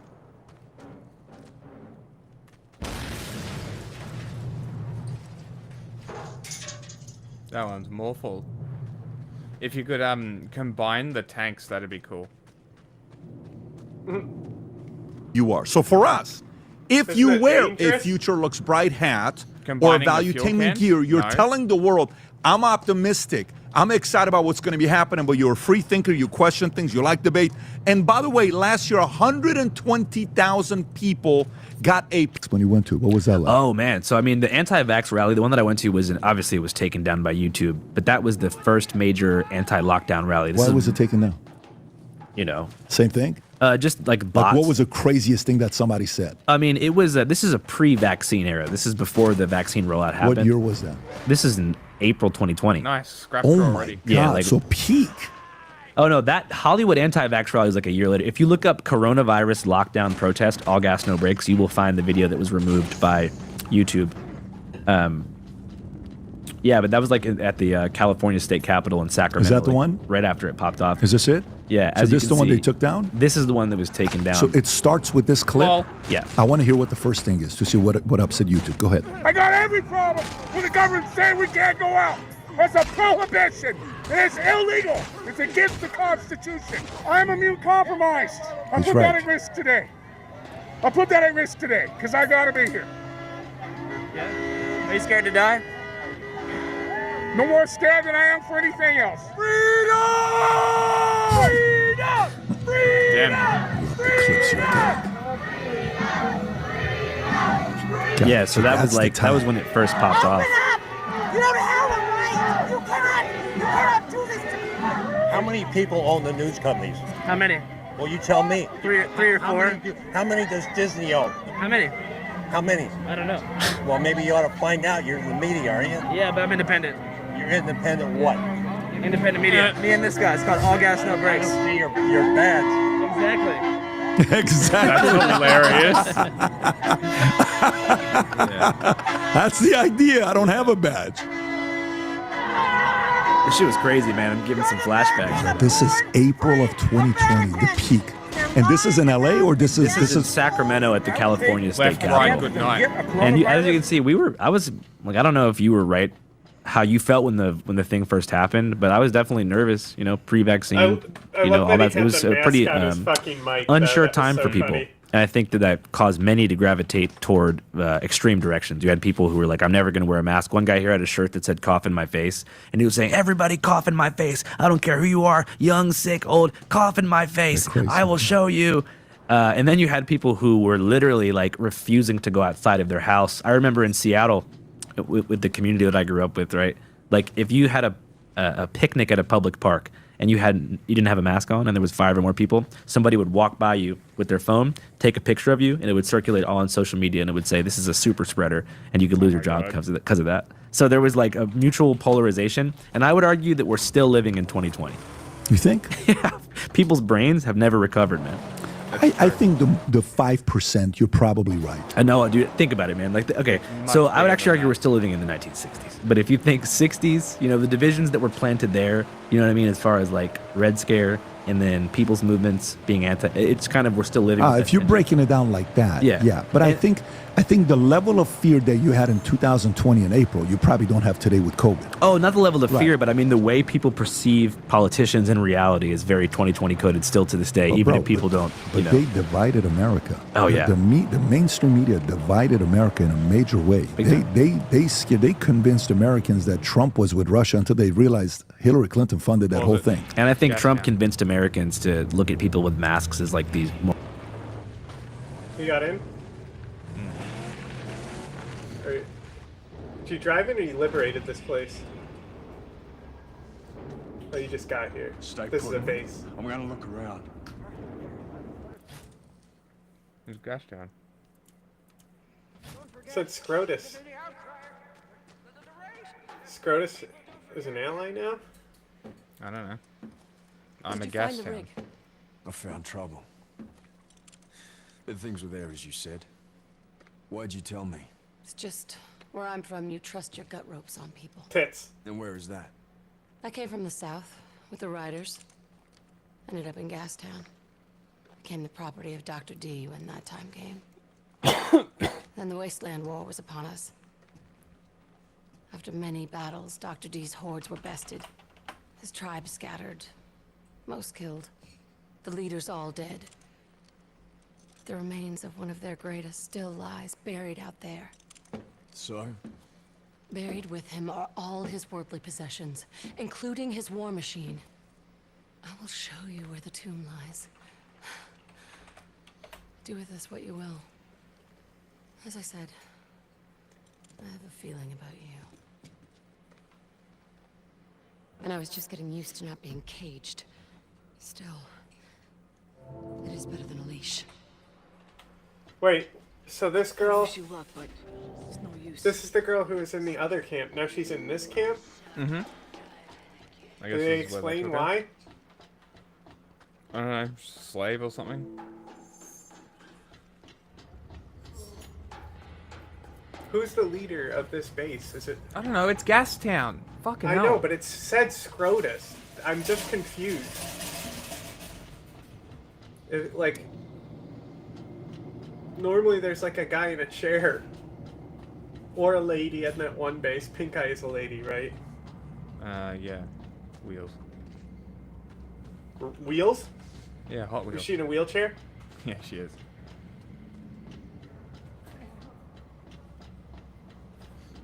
They were calling her Wheels when they had her tied up. Oh. Oh, she was like a hostage? Yeah.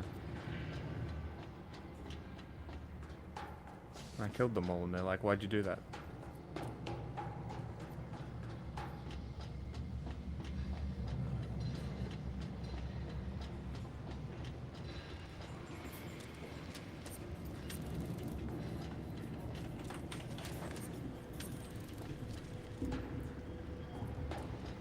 Place looks like shit.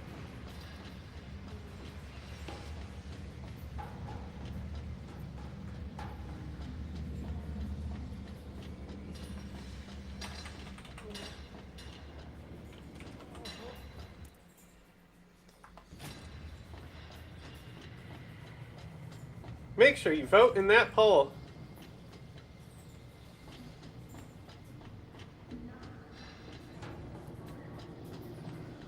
Down here.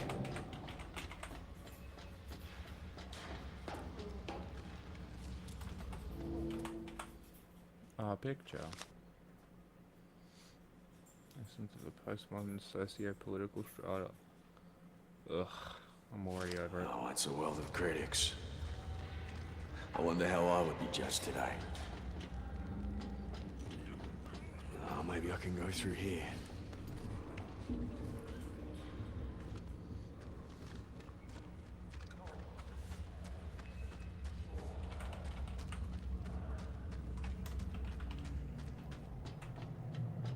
Stay out of the flames. There must be a way to turn this off. Must be. Jump in the fire, jump in the fire. I don't wanna. Fire hurty.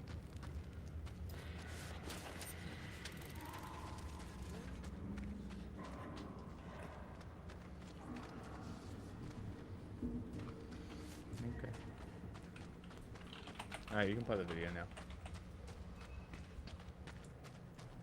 Moronic sheep that are worthy of, harassment. Well, some of them are. Yeah, I mean, you don't like. For example, when I remember one time, Rob, can you put up the picture I posted of the lady that was in the car driving? I don't know if you have this or not. So during COVID, I used to love watching people.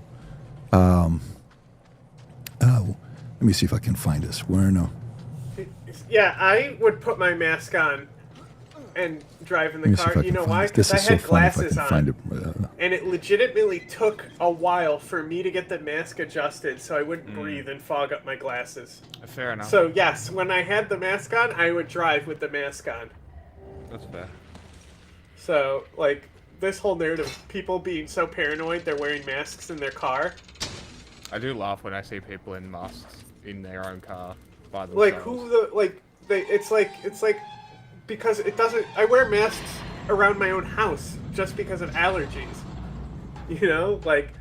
Yeah, but you've also got, if I had the chinchilla fucking... attack But that's there. what I'm saying, it's just like, I don't, like, I put masks on in the car. Like, it doesn't fucking, like, it doesn't impact me having it on my face. I you know, it impacts the recording a little, it muffles it a little, but other than that... I don't But, like masks. Even when I like would see under my guys helmet, wearing I probably a should be wearing freaking a mask mask, because it's fucking cold. I hate it. Well, they have the gaiters. Yeah, that's what I mean. Even those, I fucking hate it. Like, I feel like I just can't breathe properly. Toxic gas. while they're driving in the car by themselves. Is this me, Rob? Which I guess is half the point. Do it again. Go back to it. Yeah, this is it. That's it. I can tell it's going to be a good what one. Are you doing? What are you? So this person's not a. You wearing a mask in a car by yourself? You think that's normal? The level of responsibility is at the highest level. Yeah. They don't even want to get themselves sick. But Brilliant. you know, probably went to Harvard, quite frankly. part of you kind of feel bad for those people? No, I don't. You know why? Let me explain to you why. I don't feel bad because I'm evil. Yeah, that's the second picture, Rob. If you can put the second picture, I think it's the second one to the left, top left.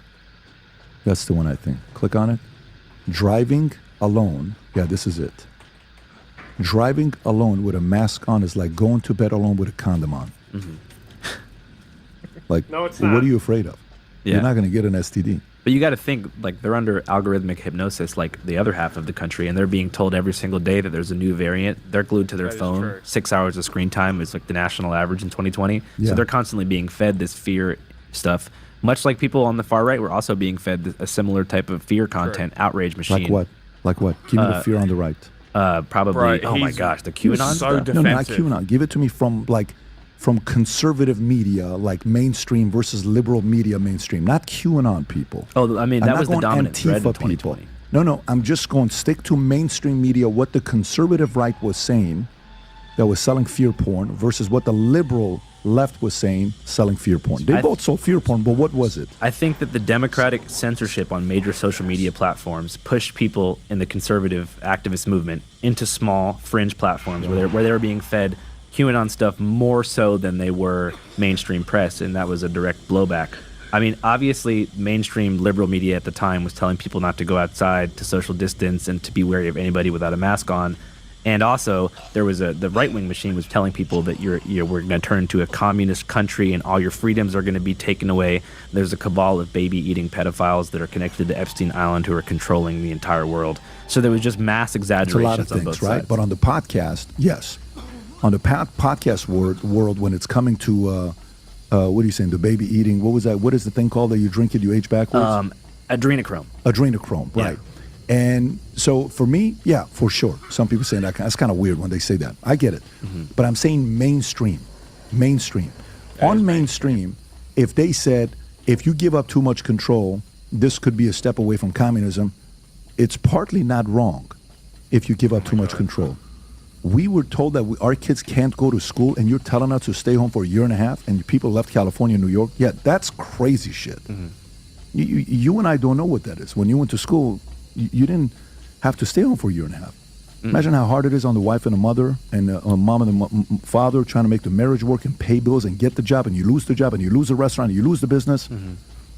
That's policies from the left that destroyed all these things. So they destroyed America for a year and a half. But what did the right do? The right was telling you, don't believe it. Question it. Even libertarians. Excuse me, Patrick. When did lockdown start? Was that the left? Was the left in power when those lockdowns started, Patrick? They weren't. Oh, he said, don't believe it. Even libertarians became sided with Trump. Some of them did die, though, like Herman Cain. Well, some of them did die. Herman Cain, yeah, there are some that died. There's more than just Herman Cain that died. There was a lot more than that. But that's not the point. The point is you have a choice. Mm-hmm. If you drive a car on the freeway, somebody hits you, you're going 100 miles an hour, it's your choice. You kill yourself, you're dead. You're dead. There's choices that you got to make. But if it's all control, yeah. Nowadays, more than ever, the brand you wear reflects and represents who you are. So for us, if you... I'm going to make sure that you are clear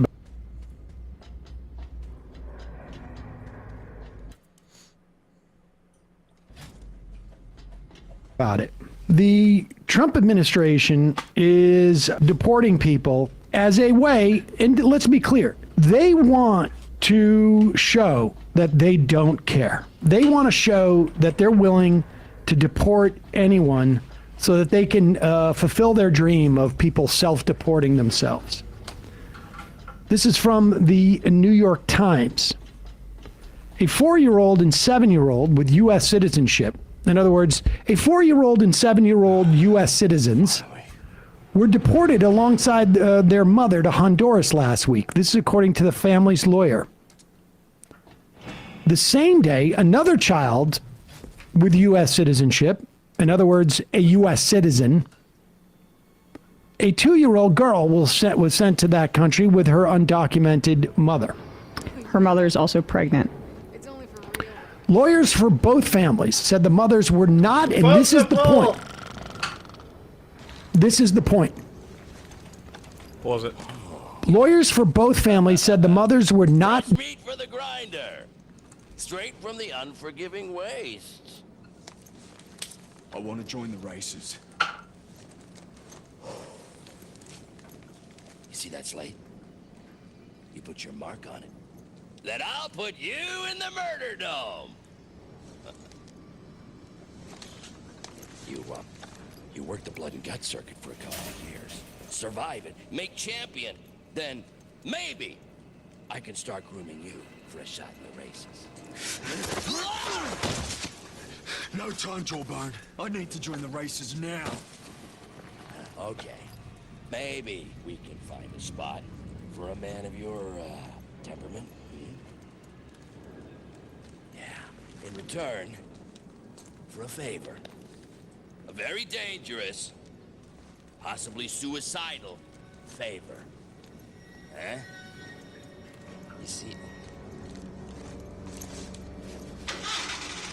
see these? These are lighties. But they fade. And when they fade, I fade with them. But if a man, a very desperate man, were to fetch me some new ones, you follow me, Wastelander? You want new bulbs? I want new lighties! Yeah! I want a lot of them! I asked them all! The gangbangers, the torpedoes, the newsmen, but no one would help me! You know why? Because they don't have the stones for Buzzard Country. Tell me exactly where they are.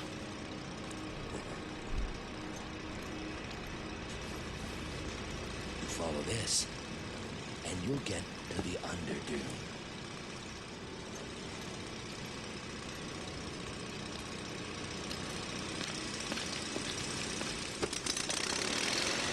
Bon voyage!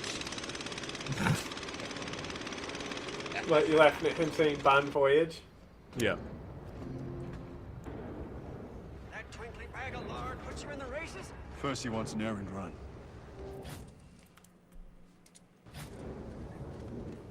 Given an option to leave their children in the United States before they were deported. Where's me car? In the case of the 2-year-old, whose 11-year-old So is that sibling the was leader of the also faction? What were you calling him? This is good news. Jawbone. Jawbone? Not White Bright? Soon the big chief is ours. Do you know of a place called the Underdune? By Epic. my angel, I wish I didn't. How bad is it? We all dream of the Underdune for its riches. But to go is a last chance. What'd you say? I'm getting the big chief. Noise, juice, ignite the loops and vulcanize my Epic? the road. Oh, please, Lord of Motion, okay. steer a course. Here it is.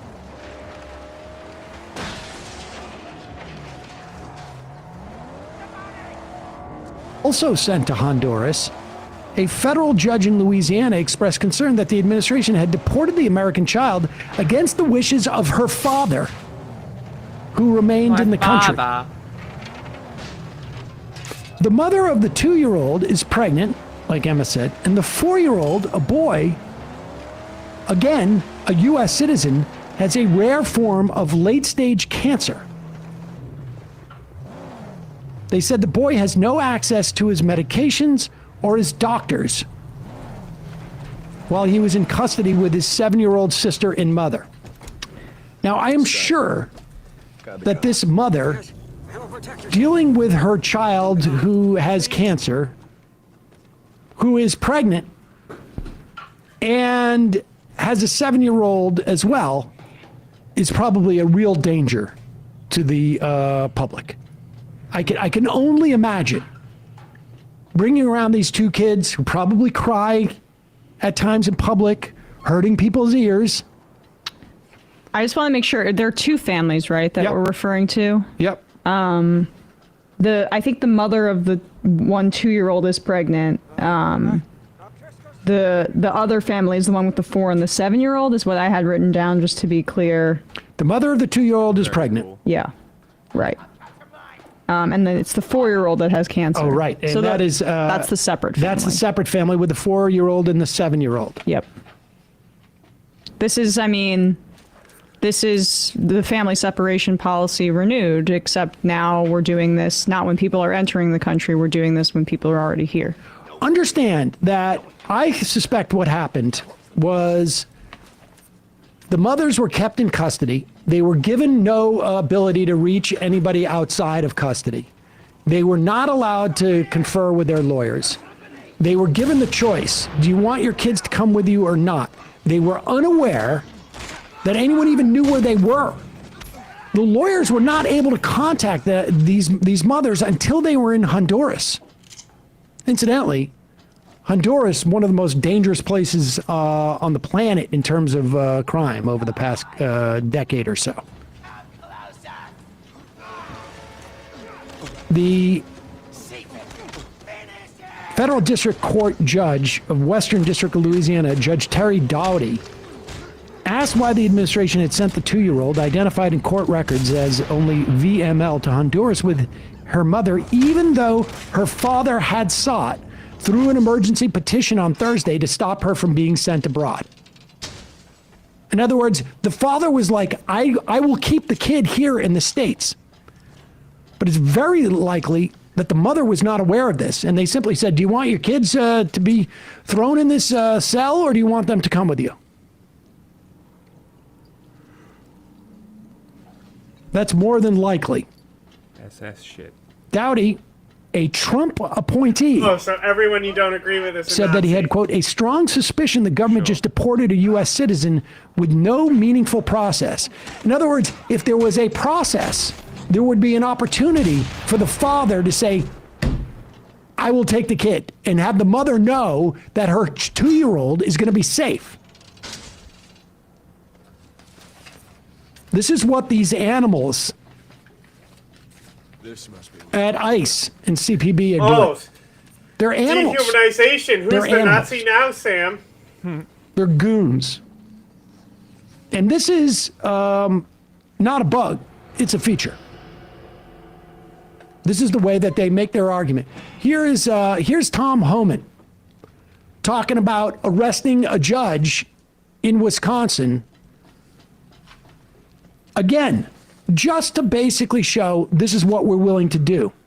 The judge had, just to be clear about what she did, there was an ICE, there were ICE officials trying to take somebody who was in her courtroom, and she basically told the undocumented immigrant who was there to leave through the hallway because the ICE agents didn't have a warrant, so that she allowed him to leave. And now this is why they are putting her in handcuffs. And to be clear, my understanding is she went out there and said that, you know, at one point, like to the ICE agents, you can take him, but you can't take him here. Right. And he'll be outside.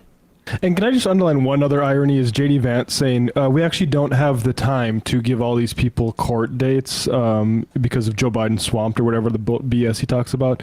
They're actually interfering with courts in order to, so they don't care about that. And if I can also answer your question, as far as the judges, look, we just arrested a judge, Pam Bondi, for impeding ICE enforcement removals. I said from day one, you don't have to support ICE's operations. You can support sanctuary cities if that's what you desire to do. Sanctuary cities can stand aside and watch ICE keep their community safe, because any public official, whether you're mayor, city councilman, or governor, their number one responsibility is protection of the communities. And ICE has been clear, we're targeting public safety threats and national security threats. I can't believe pause it for 1 second. And especially Was that with those 2-year-olds and the 7-year-olds and the 4-year-olds with cancer and their mother, their pregnant mother, were they national security? Whatever I can if you help. Where are they? See, written in our revered script. It calls for all stragglers wishing to save themselves from the damnation of Deep Friar to follow him.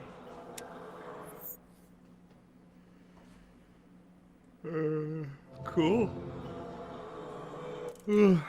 Alright, what do I... Ooh, I can do Scrap Crew and Armory. Neat. You got the V8?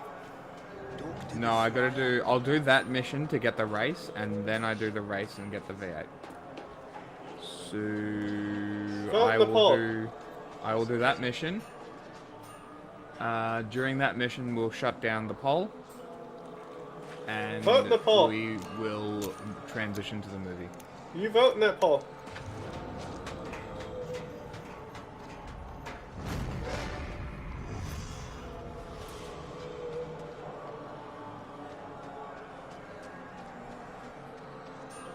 Final chance to vote in that poll. I like bullets.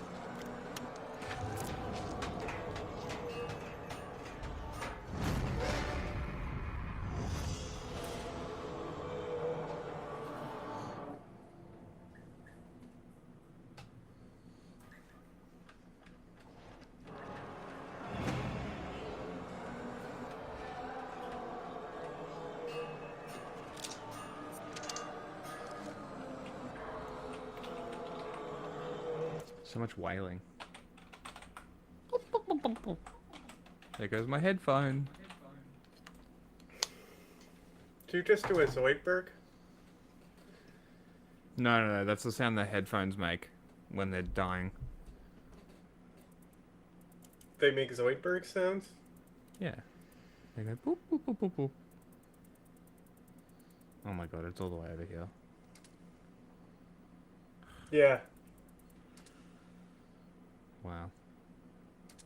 It doesn't take long to drive over there, though. If you're on the road. Mm-hmm. Alright, you can unfull screen it now. How? Threat or the public safety threat? Only if you're a white supremacist who cares about demographics above all. It reminds. All right. I mean, if we have a broad definition. It reminds me of the Zionist talking points about how Palestinian children that die are just terrorists in the making, so it doesn't necessarily matter if they die. Get those kids out. I mean, they're U.S. citizens, but still. Public official, whether you're mayor, city councilman, or governor, their number one responsibility is protection of the communities. And ICE has been clear, we're targeting public safety threats and national security threats. I can't believe there's any elected official, and especially a judge, that doesn't believe we should be doing that, and they should be helping us. But I said from day one, you can sit aside and watch, you can argue against us all you want, and protest all you want, but when you cross that line, I've said this 1,000 times, when you cross that line to impediment or knowingly harboring, concealing an illegal alien from ICE, you will be prosecuted, judge or not. And as far as releasing so many people, you know why the Biden administration released millions of people in the United States? No one ever talks about it. I'll talk about it. Why did they release people into the interior of the United States and put them, rather than put them into an ice bed?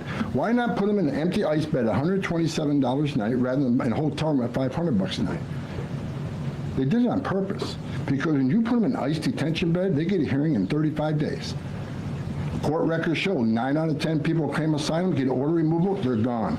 But if you release them and put them in a hotel room at $500 a night, Their hearings can be 5, 7, 9 years if you pull out all appeals. And what are they hoping for then? That another Democrat administration's in power. This is pause. I mean, this is such a pack of lies. Understand, they are going after the immigration judges. They are they have cut back on the immigration judges. They are not looking to speed up this process at all. They are looking to bypass it. Yep. They are looking to bypass it. He wanted the Biden administration to spend more on prisons. I mean, so what's the alternative based on what they're saying? You just have to warehouse everybody in ICE detention facilities if they come into this country seeking asylum legally? What then? When can the immigration judges hear these cases? How long are they kept in detention? For that period of time? Sometimes the wait time is as he's described. It can be up to years because we have underfunded our processing, right? It's not, the alternative is a mass incarceration state for immigrants who are coming here trying to seek asylum, which is both legal domestically and internationally. And that's not, we're not able to do that. That's why people are set off and then they come back for their hearing. And we could speed that process up if we funded these less fascist immigration procedures in a more robust manner. Future successful politician alert, maybe, in Wisconsin. Judge Monica Isham made an announcement in an email to judges across the state on Saturday. Her email, titled "Guidance Requested or I Refuse to Hold Court," made clear she had no intention of working with Immigration and Customs Enforcement. "If there is no guidance for us and no support for us, I will refuse to hold court in Branch 2 in Sawyer County. I will not put myself or my staff, who may feel compelled to help me or my community, in harm's way," Isham wrote. "I have no intention of allowing anyone to be taken out of my courtroom by ICE and sent to a concentration camp, especially without due process, as both of the constitutions we swore to support require. Should I start raising bail money?" Isham wrote, referring to the Wisconsin state constitution as well. "If this costs me my job or gets me arrested, then at least I know I did the right thing," she added.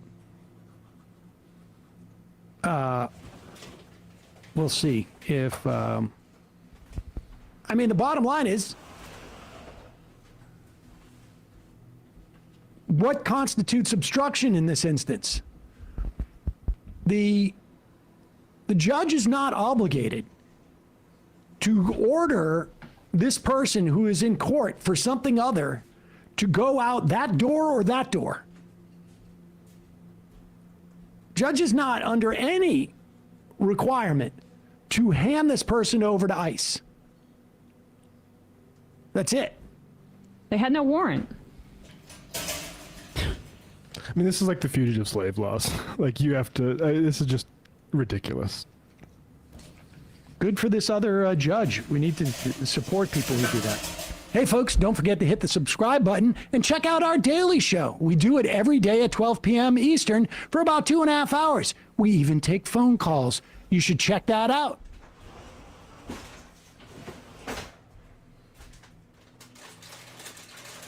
Don't tell me what I should do. It's a free country.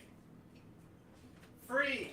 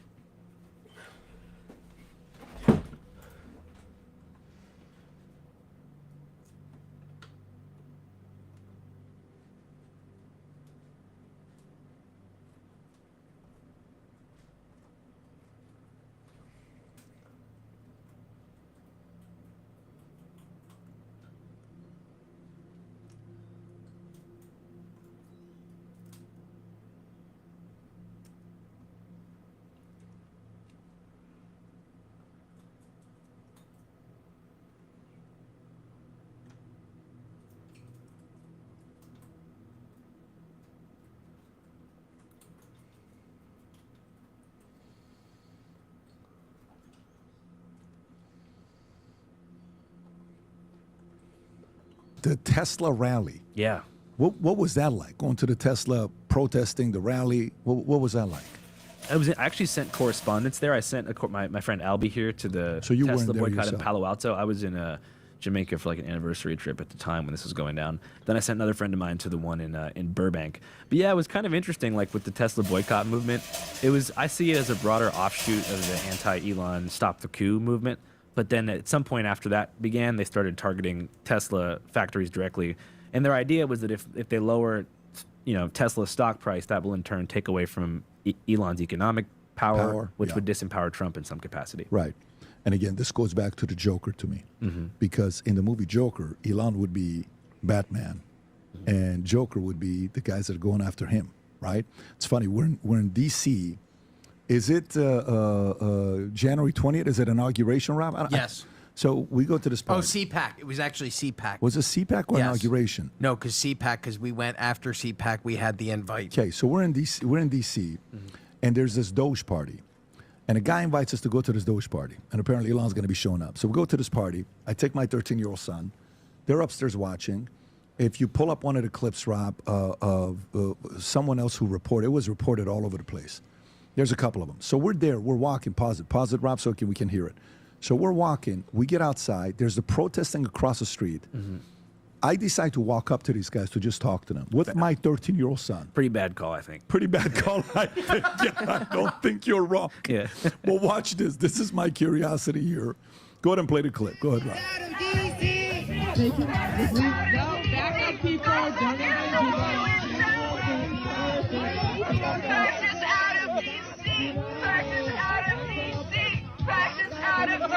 This is the wrong clip, Rob, because the one is you got to show the clip. So that one I can show you guys, but we can't show because it's copyrighted content. Just so you know. Yes. But didn't we record it or no? I can look for the best version is this one right here, but these are We can't show this. That's copy. Yes. Well, why don't you show it so he can see it, and 100%. the audience, you guys can tweet this and see. This is me talking to the guy, just to kind of see where it's at. The guy in the ball to the right is a federal agent. Look what he does to him. Look at the spit coming up. Look at this. Boom. he Oh, spits that on was the a guy. real loogie, damn. Yeah. Damn, Full on. it gives me real nostalgic flashbacks seeing somebody with a MAGA hat next to somebody with an N95 mask on. Those are the two. Those are the two real genders. Here's a question for you. Do you, when you're out there, well, you've not been out there. Maybe you're guys that came back. There's always, numbers that show up that some of these guys are paid agitators and paid protesters. When you've been out there, whether it's for Luigi Mangione or any of the other stuff, do you ever ask them the question, or did you guys get paid to do this? Yeah, it's typically not true. Typically not true? Yeah, I don't think I've ever seen a paid protester. I mean, it's a narrative that gets pushed a lot, which makes sense because there is NGOs that organize protests, but they're making that decision to do the protest. Like, okay, there are groups that receive funding who decide themselves to protest, and they use some of that funding to do stuff like, make signs, but they're still making the decision most of the time. It's not like someone like George Soros is like, hey, go over there and have a sign that says Elon sucks. It's them being genuinely upset and thinking, okay, cool, let's use some of this funding to do something. On the other hand, I have actually seen, though, paid protest groups go into places that are more radical, like Portland and Seattle, and disrupt, more direct action movements.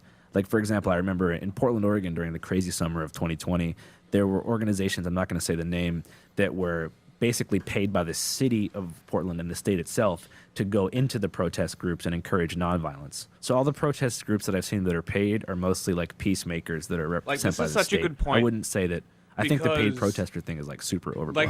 Like, it's crazy that it requires him to come to PBD and explain it like this to him when it's so fucking obvious.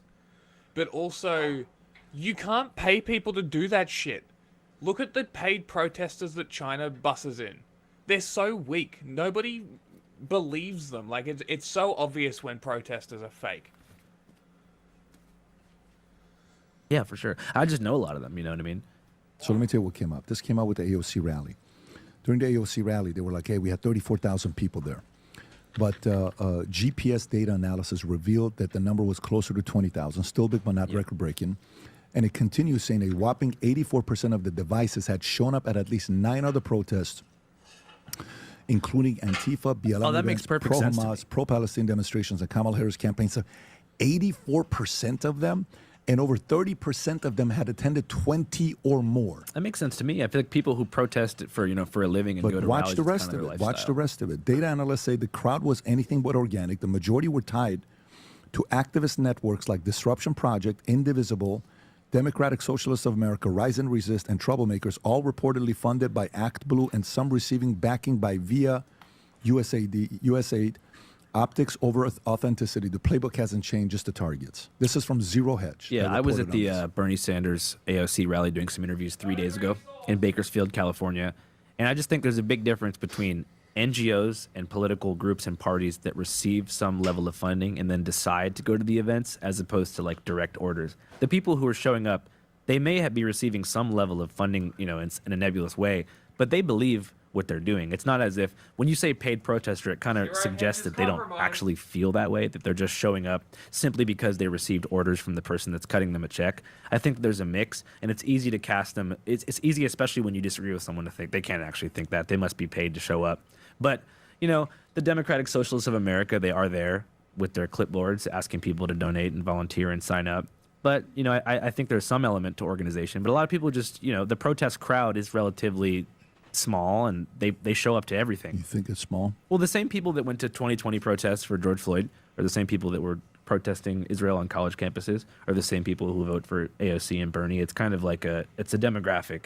It's kind of like I'm willing to bet that a solid percentage of the people that showed up to a Trump rally here in Florida probably also I don't know about that because have been to 5 or more Trump events in the past 5 years. Yeah, but that's different because what it says is if somebody's been to 20 or more, you don't have a life to go to 20 or more. It's impossible to go to 20 or more unless if you don't have a job. And if 34% have been to 20 or more, so maybe not majority.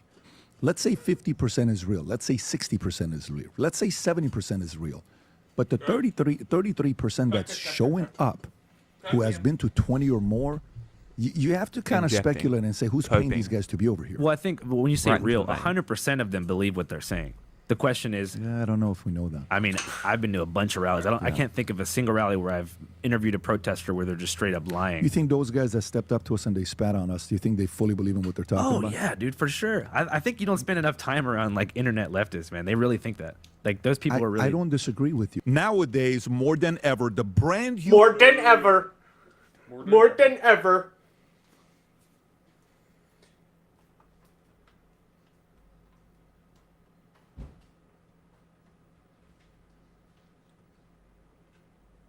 When I look at the Democratic Party and their approval rating was higher what do you want to call it? Pre-Obama, it was higher. And even let's just say during Obama as well was higher. To where it's at today, I don't know if you've seen the rating or not, where they're at. Have you seen that lately, what they've been reporting? I didn't even know they did approval ratings for people who aren't in power.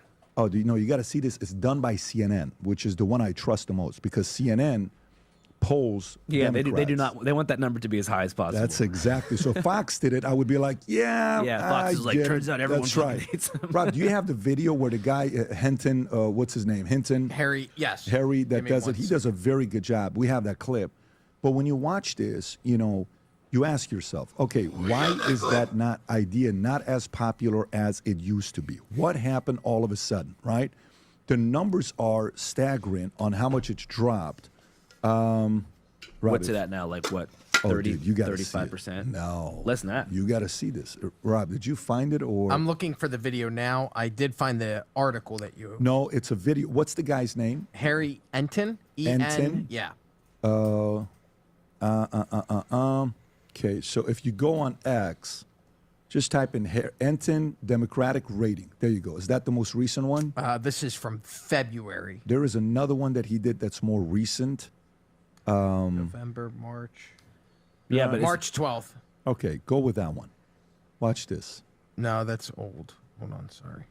While he finds it, I just want to say, I think that the trans women in sports thing is like a classic divide and conquer, overblown culture war, distraction, divide the public thing. Because realistically, they know that what they're doing now by creating that issue is that it's taking precedence over things that are far more important that affect millions and millions of people. And they know that there's going to be a push on the progressive side to vehemently defend that, because that's what they do. And there's going to be a conservative push to make that the main issue. And so it's creating this matrix. It's almost like filibustering public conversation. But also, let's say you're right, That's such a and good let's give term, credence to filibustering public 20% of the conversation. argument of that being a part of it.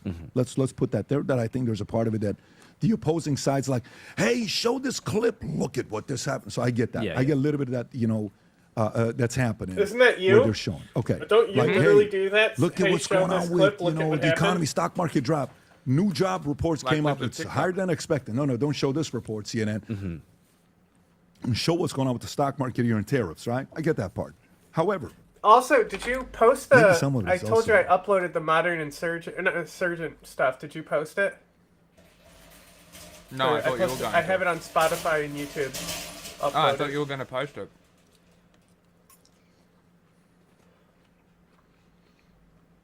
Did you want to do a thumbnail for it? No, you just do the title and tag Modern Insurgent on YouTube. Okay. And then see what he wants for the Spotify. Alright, I'll message him. I just remembered that. Yeah. There's also those sound bites. the bad policies cost a lot of people to leave the Democratic Party. Yeah. More than ever before. Rob, if you want to play this clip, watch this one here. This is how long ago, Rob? This is March 17th. March Okay. 17th. There's an updated one, but let's just watch it. Close That's close enough, yeah. All I have to say, Democrats, call your office. You know, we're March Madness times. Terrible, terrible, terrible, to quote the great Charles Barkley. View Democratic Party favorably. CNN SRS, look at this, 29%. NBC News, you want to go lower than that? How about 27%? Both are record lows. The lowest wait a going second. back to Is 1992 he- in CNN polling. The lowest Wow. going back on record Damn. to 1990 in NBC News polling. It's CNN. The The guy to the left majority is of Americans uncomfortable. Yeah, hold an probably because he unfavorable or can't match the negative guy's energy on the view right. of the Pulling Democratic CNN Party left at full, this like, crazy. sports point. announcer All mode. I can say is I'm a big fan of the oldies, so I'm going to He's quote talking Puppy like Checker. Trump. How low can you go? Nice. Well done. Nice. What about congressional Democrats? Nice. specifically? Yeah, what about congressional Democrats? Why does he look so specifically? You uncomfortable? think these numbers are low. How about this one? Holy Toledo. Voters' views of the Democrats in Congress among all voters disapprove, 68%. And look at the approved number, just 21%, even lower than the I want to Democratic hire this Party. guy. He's like a Bernie This is the Sanders Trump lowest crossover. on record for Democrats, He looks like the dad from according to Modern Quinnipiac Family. University polling. Bro, You remember think when these numbers- Patrick Bet David compared the Ayatollah of Iran to Bernie Sanders? If you pause Let's it, go to- watch this one. Watch this Dems on Dems. Go. Keep how playing. Democratic voters feel. Get this. The plurality of Democratic voters disapprove of Democrats in Congress at 49%, and just 40% approve. So data Horrible. is data, right? Oh, Data yeah. is data. So when you look at that, this is not good. So then the question becomes, how did you guys get here? Mm-hmm. What ideas were bad ideas? You said something very interesting, Mm-hmm. and where you're like, you're for gay marriage, Yeah. cool. And then you said you're for higher taxes for the guys that are making more money. Not okay. Just to clarify, I'm talking about like the genuine like billionaires. Like for example, California, the tax system is ridiculous. Yep. Like they took I think 45% of my income in total when you add up state and federal taxes last year, and I would have used that money to hire more people. So the logic is like we're going to take this money and distribute it to those who need it, but I actually would have used that money to hire like 5 more of my friends and pumped it back into the economy. I don't believe that entrepreneurs who are like around that like $1 million, $2 million to $10 million level should even be taxed. But I'm talking about when people are hoarding such absurd amounts of wealth, multi-billion dollars. I just think that it should, to a certain extent, be distributed, not necessarily in the way of like the government seizes all of their assets and gives it to the poorest people, but there has to be a way to bridge the extreme divide in income inequality in the country. Okay, so check this out. You just answered a very important question that took me a while to figure out. When I was making $30,000, $40,000, $50,000, I'm like, dude, these rich people are greedy. You know, they suck. They should pay more taxes. It's not fair. Oh, and then you when I get started money and now working you my want ass to off keep and I it. build a business, and the money came in, I'm like, dude, if I had the money, I would hire 5 more people right now. If I had that money, I would hire 10 more people right now, right? You're thinking about it and you literally would. And if you don't, you go buy a car, you're creating jobs. If you don't, you put it in a bank, the bank's going to lend it to somebody. If you don't, you put it in a mutual fund that company is working, someone's getting paid. No matter should I where give the the money bank my flows, money? it's creating jobs, right? So the question on raising of the taxes, do you think you're more capable of doing good with your money or the government can? That's a really, really good question in terms of like personal financial liberty. Leave the banks. As far Join as a that credit question goes, union. obviously, you would be better at spending your own money than the government if you're managing a business. But the fact is that once you get past a certain threshold of wealth, a lot of people are just hoarding it and not pumping it back into the economy. Like back in the day with Reagan, when he installed supply-side economics, the idea was, oh my God, it's going to stimulate the economy so much if we give no taxes to billionaires who run corporations. But what happened is they ended up just kind of hoarding the money, buying more estates. So like, I've been trying to figure out a way to explain to people why billionaires existing is a bad thing. Right? And I think the best way that I've figured out how to do it is by explaining it like if you have a money pool, right? Let's say it's $1 million. And one person has 900,000 of that dollars. And everybody else has to share that $100,000 that's left. How does that affect people?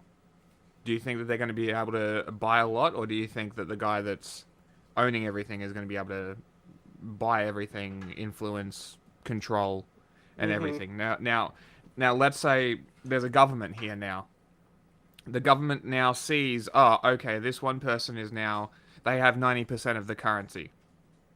We need to make sure that people have equal buying parity with this person. Print money. Now instead of, what did I say, $1 million? There's now $2 million with 60% of that in the public pool.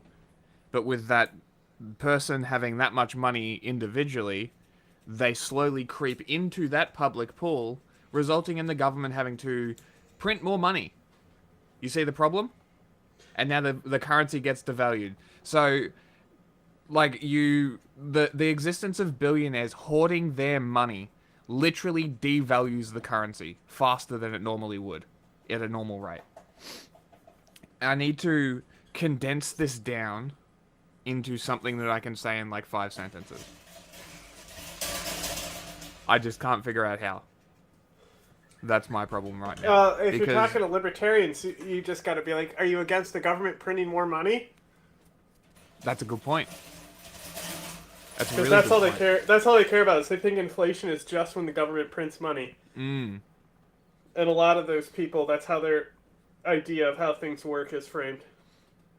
Very interesting. Jets, vacations, living a lavish lifestyle, because there's a human tendency to just want to be as much of a baller as possible when you have $1 billion. It's just how people are. Everybody wants to flex, get the nicest car, get a helicopter, do things that you can't do, things that you've dreamed of when you were playing like Grand Theft Auto. And please, if I got anything wrong, go there with that. Correct me. Let's say you're the greedy billionaire. Okay? But I'm pretty sure that's how it works. Oh, damn. Just you're asking me, like, what would I buy if I was what a greedy net worth do billionaire? you want to do? You want to do 100 million, you want to do billion, or you want to stick to billionaires? Yeah, let's stick to people who are making, multi-billion dollars every year. How about let's say billionaires? Okay. What does a rich billionaire buy? What things do they buy? What first thing that comes to mind for me is a pool, like an infinity pool that bleeds directly into the Pacific Ocean. Beautiful. A fleet of jet skis for all of my friends. Okay. So we can kind of travel. I love it. Keep going, way. bro. Corporate real estate on the water, so we can jet ski from the house to work. I love it. This is like Larry Ellison. You ever seen Larry Ellison's headquarters? No, I haven't. So this guy's from Oracle. This is the kind of shit that you're talking about. Type in Larry Ellison headquarter, parks his yacht. Parks his yacht. Something like that. And then go to images, if you could. So this guy builds his headquarters. Oracle, put in Oracle Ellison headquarters. Is ship? Maybe type in ship. Type in if that comes. Maybe go to Oracle's headquarters.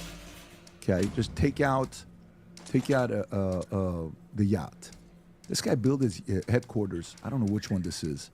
He builds a place to put his yacht. I'll find it. I'll text it to you in a minute.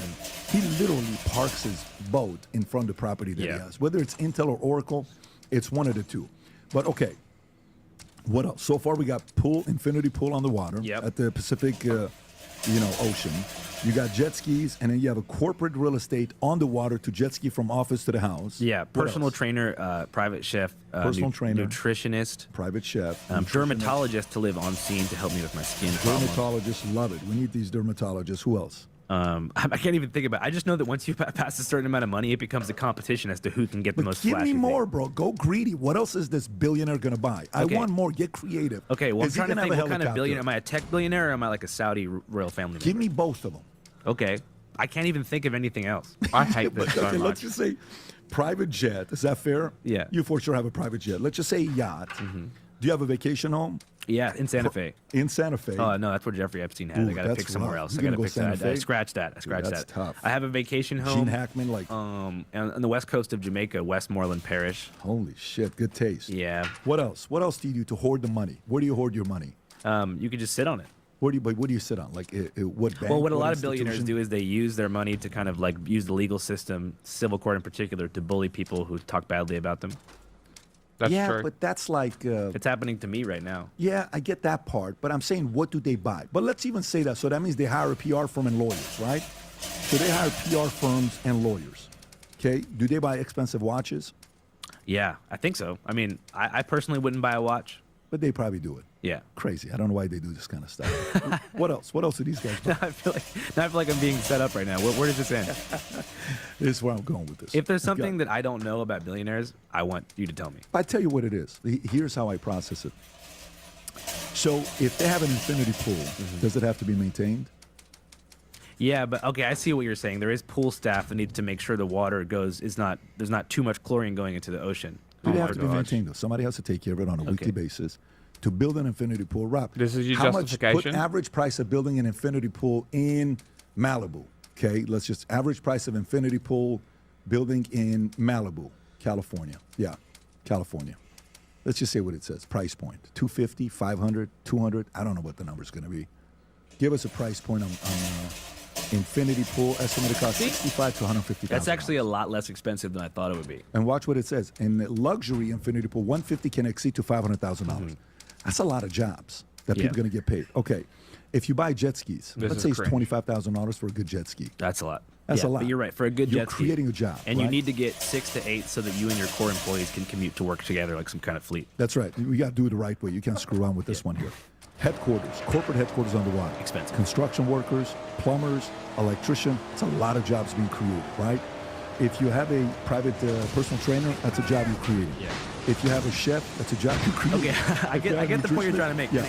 People should be able to get nice things for themselves if they work super hard. But I'm not the kind of guy who's like, if you work hard, you have to. You should give all your money to people who are on the lower income. Yeah. I'm just saying that like the specific tax rate should be a little bit higher, not ridiculously higher, but higher enough to where they can have substantial social welfare programs. My biggest challenge with that is even the greediest of the greediest who goes and is like flaunting a big ass platinum gold chain that they're putting around their neck that they bought for whatever that somebody took 3 months to build. No matter what it is, the money is flowing. Fire tower right Even after if they it put blew the up. money in the bank and they're sitting on it, the bank is lending it back to somebody. So money's always working. Chase is not going to let money stay in the bank. Yeah. The moment you put money in Chase, guess what Chase is doing? Chase is lending it to somebody ASAP. They don't want the money to stay in the bank. They're not making money like that. So no matter what you do, the basis of this question for me goes, who's going to do better with the money? Giving it to the government, because you said what right after when I said taxes, you said in California, what did you say? Let me go back to it. You said in California, the taxes that you're paying 45%, but then at the same time, taxes are not being used effectively. Right. How much of that are we going through right now? Well, I mean, on the inverse, what do you think will solve the problem of the extreme poverty and wealth inequality? Well, let's see. California's been trying to do it. Well, the thing is, they tried. That's the thing is, everyone sees Gavin Newsom as like an enabler for all these destructive democratic policies, but he still makes concessions to conservatives who are like bullying him into not carrying it out. For example, let's take the Tenderloin in San Francisco, which is still the biggest open air drug zone in the city. Been that way for decades. He, obviously during the Biden administration and when Newsom was in control, he still is. It was a crazy scene out there. There was people smoking fentanyl in the streets, people defecating and sleeping in the streets. To San Francisco. Yeah, in this particular area. Is there a clip you want him to show? No, I think we can just overlay it or something. But I mean, in general, Governor Newsom was being kind of like shit on for letting that happen. But the reality is, and people on the ground know this, there was supposed to be a safe injection site that was 2 blocks long, 2 blocks wide. It was supposed to be maintained by the state and the city. So it made it so people wouldn't be able to use heroin, fentanyl, and meth on the streets. They would have to go to a controlled environment where the public and children and people who were living in that community wouldn't have to interact with them, and they could have the access to the services they need. At the last minute, Governor Newsom didn't build it because he was too scared of getting another media smear campaign and being made to seem like someone who lets people do drugs in the open, but he still does drugs in the open. So with the Democratic establishment in California, there's a lot of hypocrisy, and there's a lot of, we don't know where the money's going. There's not much transparency as far as what's happening with all these taxes that are being taken away from people who worked hard to make that money. We do know that $1 trillion of wealth have left California in the past 4 years. We do know that cities like San Francisco and LA that are still generating a ton of money, much of that money isn't even being pumped back into the city because so many workers have gone remote. There's a lot of people working in California that decide not to live there. They work for tech companies remotely elsewhere in a more affordable state like Montana. Yeah, that's right. You know, so I think that when you look at progressive policies and you look at poverty and it's not changing, and then you look at the tax rate going up and down, it can be easy to say, you know what, nothing's ever going to change. And that's why there's so much like a sense of apathy and nihilism when it comes to the billionaires. That's why people are saying, oh, billionaires are the worst, kill them all, like on the internet, because they've seen nothing change, and they're seeing, okay, the cost of living is high, there's homeless people everywhere, there's so much poverty, yet there's this class of people who are unaffected by it. So the question is then, if we don't raise the taxes, what can be done to change that situation on the ground? The taxes? No, I mean the situation with inequality and poverty. Yeah, but that's not how it works, though. Because to me, here's how it works. Okay, let's just say you got 3 sons. He didn't ask how it works. 25 years old. Okay. He asked what. And you're 60. How do you solve the problem? So could you be 60? Yeah, 25, 60. Let's just say you're 65 years old. You got 3 sons, 25, 26, 27. They're all out of college. You give each of them $100,000. First one you give $100,000, he goes to Singapore. He parties, he comes back, has a lot of stories. Says, Dad, I tried an opportunity. I met with this businessman in Singapore. Didn't work out. I need another $250,000. I'm up to something big. Second son comes up. You give him $100,000. He takes $100,000, buys a small condo, gets a nice little job, makes $120,000 a year, doesn't need any money from you anymore. He's doing okay. He's happy. He's got a girlfriend. They're pretty serious. Third one, you give $100,000, takes $100,000, starts a little real estate shop, turns it into $3.2 million. Okay? 2 years later. Now they're all 2 years older. The first son, you give $100,000, went to Singapore, comes back, says he wants a quarter. The second wants a quarter. The third one wants a quarter. Which of those 3 are you more comfortable giving more money to, knowing you're going to get a rate of return on your money? The first, the second, or the third? Probably the first, right? What, the first? Yeah. The guy that went to Singapore? Oh, no, not that guy. My bad. I kind of got lost in the metaphor here because I was just thinking about So the first guy is Singapore. The second guy is a stable guy, good citizen, gets a job. Or the third one that starts a business and makes the money grow for you. I mean, probably the three because it would be a bigger investment. But I mean, aside... You see how he had to literally walk him through to say, no, Andrew, this is exactly what I want you to say. Because it's a shit fucking metaphor. From a business standpoint, like if good we metaphors obviously you recognize you that there's a big problem with homelessness, poverty, and unaffordability. Well, why do you think that is, though? What do you think? I'm asking you. You're in the streets. Why do you think that is? I mean, I would just assume that because the social safety net is so small here, and there's such little being provided for people in terms of mental health services, the broken Veterans Administration, so many different things, unaffordability. Like there's just not enough resources to set up to help people who are at rock bottom here. You think we haven't given enough money? So to me, when you ask the question, if we don't raise the taxes, then how are we going to fix this? To me, the question becomes, the last 30 times we agreed to give you more money, you wasted it. Why should we trust you to give you more money? Because if I give money to Amazon, if I give money in a company like NVIDIA, if I give money to Tesla, if I give money to Ford or Disney, and I buy the stock and I'm like a believer, here's what's going to be happening. I kind of can track publicly, there's accountability, there's accounting, there's quarterly earnings, there's costs to get on. If I give more money to the government, what is the quarterly earnings? Yeah. Where's the accountability? No, I totally agree. Where's the with you. accounting? Who gives a Why am I fuck, giving money you to that? idiot? There's no way logically one would give money to a company or a business that I don't get to see what you did with my money. There's no tracking to it. I agree. I do think that like we can both agree that like Bro throwing thinks money you at can things track doesn't the always money fix you the give to problem. But you've been businesses. around for longer than me. Like if it's not that, if it's not funding programs to provide for people who are down and out, like what do we do? Nowadays, more than ever, the brand you wear reflects.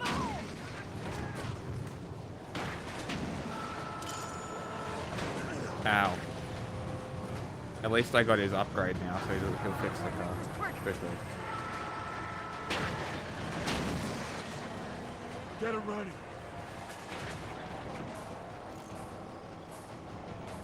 I'll fix now.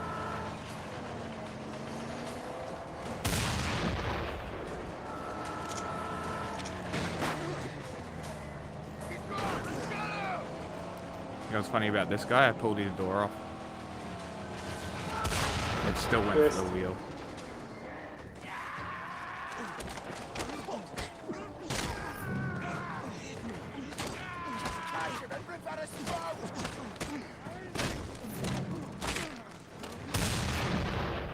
Dodge that one, bitch.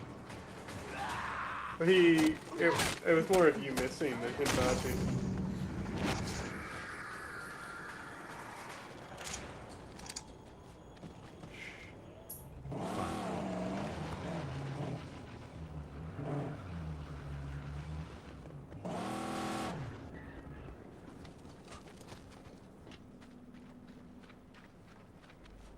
Cool wheels. This thing's quick.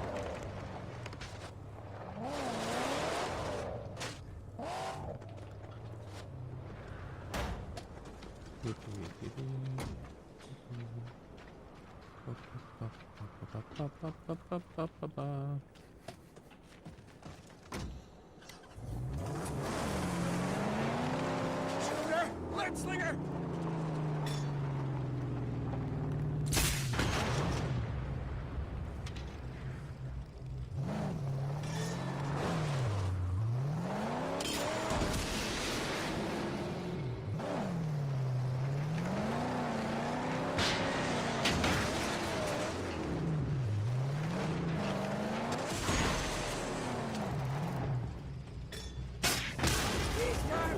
Such a feast for my eyes.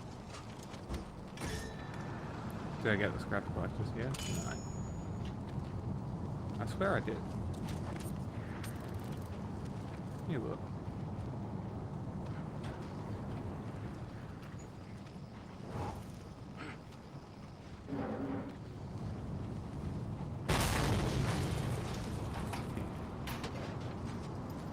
Commander.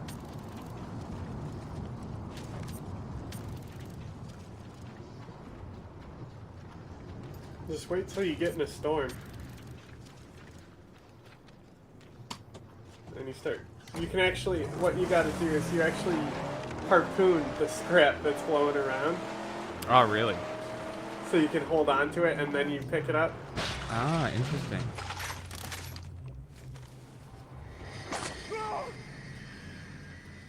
Did he shoot me? Yeah.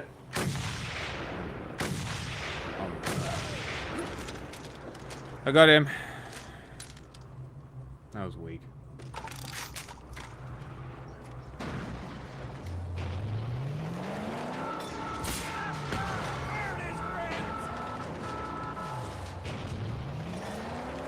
I think they're mad.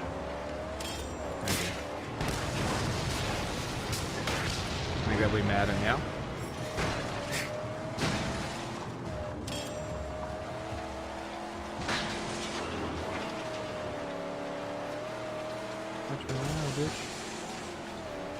They got all mucked up. Yeah, fuck them up. Mucked up. They got all stuck behind all the debris and shit. No detours. Do you notice that I went right for the barrels that they crashed into?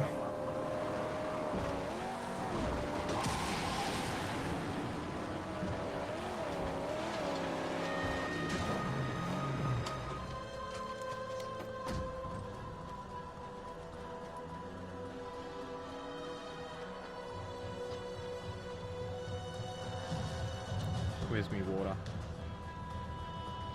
Isn't it on the map? Yeah, it says it's somewhere. I just gotta find it.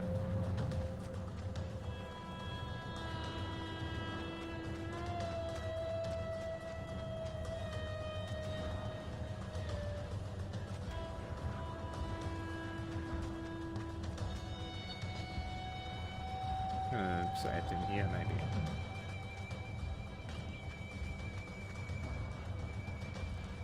There it is. Is that a toilet? Nice.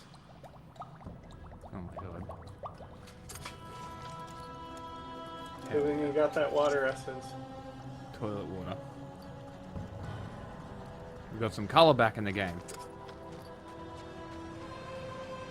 I guess there's also a loot thing here. There's 2 skeletons there, you see them? Nope. They're like... Well, that would have been awkward if I lost all my health. Shotgun shell there on the ground.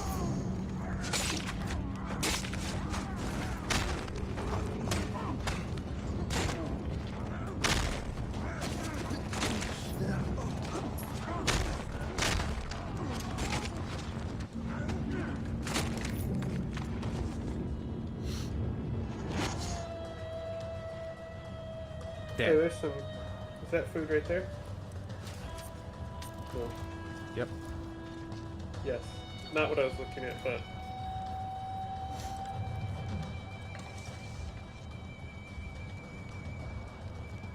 What about that shotgun shell? You full? No. I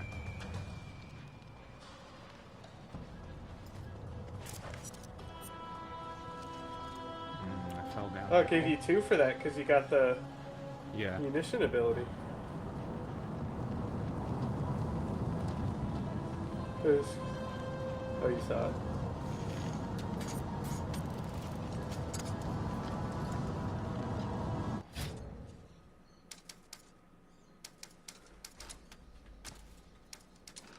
What video game is this? Mad Max. Yes, it is Mad Max. Harpoon, unarmored tires, fortified structures. That's what we want. Yeah, is that the level 3? No, 4. Oh, okay. Level 3 is the big one to pull down strong towers. So 5 is half the reload speed, which that's pretty fucking good. That's more relevant on the Thunder. Lol. Just don't miss your harpoon shots. We all thought survival was a game. Very few crossed the finish line. Schools.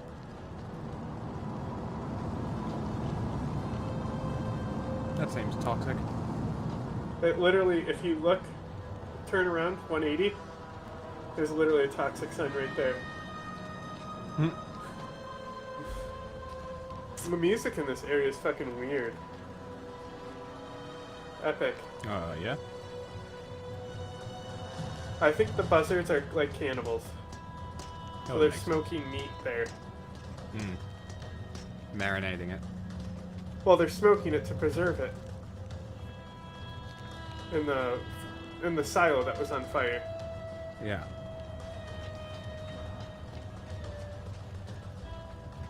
The toxic sign.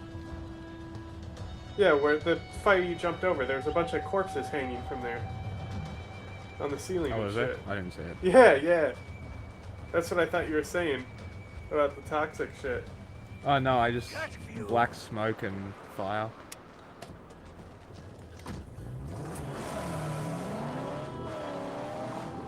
Lucky I don't ever need fuel.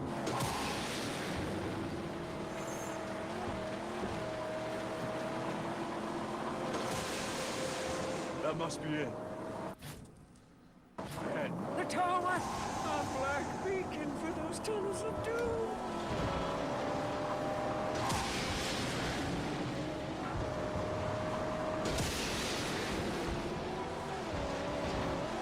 I think there's a tire upgrade that helps here as well for off-roading. Like you get off-road tires. It doesn't tell you. That's stupid.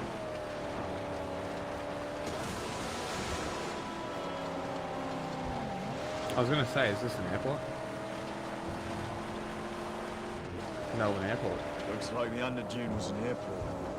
So many awful tales about this place. Yeah, nobody likes the airport.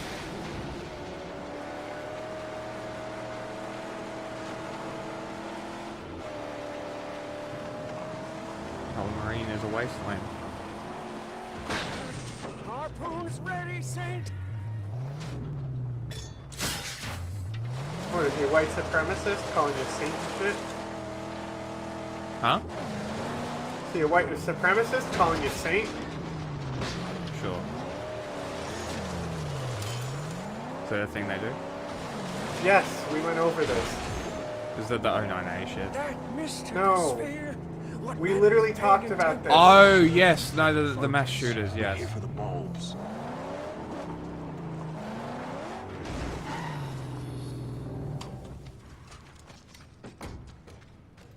I don't think you need to get out of the car. I think you can stay in it. Just drive through here. Imagine driving a car through an airport.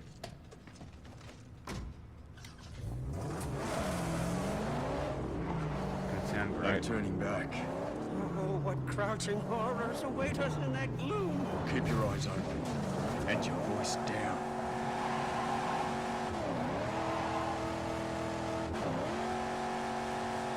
Great. It's stuck.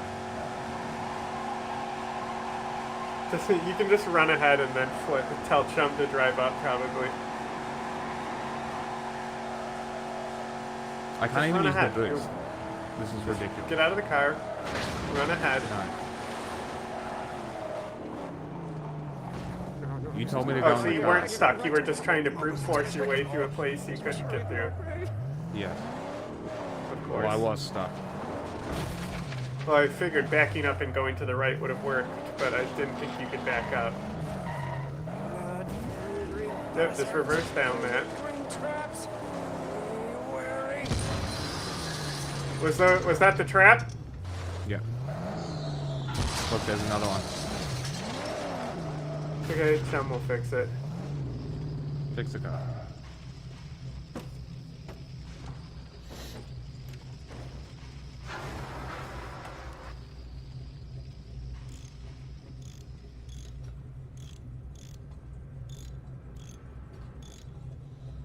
Alright, you got the movie ready? Mm-hmm. I said get the fuck out! Good. Now let's get you a little closer to those targets to light up. Go cover. I'm there. Hang on. I'm tapping into the city's power grid. That'll let me overload the transformers near you and blow out those lights. Put the guys on, huh? It was such a good transition. Blowing out the lights and then just flip to the flashback.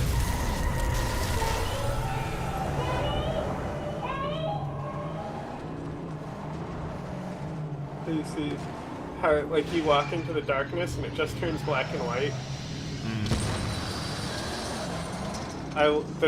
Loved it. Loved, great feature added. Hey there, kiddo. What's wrong? I don't like the dark. It's scary. Turn on the light, please. It's teaching you that you can turn on and off lights now. There's nothing to be afraid of in the dark. Sometimes darkness is a good thing. When you want to go to sleep. I could go to sleep with the light on. When it's light, you can't see into a place that's dark. But when it's dark, you can see what's around you much better. Really? Really. So if there's monsters or bad people around, you can see them. And if you're in the dark, they can't see you. I can't see you either. Can you please turn the light back on? Okay. Then how about this?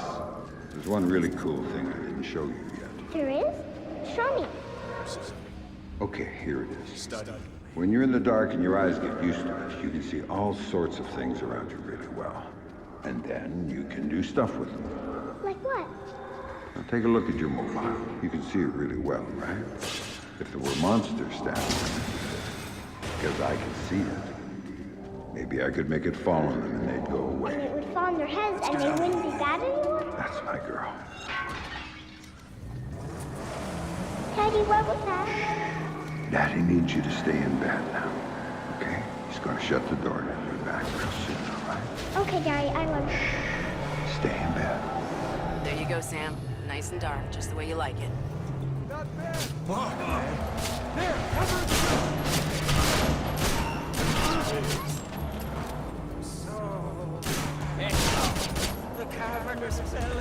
of here. Come on, show yourself, fuckface. What do you got, man? You got anything good? Place is shit. You picked it, asshole. You said we'd get a couple of thou easy. I heard there was metals and shit we could fence in here. Oh, the lady that lives here is hot. Maybe we can wait for her to come home. Stick it out and trade. Now you're talking. We go deeper. Until we find what we can.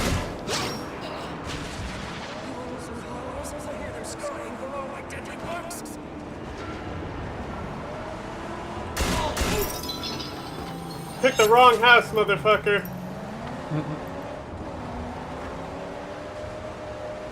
Dad, what did you do to them, Dad? Sarah, baby, don't knock. What are you doing, Daddy? What are you doing? Sam, talk to me. Sam? Sam, are you there? Come on, don't check out on me. There you are. They brought in some reinforcements, and the man calling the shots is with them. Get a hold of him. I'll ID him. Like, Questions asked. Ladies, we get him those things. We bring him back to the outcrying big bag in Gastown. Coben? Not my car anyway.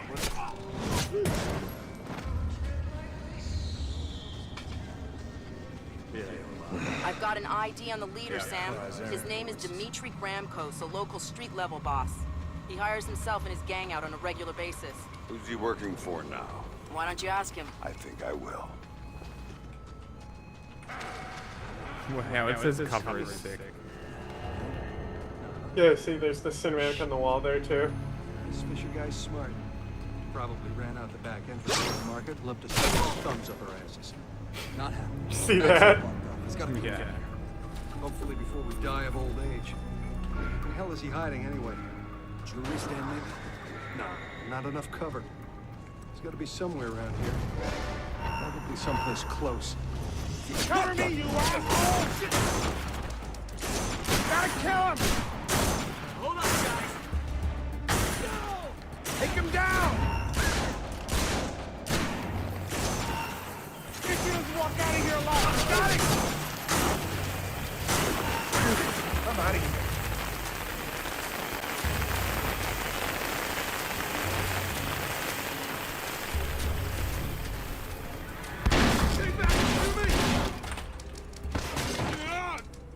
Dude, it's the torture. Looking for me, asshole.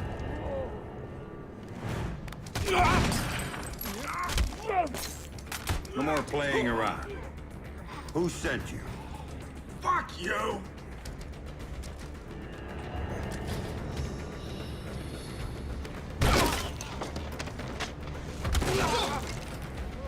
Oh, you see nothing, man. Oscar! Okay, enough. You want to know? Send me. It's Coben. Andre Coben. Runs trucks, guns, anything people want, he gets it for them. Not good enough. Why does Coben want me dead? If I talk, he'll kill me. He's crazy. How long's the movie? I want to hear it. Damn it.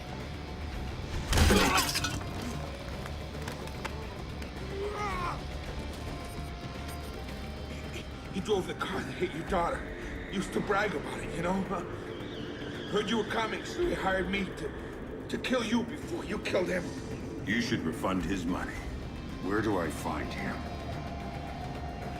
I can't tell you. I can't.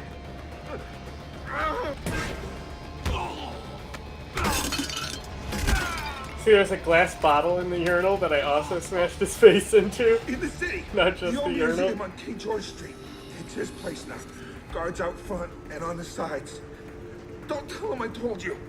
Oh, I'm not gonna tell him a damn thing.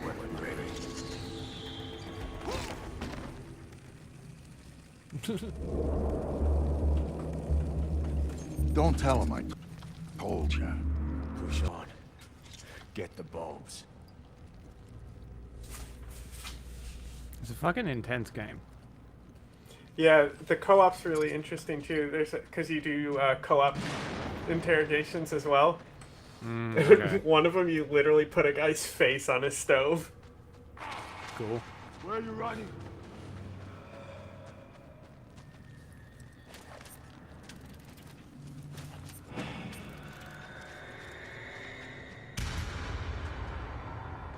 Like, Blacklist is more replayable, but Conviction is so good. The story's good, the innovations, the controls are even better in Conviction. Should be getting close now. Oh, there it is. I'm sure I could change it to Conviction controls for Grab the Blacklist bulbs and get out. using the right click for cover.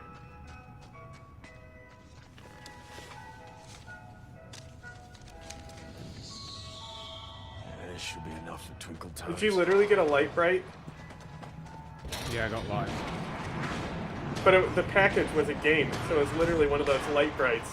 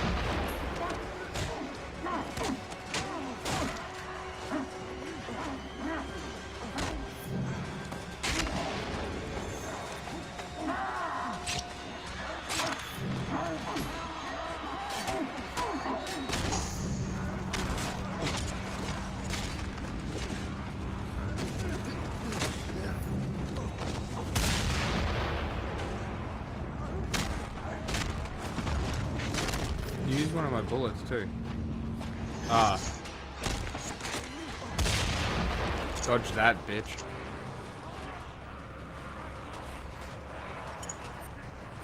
Caught in the Underdome, just caught in the Underdome.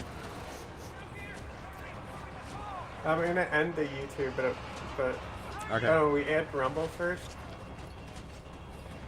Yeah, yeah. Get rid of the rumble first.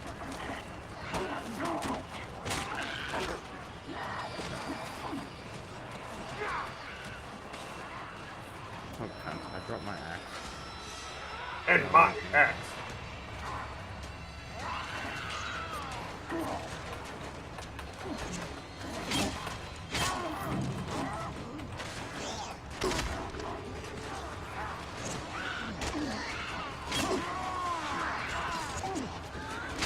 Oh, little green ghouls.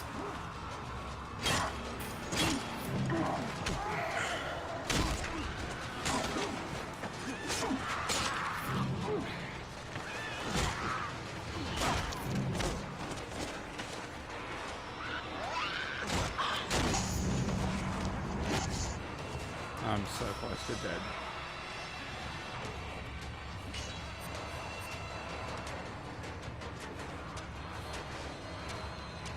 Yeah, this is a hard mission. I remember it. This section.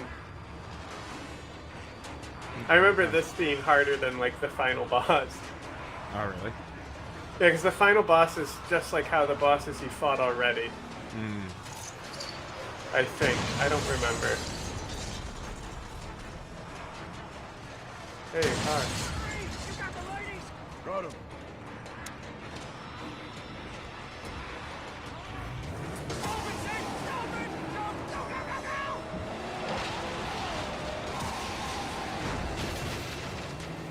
I don't think anyone's on YouTube right now, but... Damn it, I keep trying to go to Twitch, and I keep going to the dashboard. Oh, really? Yeah, I'm just trying to fucking go to the regular website.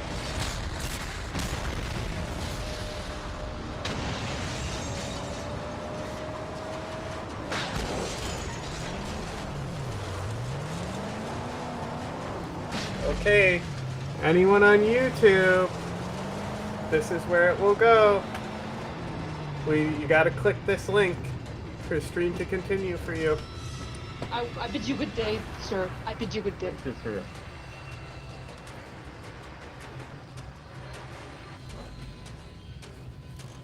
You shut down Rumble and YouTube now? Well, I mean, I can shut down YouTube next.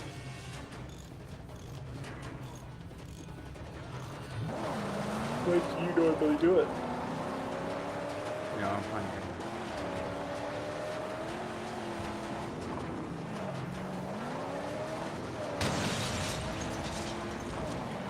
Oh, whoops. Roadkill. Love that it's also black and white because I'm almost dead and I can't see.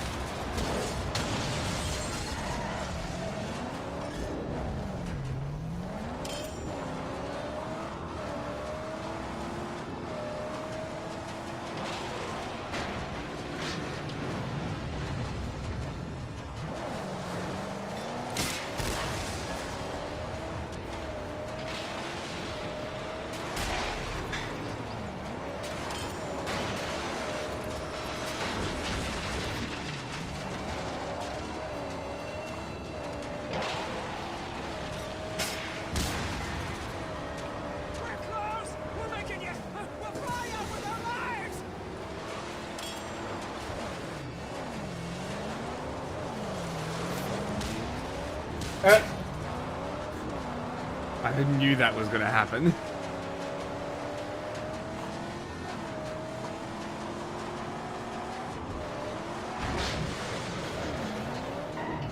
Cool. Just did a little S1 towers in the middle of running for my life. Oh my god. Praise be said! We made it! We got the lighties for the loudmouth and we still draw breath!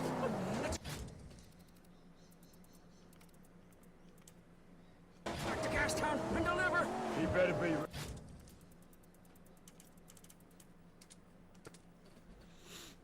At least now I can fast travel. Right. That'd be shitty if it made you drive all the way back from going out there. Like I said, you literally only go out there for that, for one mission. Mm. We don't seek quarrel.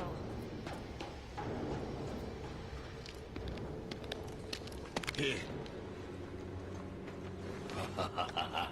My ladies! I'll sparkle for miles! But you're still alive. And now I'm joining the races. Looks like you earned it. Let's see. Well, that can work. Ah, you'll just have a little accident. And presto! A new contestant! What's your handle, lady boy? Yeah. Mad Max. One more thing. You need a partner. Someone cleared for fighting at the Gastown races. Yeah. Well, not too many left to choose from. I'd hurry.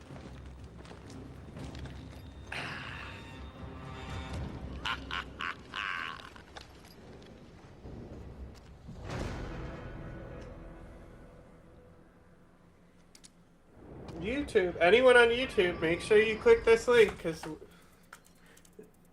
that's where stream go next.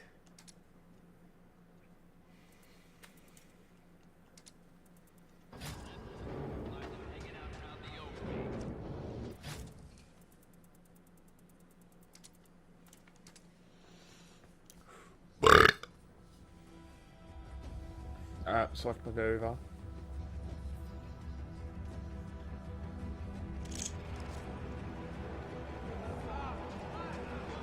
Banana?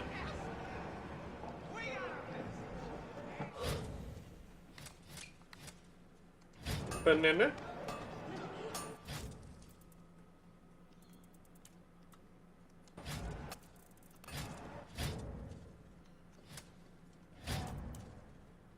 Yeah, I only have 300.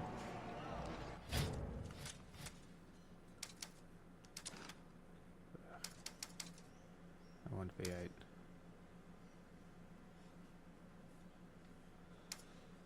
Pink Eyes territory. Okay. Need to go up here. Big boom.